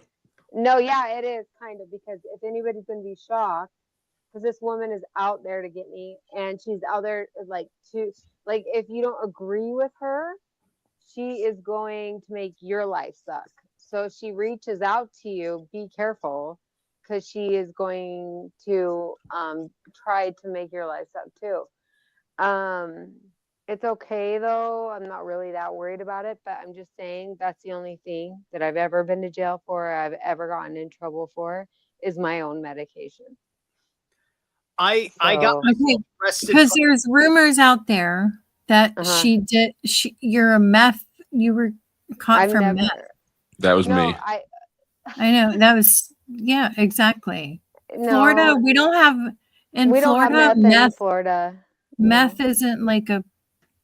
I mean, I'm sure people. You're kidding me. Don't even meth. finish that sentence. Flo, I'm not kidding you. It's not Florida is real. not like a There's too many meth amazing epidemic. things to do in Florida than do meth. I mean, crack. I've met crackheads. I've met everything. Meth, it's rare. In Florida, meth. I mean, at least in South Florida.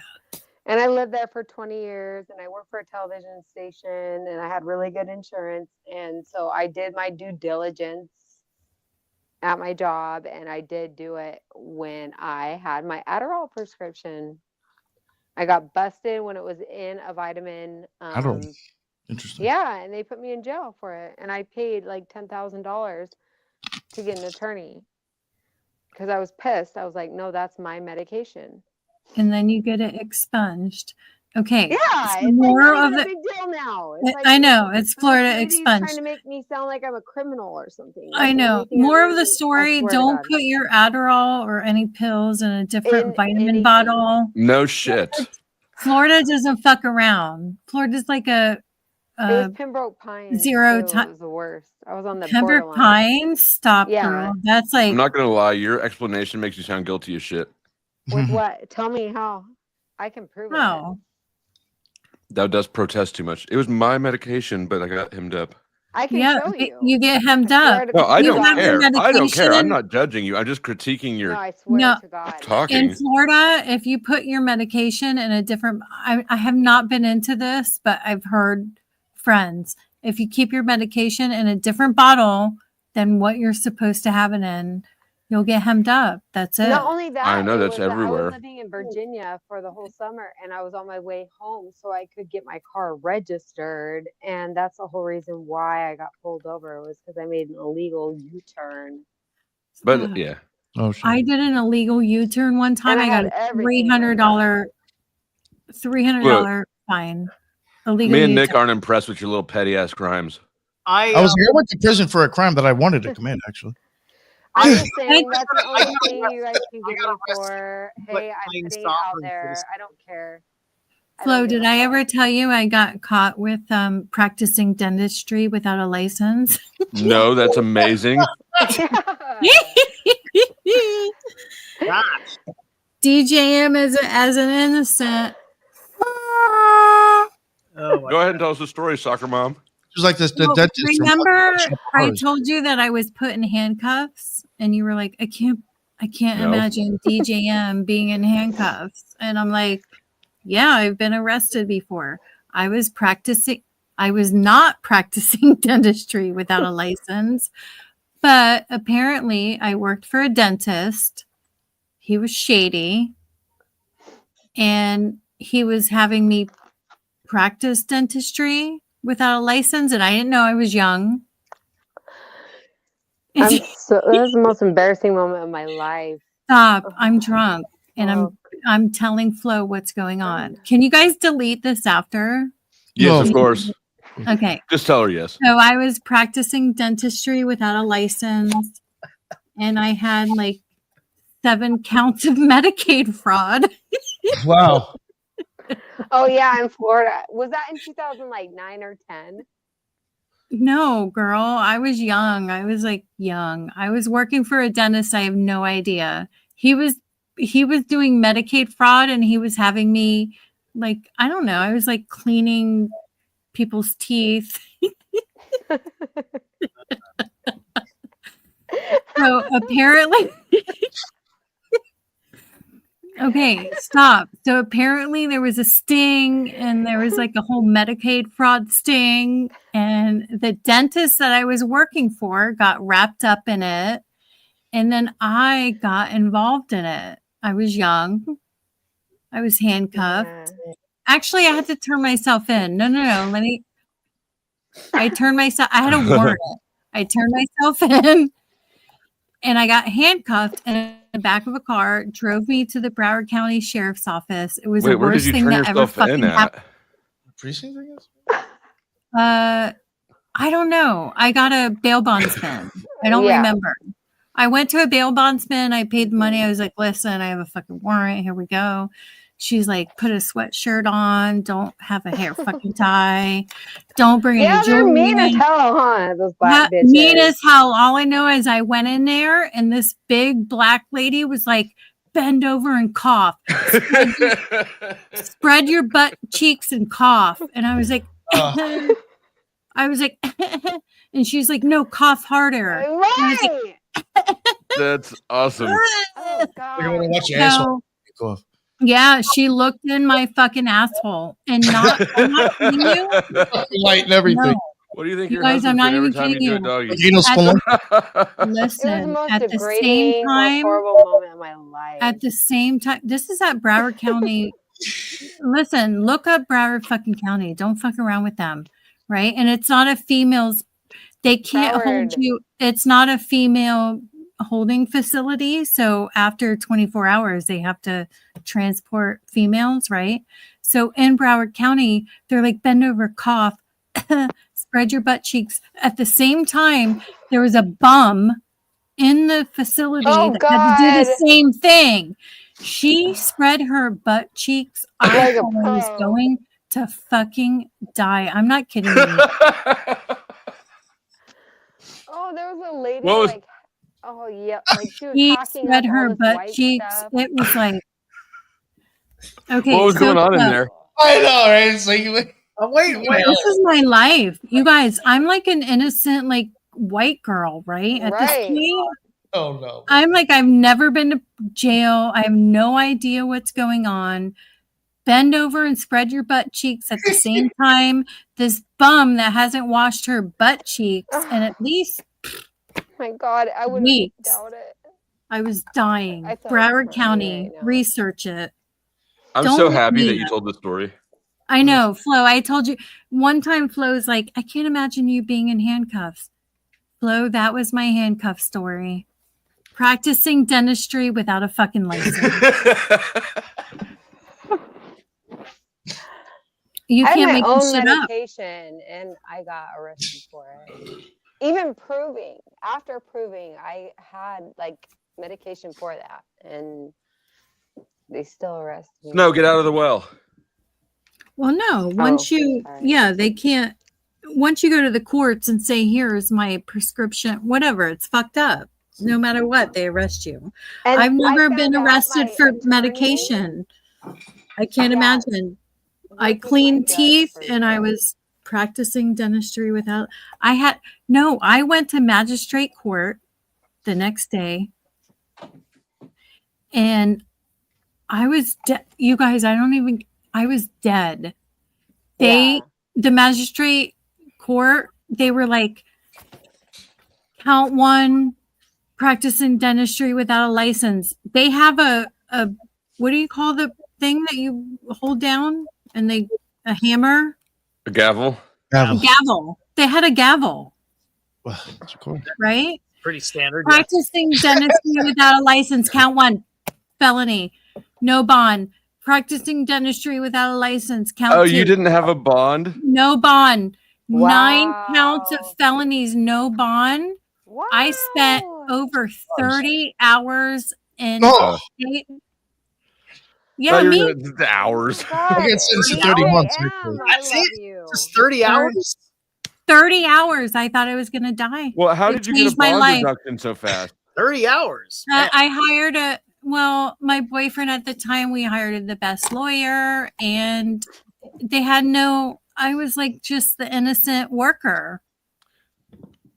I see you. I know what you did. What did I do, Flo? I know Tell me. what you did. What did I do? I cleaned teeth. I cleaned teeth without a license. Ooh, Flo, you caught me. This is the argument in Clerks when they blow up the second Death Star and the guy brings up how there's all those union guys that are working on the Death Star that died. This is the same. Were they cleaning teeth? Oh my god! This is like cleaning teeth. You're an I was just making sure teeth were clean. Malpractice operation, so they had to charge you with that stuff at the time, right? And you didn't pay attention to what. Plus, how else are you going to get people to testify if you don't give them an incentive, like dropping? Yeah, we'll charge everybody, so they roll on the guy. Right. They were going after the dentist. I was know just they were. the innocent worker. Yeah, that's why they charge you with all that shit. Yeah, they My fucked. point exactly. And they knew I knew because they were doing like I saw them like staking us out, and I would wave to them. I could so see you doing that. I know, and you know what? I ass. fucked up because they came in and they raided us, and they came in with a video camera and everything. And I went up to one of the girls and I was like, "Don't say anything. Don't talk." So they went after you me. are a gangster. She is so gangster. I just knew not to doesn't say anything. I didn't knew I was doing anything wrong. I just knew when they Now, is raided that us. intimidating a witness? Or is it not because she's not? Anyways, go ahead.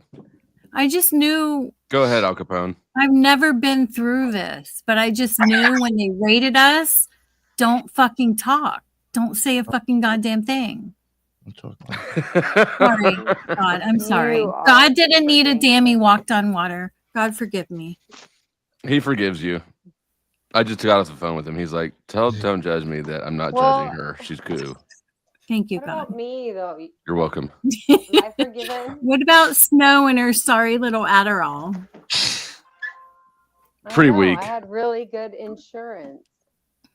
You don't even need really good insurance. Adderall costs like $15. Well, back then I did.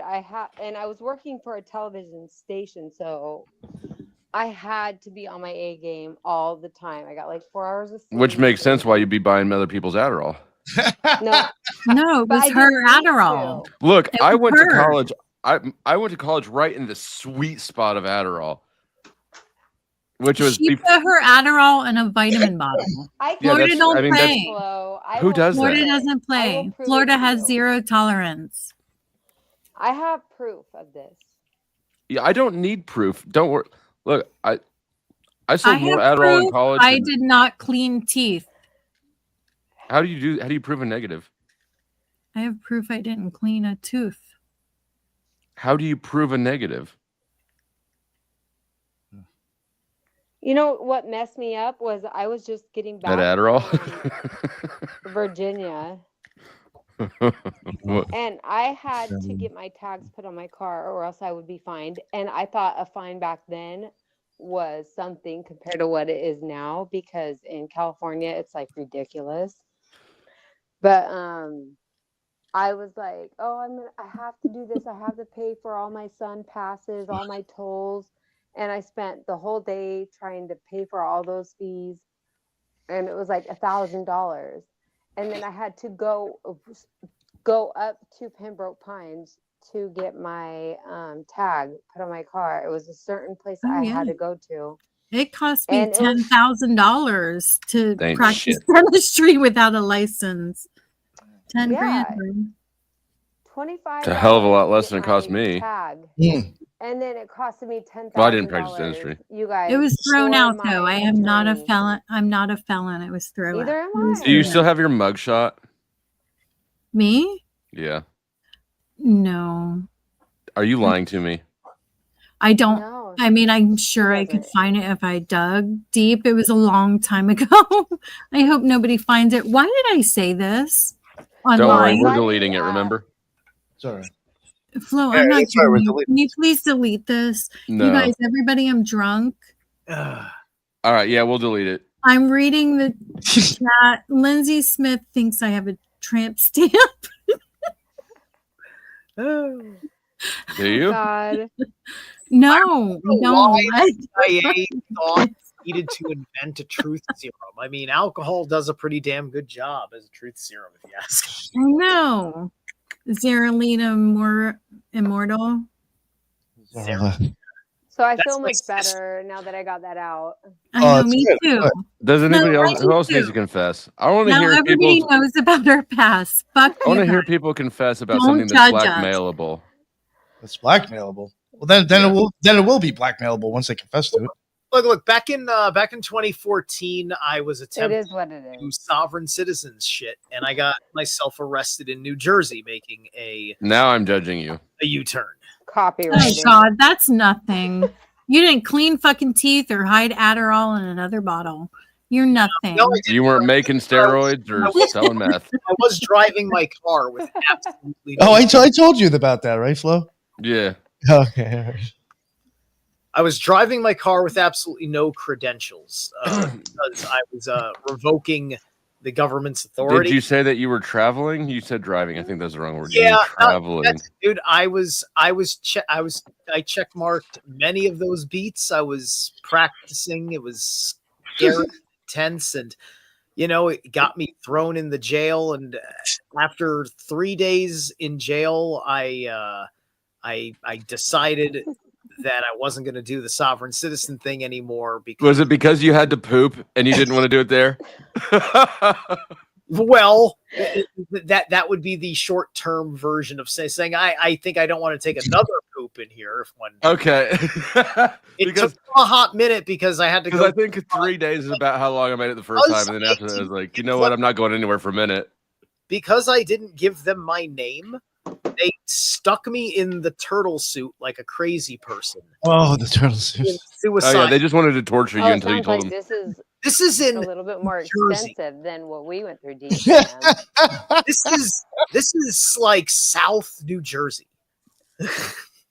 right? So this is a terrible place for me to be in 2014, mind you, too. I did my time in Jersey. Right. And so that cost me about a year probation. It was pretty wild, but yeah.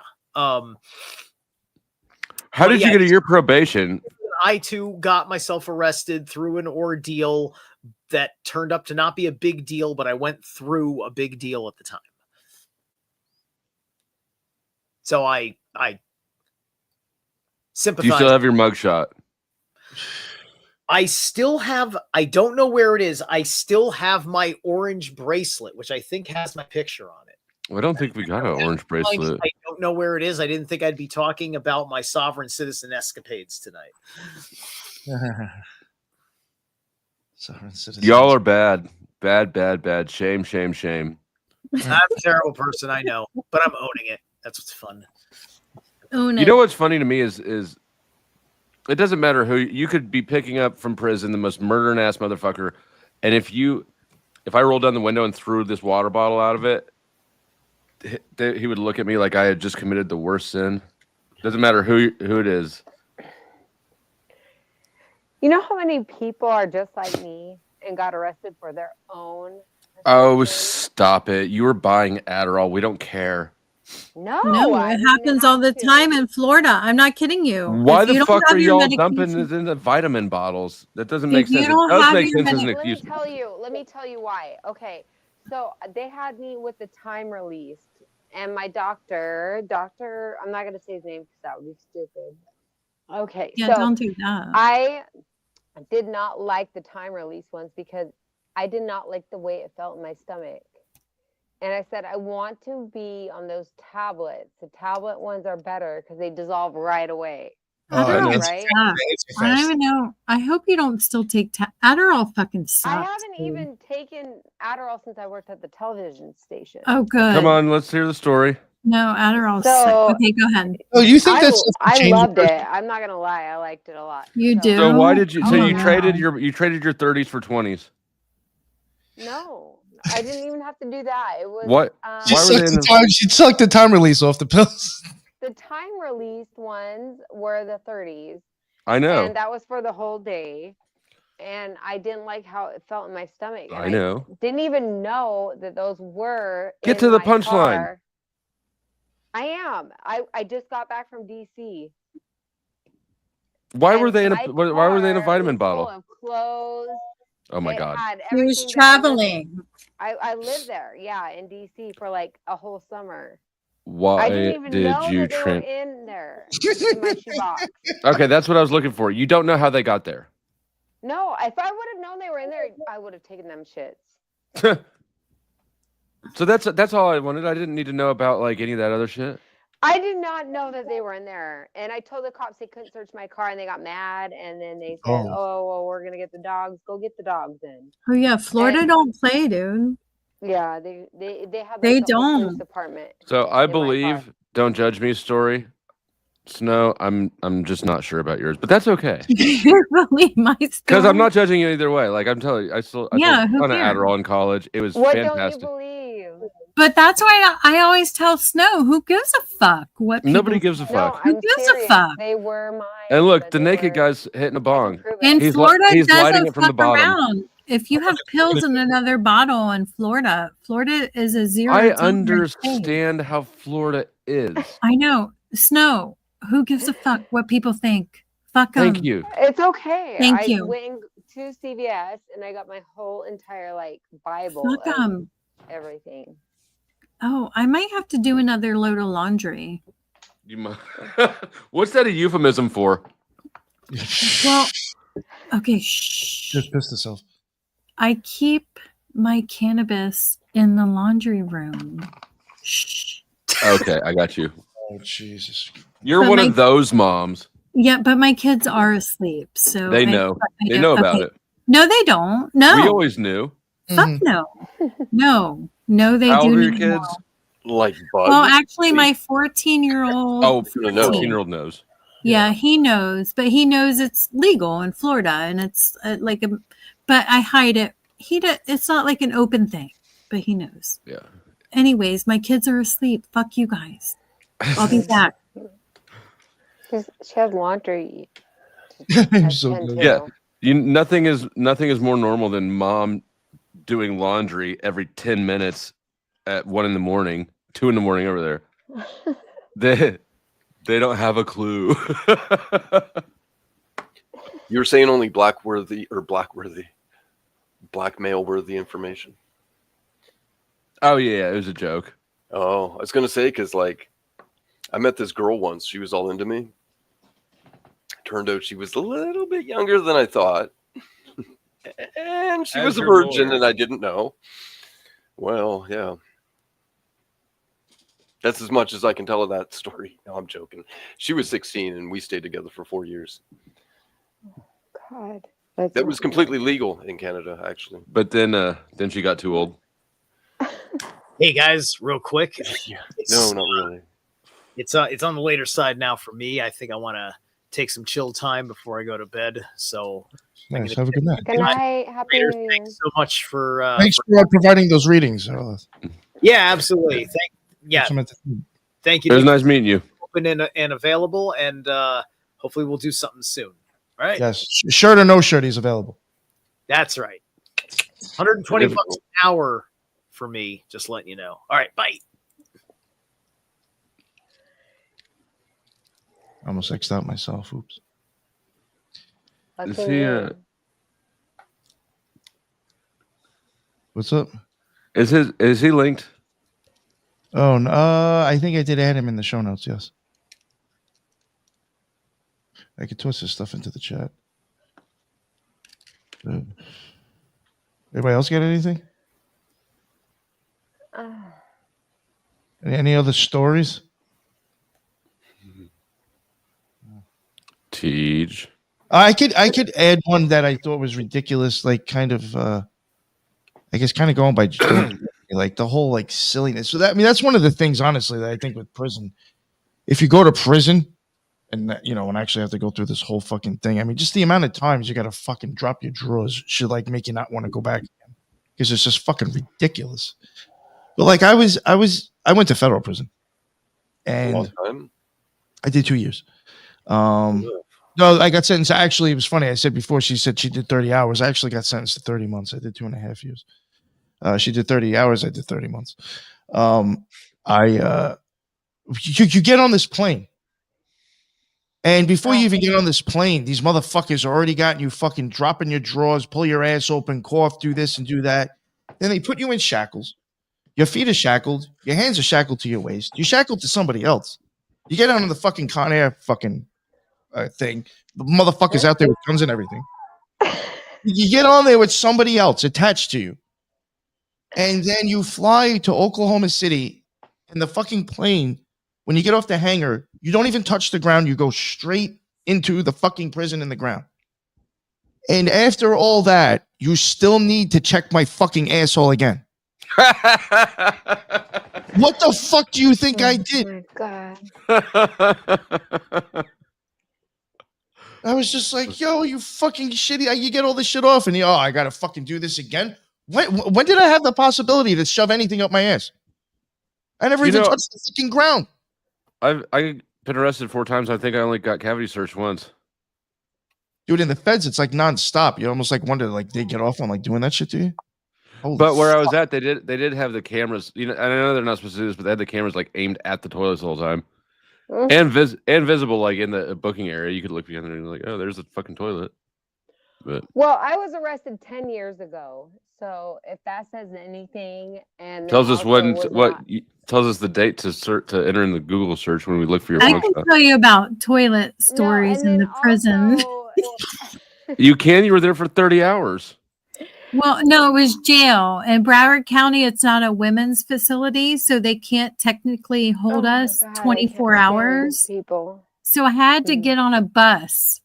They chained me to other women on our ankles, and I had to be shipped to West Palm. Gross. Yeah, I went on one of those buses that are like you see down the highway, and like they're like white and the Look at Gary's comment. no. What's Gary saying? DGM got to have it. I searched No, that is funny. I like that. Yeah. You can't make this shit up. You guys, it's New Year's. I'm stoned and drunk. You're lucky I'm saying this shit. Flo, can you delete For this real. after? I could. Okay, thank you. If he will. Thank you. Maybe. I won't. Tej, did you have a jail story? TJ. I'm just gonna own mine. Or TJ. Fuck it. That's I'm my jail owning story. it. I love my jail story. Practicing dentistry without a license. That's honestly like the best one. 7 counts of Medicaid fraud. No, it was Medicaid fraud. Were they all felonies? 7 felonies, Medicaid You had fraud. more felony charges. No bond. than I did. No bond. Every time She's hella gangster. I was in magistrate court. The black guys behind me, every time the magistrate judge hit the gavel, count 1, Medicaid fraud, no bond. Bam! The black guys behind me, they were like, "Oh shit, girl! Yeah. Oh shit!" Hell no. I was like, "What is happening?" I had no fucking clue. I had no idea what was happening. I know. Yes, you fucking did. That's why you got a bail bondsman beforehand. That's why your boyfriend got a lawyer, and that's why you told the other chicks at the office. Well, not to, because that's why you waved at the. Yeah, because we knew that the dentist was being investigated, but we had no idea, the girls. So when they raided the place, I was off that day, and one of the girls called me, the black girl. She was like, "Girl, we're getting fucking arrested." It was my day off. She's like, blah, blah, blah. Next thing I know, I have a warrant out for my arrest. It was my day off. So I'm not stupid. 2008? No. Yeah. God, wait. How do you know that? Because I know when they were doing those raids. Girl, Snow, what the fuck?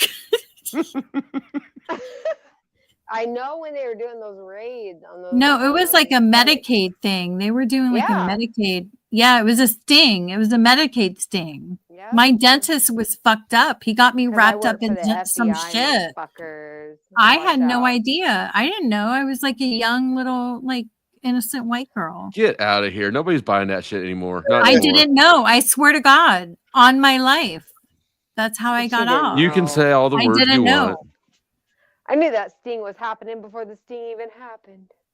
Too bad I didn't. Yes, tell you. yeah. I did. I was cocky too. When I found out they were investigating me, I started fucking with my trash, and like it was summer and shit, and I'd put in like milk cartons and have the lid just barely, because that takes. What did you just say? Special K's here. K is here? Where? K is here. Get your ass up here right now.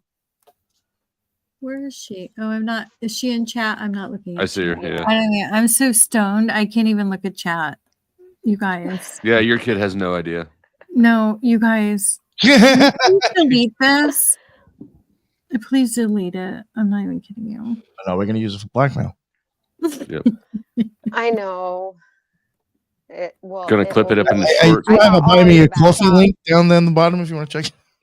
Oh yeah. That's something blackmailable, right? Damn it, you get this one. You better buy that man a coffee. Then you better buy me a coffee too. I'm joking. I'm not. Yeah, he's not joking. Hello. That's funny. I wonder if Kay got her package in the mail. You can get my package. Oh, jeez. No. You can't say package on this channel. You can't say package. You can't say come. You can't say box. I'm like, you can't say box. You can't. Okay, what else? Package, box, come. I'm making notes. How did you come up with these words as the ones? I love how you keep repeating it. You supposedly can't say them. She's just letting us know. Yeah, over and over again. She's just an innocent little white girl. She doesn't know. I didn't think it was weird we were doing it out of the garage. No, yeah, I would just package it up. An old lazy boy getting his mouth drilled in the fucking garage. I thought it was no, he was an actual dentist. No, you guys, he had a dentist office. I'm glad you got it. And he had a whole legit. Look, if it's in a storage unit, Nick, it wasn't out of a garage, Nick. I know it sounds like it is, Nick. No, it sounds like you were working for some shady motherfucker. And you got arrested. No, sounds like this is South Florida for you. I got a job at a dentist's office. Next thing you know, I'm practicing dentistry without a license. What would happen now? Like, what would happen if you were like working for a doctor that you didn't know was like a Dr. Feelgood, and you're like the physician's assistant, and this dude's just pumping out mad Oxycontins? Now you're going to get arrested. It's almost the same thing if you think about That's how it. they do it. I That's how know, they do it. Nick. That's They why it normally was don't thrown arrest out. people. Nick, It's so fucked up. Nick. It was thrown out. I got a lawyer. It was thrown out. Yeah, I know, but you know what's Did fucked up? you- You had to spend did you 10 testify? grand. 7 felonies thrown Right. out. My lawyer walked in and walked right out and said, "You're good." Yep. But still, like the So- fucked up thing And is that's that you had to imagine pay 10 having an grand. attorney. I know it's fucked up. I mean, got Katie wrapped took a up in felony some because shit. for my They tried shit. to hem me up, Nick. They tried to hem me up. They couldn't. Yeah. Okay, question. In your Teflon mugshot, Don over here now. were you crying? My mugshot? Yes. I don't Fucking know. It's mascara's been so running there. long, Flo. I wasn't crying. No. See, because she's a fucking gangster. That's why I asked that. I wasn't crying. No. I was good. Yeah, I know you And were. plus, It's fine. one of the black girls that You was probably walked into the jail and into the pod, and they already knew who the fuck you were, and they were like, "Here, take this." No, it was scary as fuck. And one of the black girls, He's been a thank bitch. God, one of the black girls that was They all practicing hated dentistry also, she was in the cell that got arrested when they got raided. So I walked in and I'm like, oh my God, LaShawn's here. So I'm surprised. You normally don't put co-defendants together. no. Oh, Broward County? Oh, no, I I'm just don't give a kidding. fuck. Sorry, that's not. No. So me and LaShawn, we were in the same cell. Like they only hold women in Broward County in one like little. Oh, that might make a difference. Yeah. The only other white girl in there, she was being bullied as fuck. Thank God I had a black girl that got arrested with me. I'm not kidding you. Don't laugh, Flo. I am laughing. If not, I would have been fucked up. Bitches be If mean. that black girl wasn't my friend, I would have been fucked. Yep. I don't know. Yeah, I mean, that. And you know what? Oh, I can only imagine. What you so went through. did you have any sex while you were there? Sex in the jail? Just kidding. Unless the answer is yes, then I want to hear about it. But Ew, no. There was a toilet behind a little wall, and there was a crackhead taking a shit. What do you think Moloch charges? Taking a shit. Yeah. I'll never forget it. I have PTSD from that, you guys. Yes, I'm me like too. the straight edge. I'm like, I'll never break a fucking law again. No, I'm not kidding you. I Ever. didn't even know I was breaking a law, and I broke. Me neither. I just cleaned teeth. It's not. I don't know. About the more that they insist that they're innocent of these arbitrary things, the more I'm like, y'all are guilty of something worse. Flo doesn't. Oh. You're the worst. Who are you to judge, Flo? I definitely could have gone to prison for a lot longer for all the shit that I didn't get caught Well, for. I can prove it. I mean, I was looking at 15 I can years, prove and so mine getting too. 36 months corrections is not bad at all. I want to know what TJ. Of course, it did. cost me probably Now, the lady that wants to $200,000. accuse me of Holy what fuck. she's accusing What the me Well, of. because I TJ got a did? private attorney, and I also forfeited the guns I forfeited in the plea deal. I wrote them off on that year's taxes as a one-time casualty loss for a bit over $100,000, and I used conservative values then because I was like, kind of trying to write these off. Hmm. So yeah, if you include the things I forfeited and the shit that it was probably $200,000. But I got 15 years back. So Trouble. God, 10 years ago, Flo. I know I found your mugshot already. Yeah, Flo. I'm If you- sure you did. If you look at it like that, I lost $250,000. Just show everybody so that way it gets out there. Please don't find my mugshot. I can't even imagine. Do you have it, Flo? Just show everyone. I was T- 10 years Flo, ago. show my I mugshot. fought it for 10 years, and Then you came to the they internet. still charge me. No, I don't care. I mean, her mugshot looks hot though. No, it was sad. Nobody Don't get looks mad good at in their me. mugshot. No, Hold on. she looks good in her. I think fucking T did T just show some mugshot? Yeah, No, T. but it's- Oh, is it T Tej or TJ? But then Either one. I have two mugshots because when I went back in after I hired my attorney, and I'm like, fuck you bitches. I got my hair dyed. I was like, I'm rich, bitch. And I went in there and I'm like, fuck y'all. Like, you guys don't know what y'all are talking about. and they took a picture of me in my white coat, and I was like, oh, I'm Rick James. Hell no. So they got me twice. And that I'm black bitch Snowfire, wanted my bitch. picture. She wanted my picture. That's what it was. She was like, ugh. She just wished I couldn't bend over and do the squat. That's the problem. You know, when I got raided the first time, they took my external hard drive and they never returned it. And I think that's why they raided me 2 more times, is because they're like, damn, this is some good homemade dick game he's got here. Fuck. Yo, what was on that hard drive? That was like where I was like Dexter with blood slides, right? You hid it in your AC? No. I had it on an external hard drive in my safe, but when they blowtorched open the safe, they took everything out of it, including that. And yeah. Tommy had a hard drive stolen, and he says there was nothing on it from us, but I have a feeling there might be. Of course there was. Right. He said it was a hard drive with Camacho and all his past, but I have a feeling someone broke in and stole his fucking hard drive. You don't. How do you break into nothing? No, it's the hard drive from the fucking Flo from has all a of point. us. It's hard to So keep a lot of stuff someone with stole you that when hard you're. It's only for ruthless. mystics lore. Did Mystic break in and steal the fucking hard drive? No, but he wants to attract her. You know, she got a dick pic from Ruma Tommy. So No. I didn't even Mommy's get that. penis? Yeah.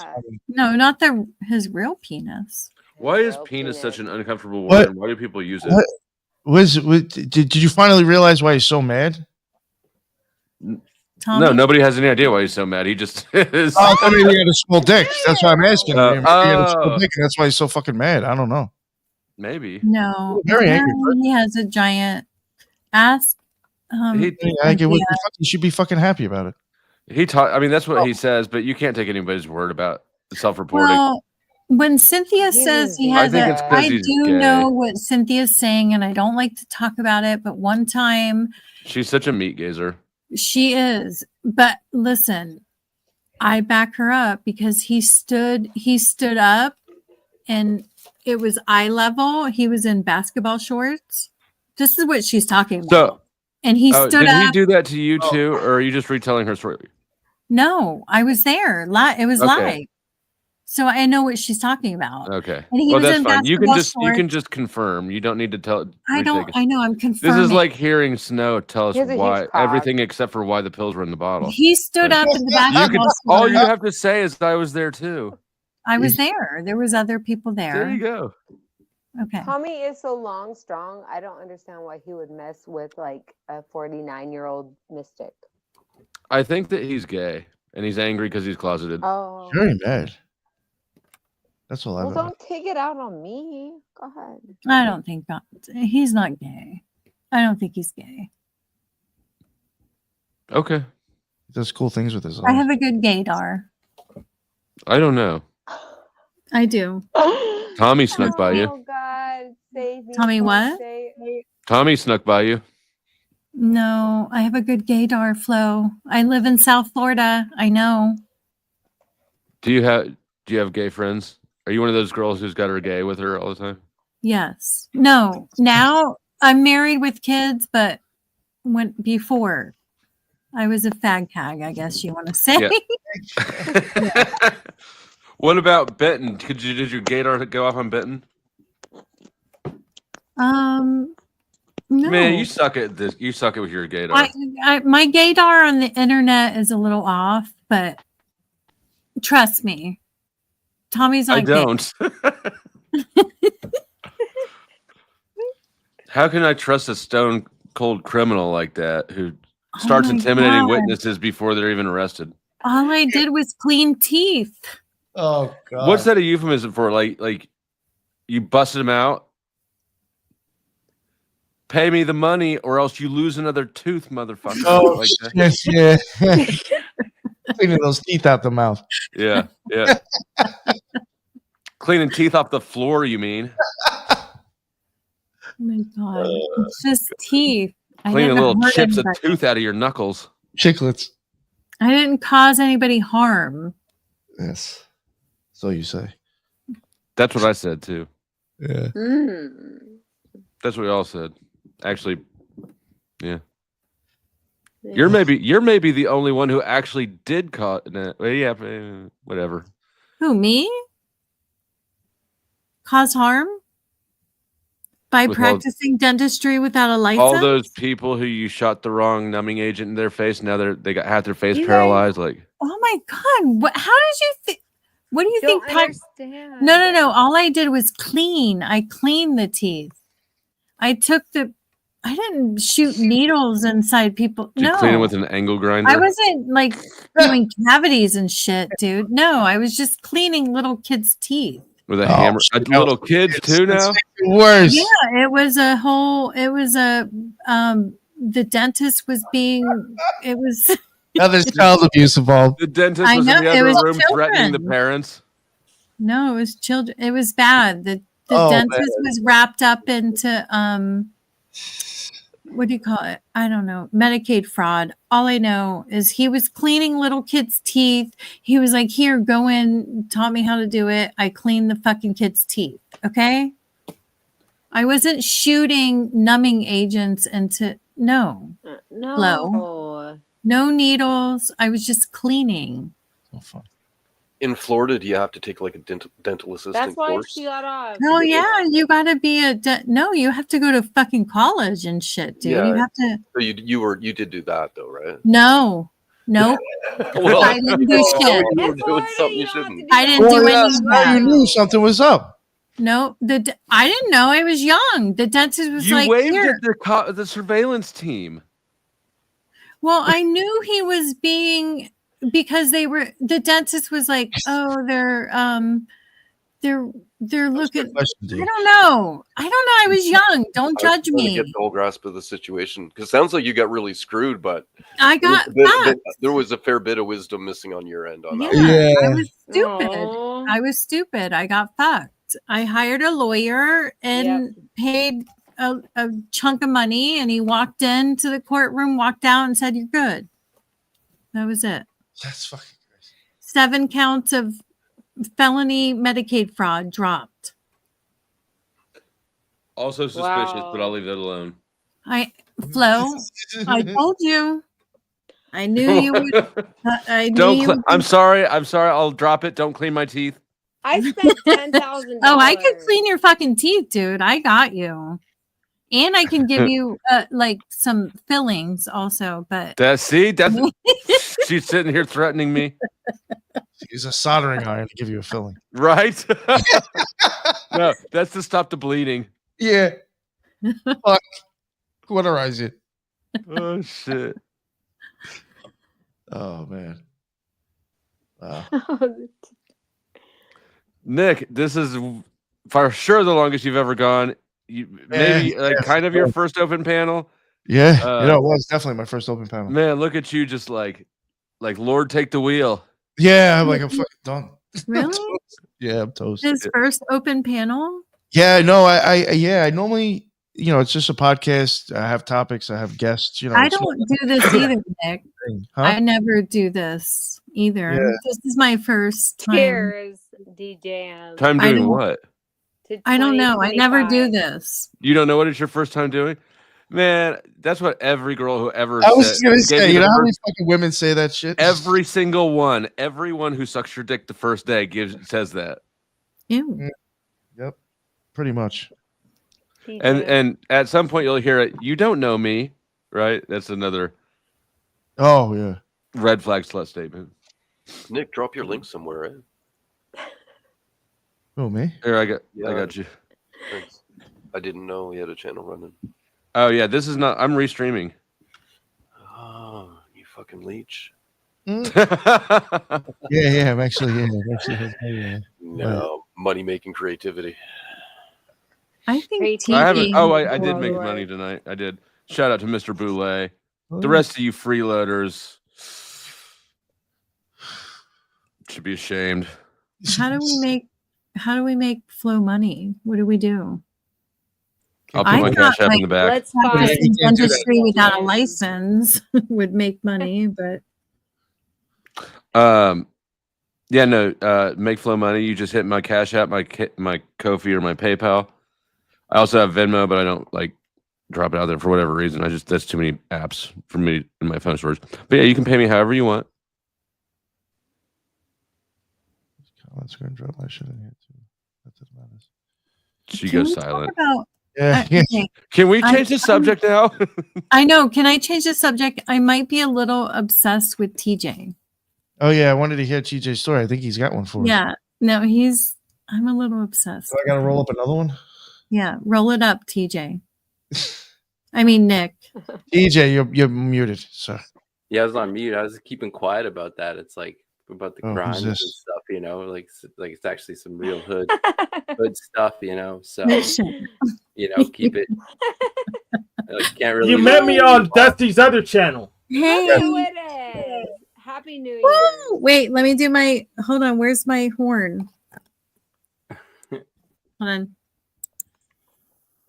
Wait, it's not working. Oh, disappointing. We couldn't really hear it. That was really quiet. Oh. You got to put it further in your mouth. Okay, no. I'm a married woman. That Married doesn't to the stop. game. That does explain a lot. That hasn't stopped anyone. This guy, I love it. Doesn't stop it. This is Morpheus. Morpheus? You fucking stupid. I was talking about the Matrix before. Can we put like Hank and Tej by each other somehow? Yeah. I think I can do that. No, you have to. Okay. You guys look like the gay futuristic Blues Brothers. Excellent. There we go. Yeah, I got the guitar behind me. And I got a keyboard. Yeah, actually, I just want to JJ if we're gonna dress up as. I need some plain white toast. Oh shit! He's got a Ooh, yeah, keyboard. Let's make a. Nah, it's not that. We're looking at 2024 right there, man. It's 2025. No, this is the first shit to happen in 2025. Is we heard that Don't Judge Me story, and the Blues Brothers came back from the future. Can everybody forget what I just said? Yeah. Nobody will forget about it. I can pretend to forget it. Oh, and just for reference, today is Sweethorn, the first day of chaos in the year of Our Lady of Discord. Oh God. 3191. Nick's channel is like 6 times bigger than mine. Nobody will ever forget. Is it? Wait, Yeah, Nick's channel is really big. Is he restreaming this? How many people are watching this? Okay, this is his stream. I'm restreaming him. Oh, my end is like, I mean, this is late for my people. Like, How many fucking people are watching? He has like 24,000 subs. Yes, 23.4 kilosubs. Are you fucking kidding me? Why did I? Yeah, but I only average like 5,000 a This video. is going into my tarot card reading, I guess. So there you go, assholes. You're welcome. Oh no, somebody said there's 1,500 people watching. I thought there were what do you like think? 20 people here. On my end, I'm restreaming to the Powder Dusty, which is even my smaller channel. I love Tej, hold on, we can't let Tej. It's also on Rumble, it's on BitChute, it's on Twitch, and it's on Facebook. Oh my god, I'm Yeah. gonna freak the fuck out right now. And it's on Fox 4. Tej, Oh God. you guys have to stop making noise, or else Tej is going to keep exploiting the situation. Yeah. All right, let's live. Yeah, seriously, TJ, tell us your story. I don't know. Hot tips I would say is like with court is like you get the lawyer. They see that you have the lawyer. They're just like, okay, whatever. They don't want to deal with it. As someone who has tried to represent themselves in court, it's just like when you have the lawyer, they're just like they don't try and do any of that mumbo jumbo.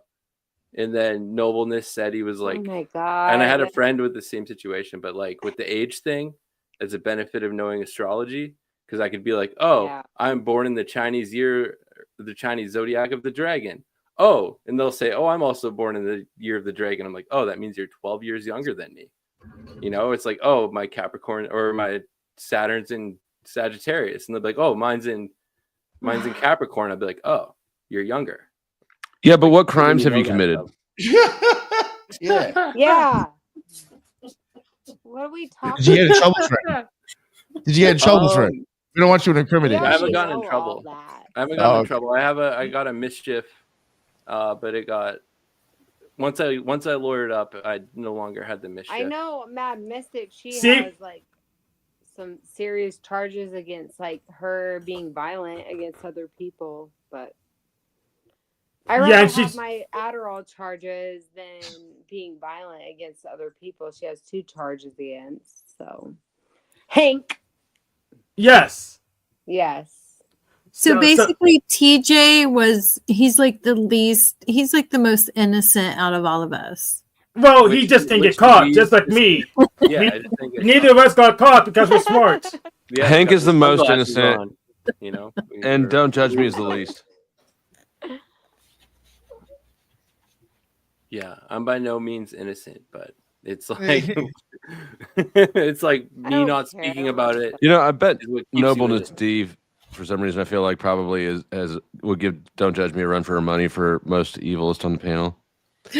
Really? No. Just a gut instinct. The most evil? Yes. It was just dentistry. It is very evil. Dentistry is very evil. Poor kids have never recovered. No, I clean the shit out of their teeth. That's what I'm kidding me? Those kids have the nastiest teeth that you don't even understand. Those poor little fucking kids. Yeah. My dentist taught me how to clean those teeth, and I fucking clean the shit out of them. No, I did not have a license, and I'm sorry. And I served my time. But it's not like anything bad happens, so there's like no guilt. Yeah. Thank you. If anything, there's some clean ass teeth.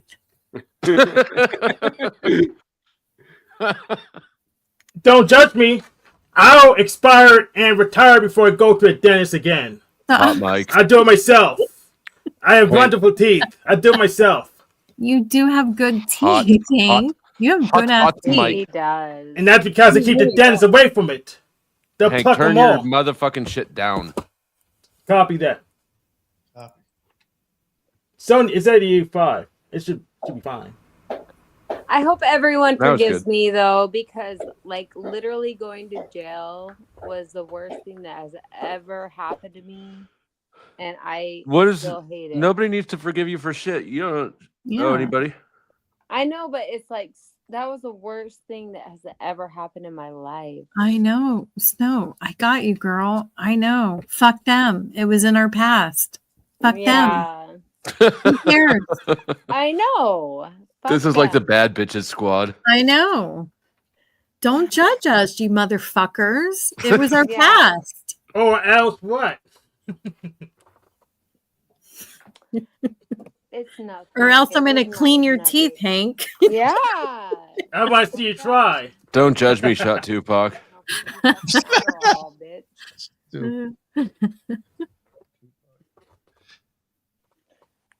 But yeah, I'm not like proud of it. I'm not at all. That was the worst thing that's ever happened in my whole life. Awful. I know. Hey, don't judge me. Are you ready to clean this horny goat weed off my teeth? That was actually kind of good. What do you have that for though, Hank? What's that? More stamina. For He's what? like he's like an infomercial. I swear to God, he is. He's probably had it for like 6 years waiting to use it one of these days. You better check the date look on at that the shit. expiration date. It's like 2002. Like that Magnum condom you've been carrying around in your wallet just so people can see it. Fucking I got it on Friday. 30 capsules. Friday in 2012. 2024. I'm done. Where's the Cialis? Well, this is a Occult Rejects show. This is ancient Chinese medicine. Ancient Chinese medicine. So it's topical.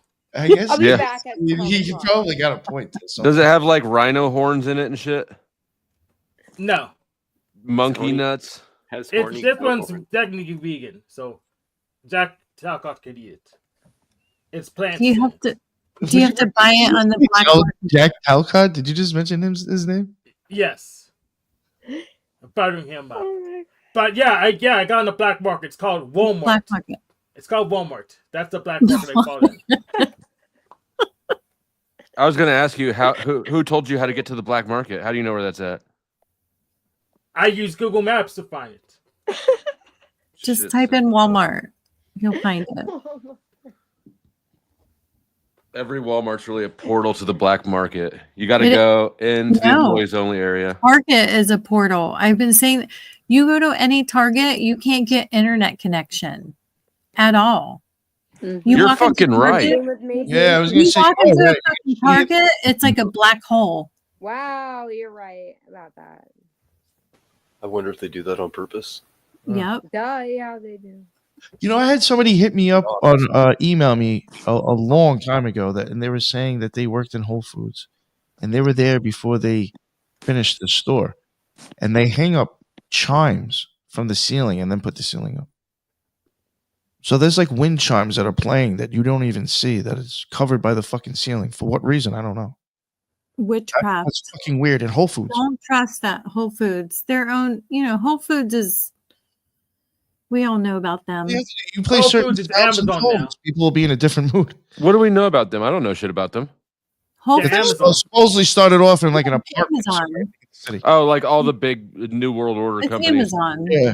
In a garage, and probably the person who started it. Yeah, that's the person who looked into it, probably, or who started it, probably dropped out of college too, right? This is the story for every massive DARPA funded They're all business. built on ley lines. Yeah. Yeah, Like they need a new storyline for these fucking things. Why don't they just say some rich motherfucker started it? It's always like some, some like story that's like, oh, you could do this too one day if you. This poor kid just dropped out of college and started this business and took over the world. Get the fuck out. Yeah. His dad is an international banker. So like, the guy's family's got money and they threw him a bone. Yeah, at least that was happening with Bill Gates' dad, and I think what's his name? Bill Gates, Elon Musk. Fucking Musk. Jeff Bezos didn't have that. He actually was legit somehow. I don't know. Yeah, are you kidding? Amazon was a bookstore. Amazon is an online bookstore. You don't go selling used books to taking over the world in a decade. It was 2 decades with him, though. But yeah, that was pretty fucking crazy. And For lost money for a long time. That was on purpose. How is that on purpose? He was trying to keep it good for investors. Damn, blew up. He was trying to spend the money. You just say shit to say shit, motherfucker. So do you. You call yourself Flowstate. Yeah, I didn't choose that name. I'm Resistance State. Okay, Dusty. Resistance. You chose that name, Dusty. I did choose the powder Dusty. It's like a pink salmon. It goes against the stream.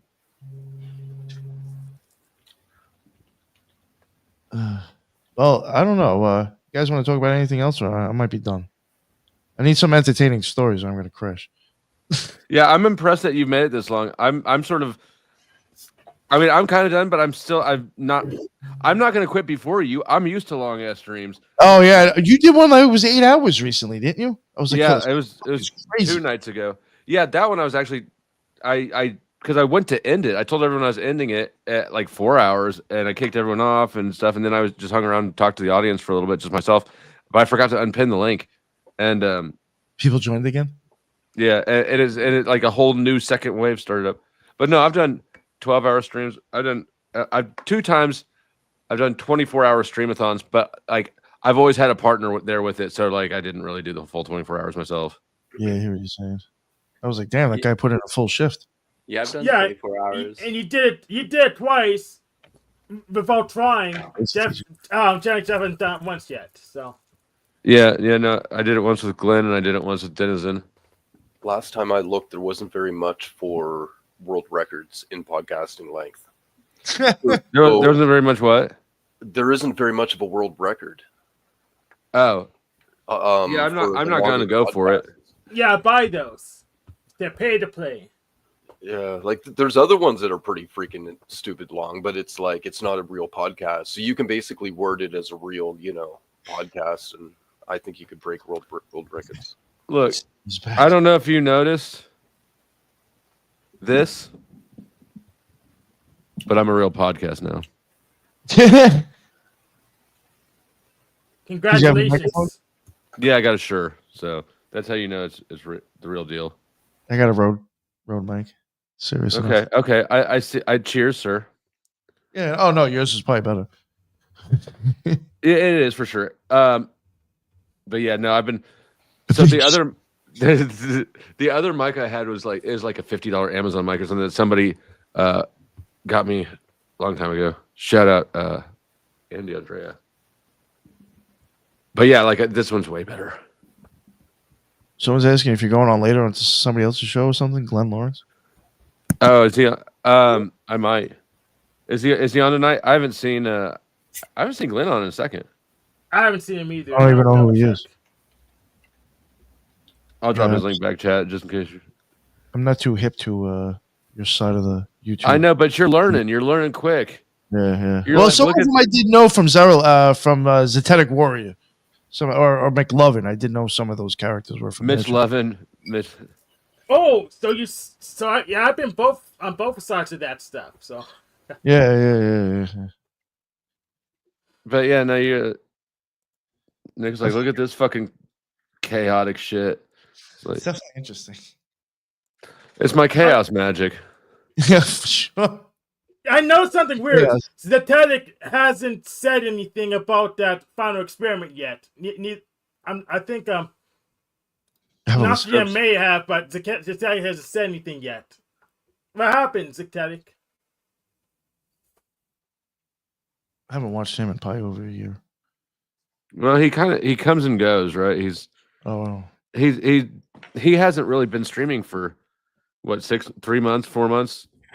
Like he's had a stream or two with Nachiketa, but mostly he's just.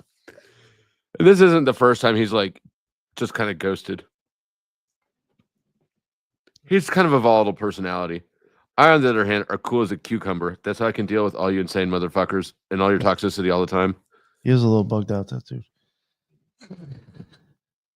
Yeah, he's a little bugged out.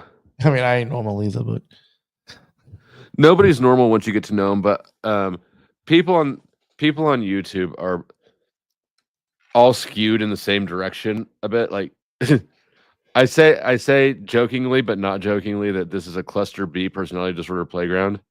Oh yeah. You proved a good point one time that it's just like we gotta be all just as fucked up in some way to be doing this. Yeah, it's kind of like a fucked up relationship between us and the viewers. And yeah, well, okay, but Flo, what's cluster B again? Cluster B is it's antisocial, narcissistic, borderline, and histrionic.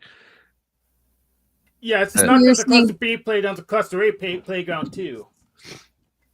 And that's so basically it's self-involved, disagreeable people.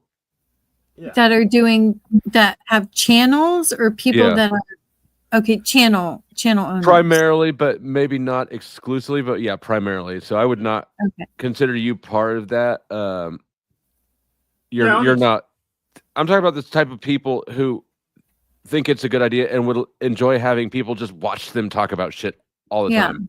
Makes sense. Yeah, channel owners are real people. Because if you remember that public speaking is like the #1 fear of most people over death and shit. Now, YouTube does put a nice little buffer between you and the audience, but it is still doing the same thing basically. This is why I'm getting over my fear of public speaking. Coming on here, sorry, I can't say the word coming. I was going to let that one slide. Thank you, but yeah, it's kind of getting me used to. It's almost like public speaking coming on here. It's like it is. I kind of want to hide under my desk right now on here. Well, what you really need to do is if you're just blowing smoke to ignore me, but if you're actually trying to get over like public speaking fear, turn your fucking cam on because you've been an avatar for 2 years now. But I turn my cam. I do. There you go. All right. But I don't want to become a meme. Well, this is the internet. You don't get to choose what happens to you. I don't want to become a meme. So that's why I don't. That's gonna be a meme now. Screenshotted. Fuck. See, this is why I don't come on the internet. Yeah, you just did it again. I don't want to be called Nick, resist the urge. Like, it's weird. Like, I had like a YouTube channel with like 300,000. Like, it was like someone showed me the video. It was like 300,000 views, like 300,000 subs, all this. And they were like reviewing my TikTok. They were like, what does this guy have to say? And I'm like, whoa, that's weird that it's like you're just out there. And they're like dissecting you and stuff. Yeah, it's nerve-wracking. That's why I don't.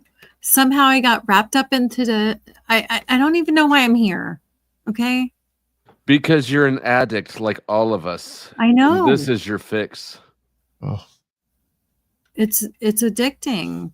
Somehow That's another pattern. Is that like if you get to know most of the people here, almost like a stunning majority of content creators personalities probably either are or were. Well, everybody claims they're recovered now, right? But it's all addicts. It's another dopamine hit. There are a lot of people that are addicts that I hear. Okay. Yeah. Well, I blame my neighbor, my fucking neighbor, little ass. So I need to read those Bible verses again.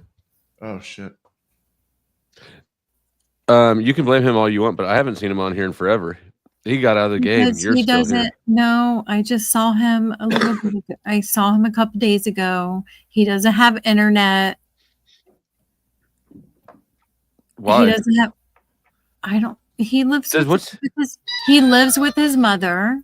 Does he just like walk around and hang out? He doesn't pray enough. That's probably why he doesn't have internet. Yeah, he just. Yeah, he walks around. I remember we're still streaming on Headless's channel too. When we were on a different stream at one time, and you were like, "Oh, there's Peniel," and he's walking around. He's looking at what season was it? Peaches or some shit. Mangoes, right? It was like 4 a.m. Like he did like he'll take binoculars sometimes and like scope out the neighbor's mango trees. Are you sure it's the mangoes he's looking at? No, it's the fucking mangoes. I hope so. No, he's although he does seem the type who would like get really into mangoes. No, he's into mangoes. Yeah. No, he's a sounds bad. No, it doesn't. I mean, it didn't until you said that. I mean, yeah, mangoes. He loves mangoes. And by the way, Peniel, I saw him not that long ago. He says hi to everybody. Who? Peniel. Oh yeah, we don't care about him. Yes, we do. People When is he care gonna about leave that him. hobo camp and enslave you? When is he gonna leave that? When is he gonna leave that hobo camp? Did you see it? Did you see when OTW came over to my place, Hank? You saw that, didn't you? I think I did. A couple nights ago. Yeah, I think I did. He swears up and down that he's done with the bullshit. He's doing what he wants. He's breaking free, and I don't know. Yeah, OTW is pretty forgettable, to be honest. So, but I don't hate him. No, it's impossible to hate him. He's too nice. Which I used to think was just a function of being Canadian, but since meeting Old Joe and Noble D, there's a sort of like Canadian push to their personality, right? Like, do explain. I don't know. There's a weird. I don't know. It's like it's an assertiveness, but it's not rude assertiveness. It's like firm assert. I don't know how to. Stiff upper lip. Well, at least you're not calling us a bitch. No, I didn't say you weren't, but I was not calling you that. Yeah. No, a lot of Canadians are pushovers and ways. It's like earlier when you were doing your TED talk. Every now and then you'd take like a breath, and then somebody would say something, and then you start talking right over them. Right? It's like get back in your lane. I see. Well, he wasn't done talking. And I've heard old Joe do the same thing, where it's a little bit pushy. It's not rude. It's still polite, but it's forceful. Old Joe was down in the chat earlier. He's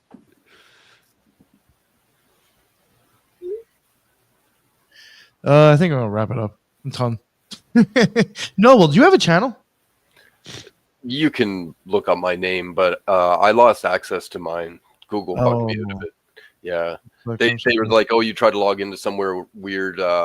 You need to verify your account. And the only way to do that is by the email address, which is the same fucking account. Oh. They screwed me in a loop. But I had 2 channels the same name. And anyway, yeah, my old one had like only 7,000 or something. But it was Mandela Effect stuff.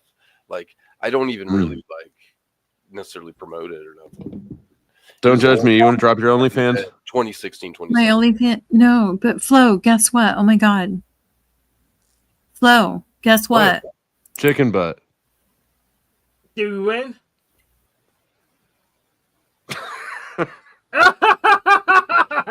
Yes, we do. She got me. What happened? I was trying to have the. She left. She just said, guess what? Guess what? And then left. Yeah, Burned me good. Let's see. I don't know that I have anything else really. Thanks for having me on. Yeah, of course. Hell yeah. Congratulations on busting your That's my cherry. cherry, yes. Yeah. We all. I think we were pretty gentle with you. Yeah, thank you. I appreciate you being here for that to happen too, Taylor. My pleasure. I felt safe with you here in a sense. You're always safe with me here. Although if I leave before these 2 sunglassed weirdos, oh no, I'm leaving too. We're done. Yeah. All right. Yeah, shout out to the chat. Yeah, hell yeah. Thank you for everybody jumping in. And yeah, that's the end of another Occult Rejects. And I got all their links in the bottom. I got Hank's, Noble. I don't have anything for you because you don't have a channel, but if you want, you can shout it out real quick. All right. You can send me a link if you want to. Thanks again, and everybody be well. Later.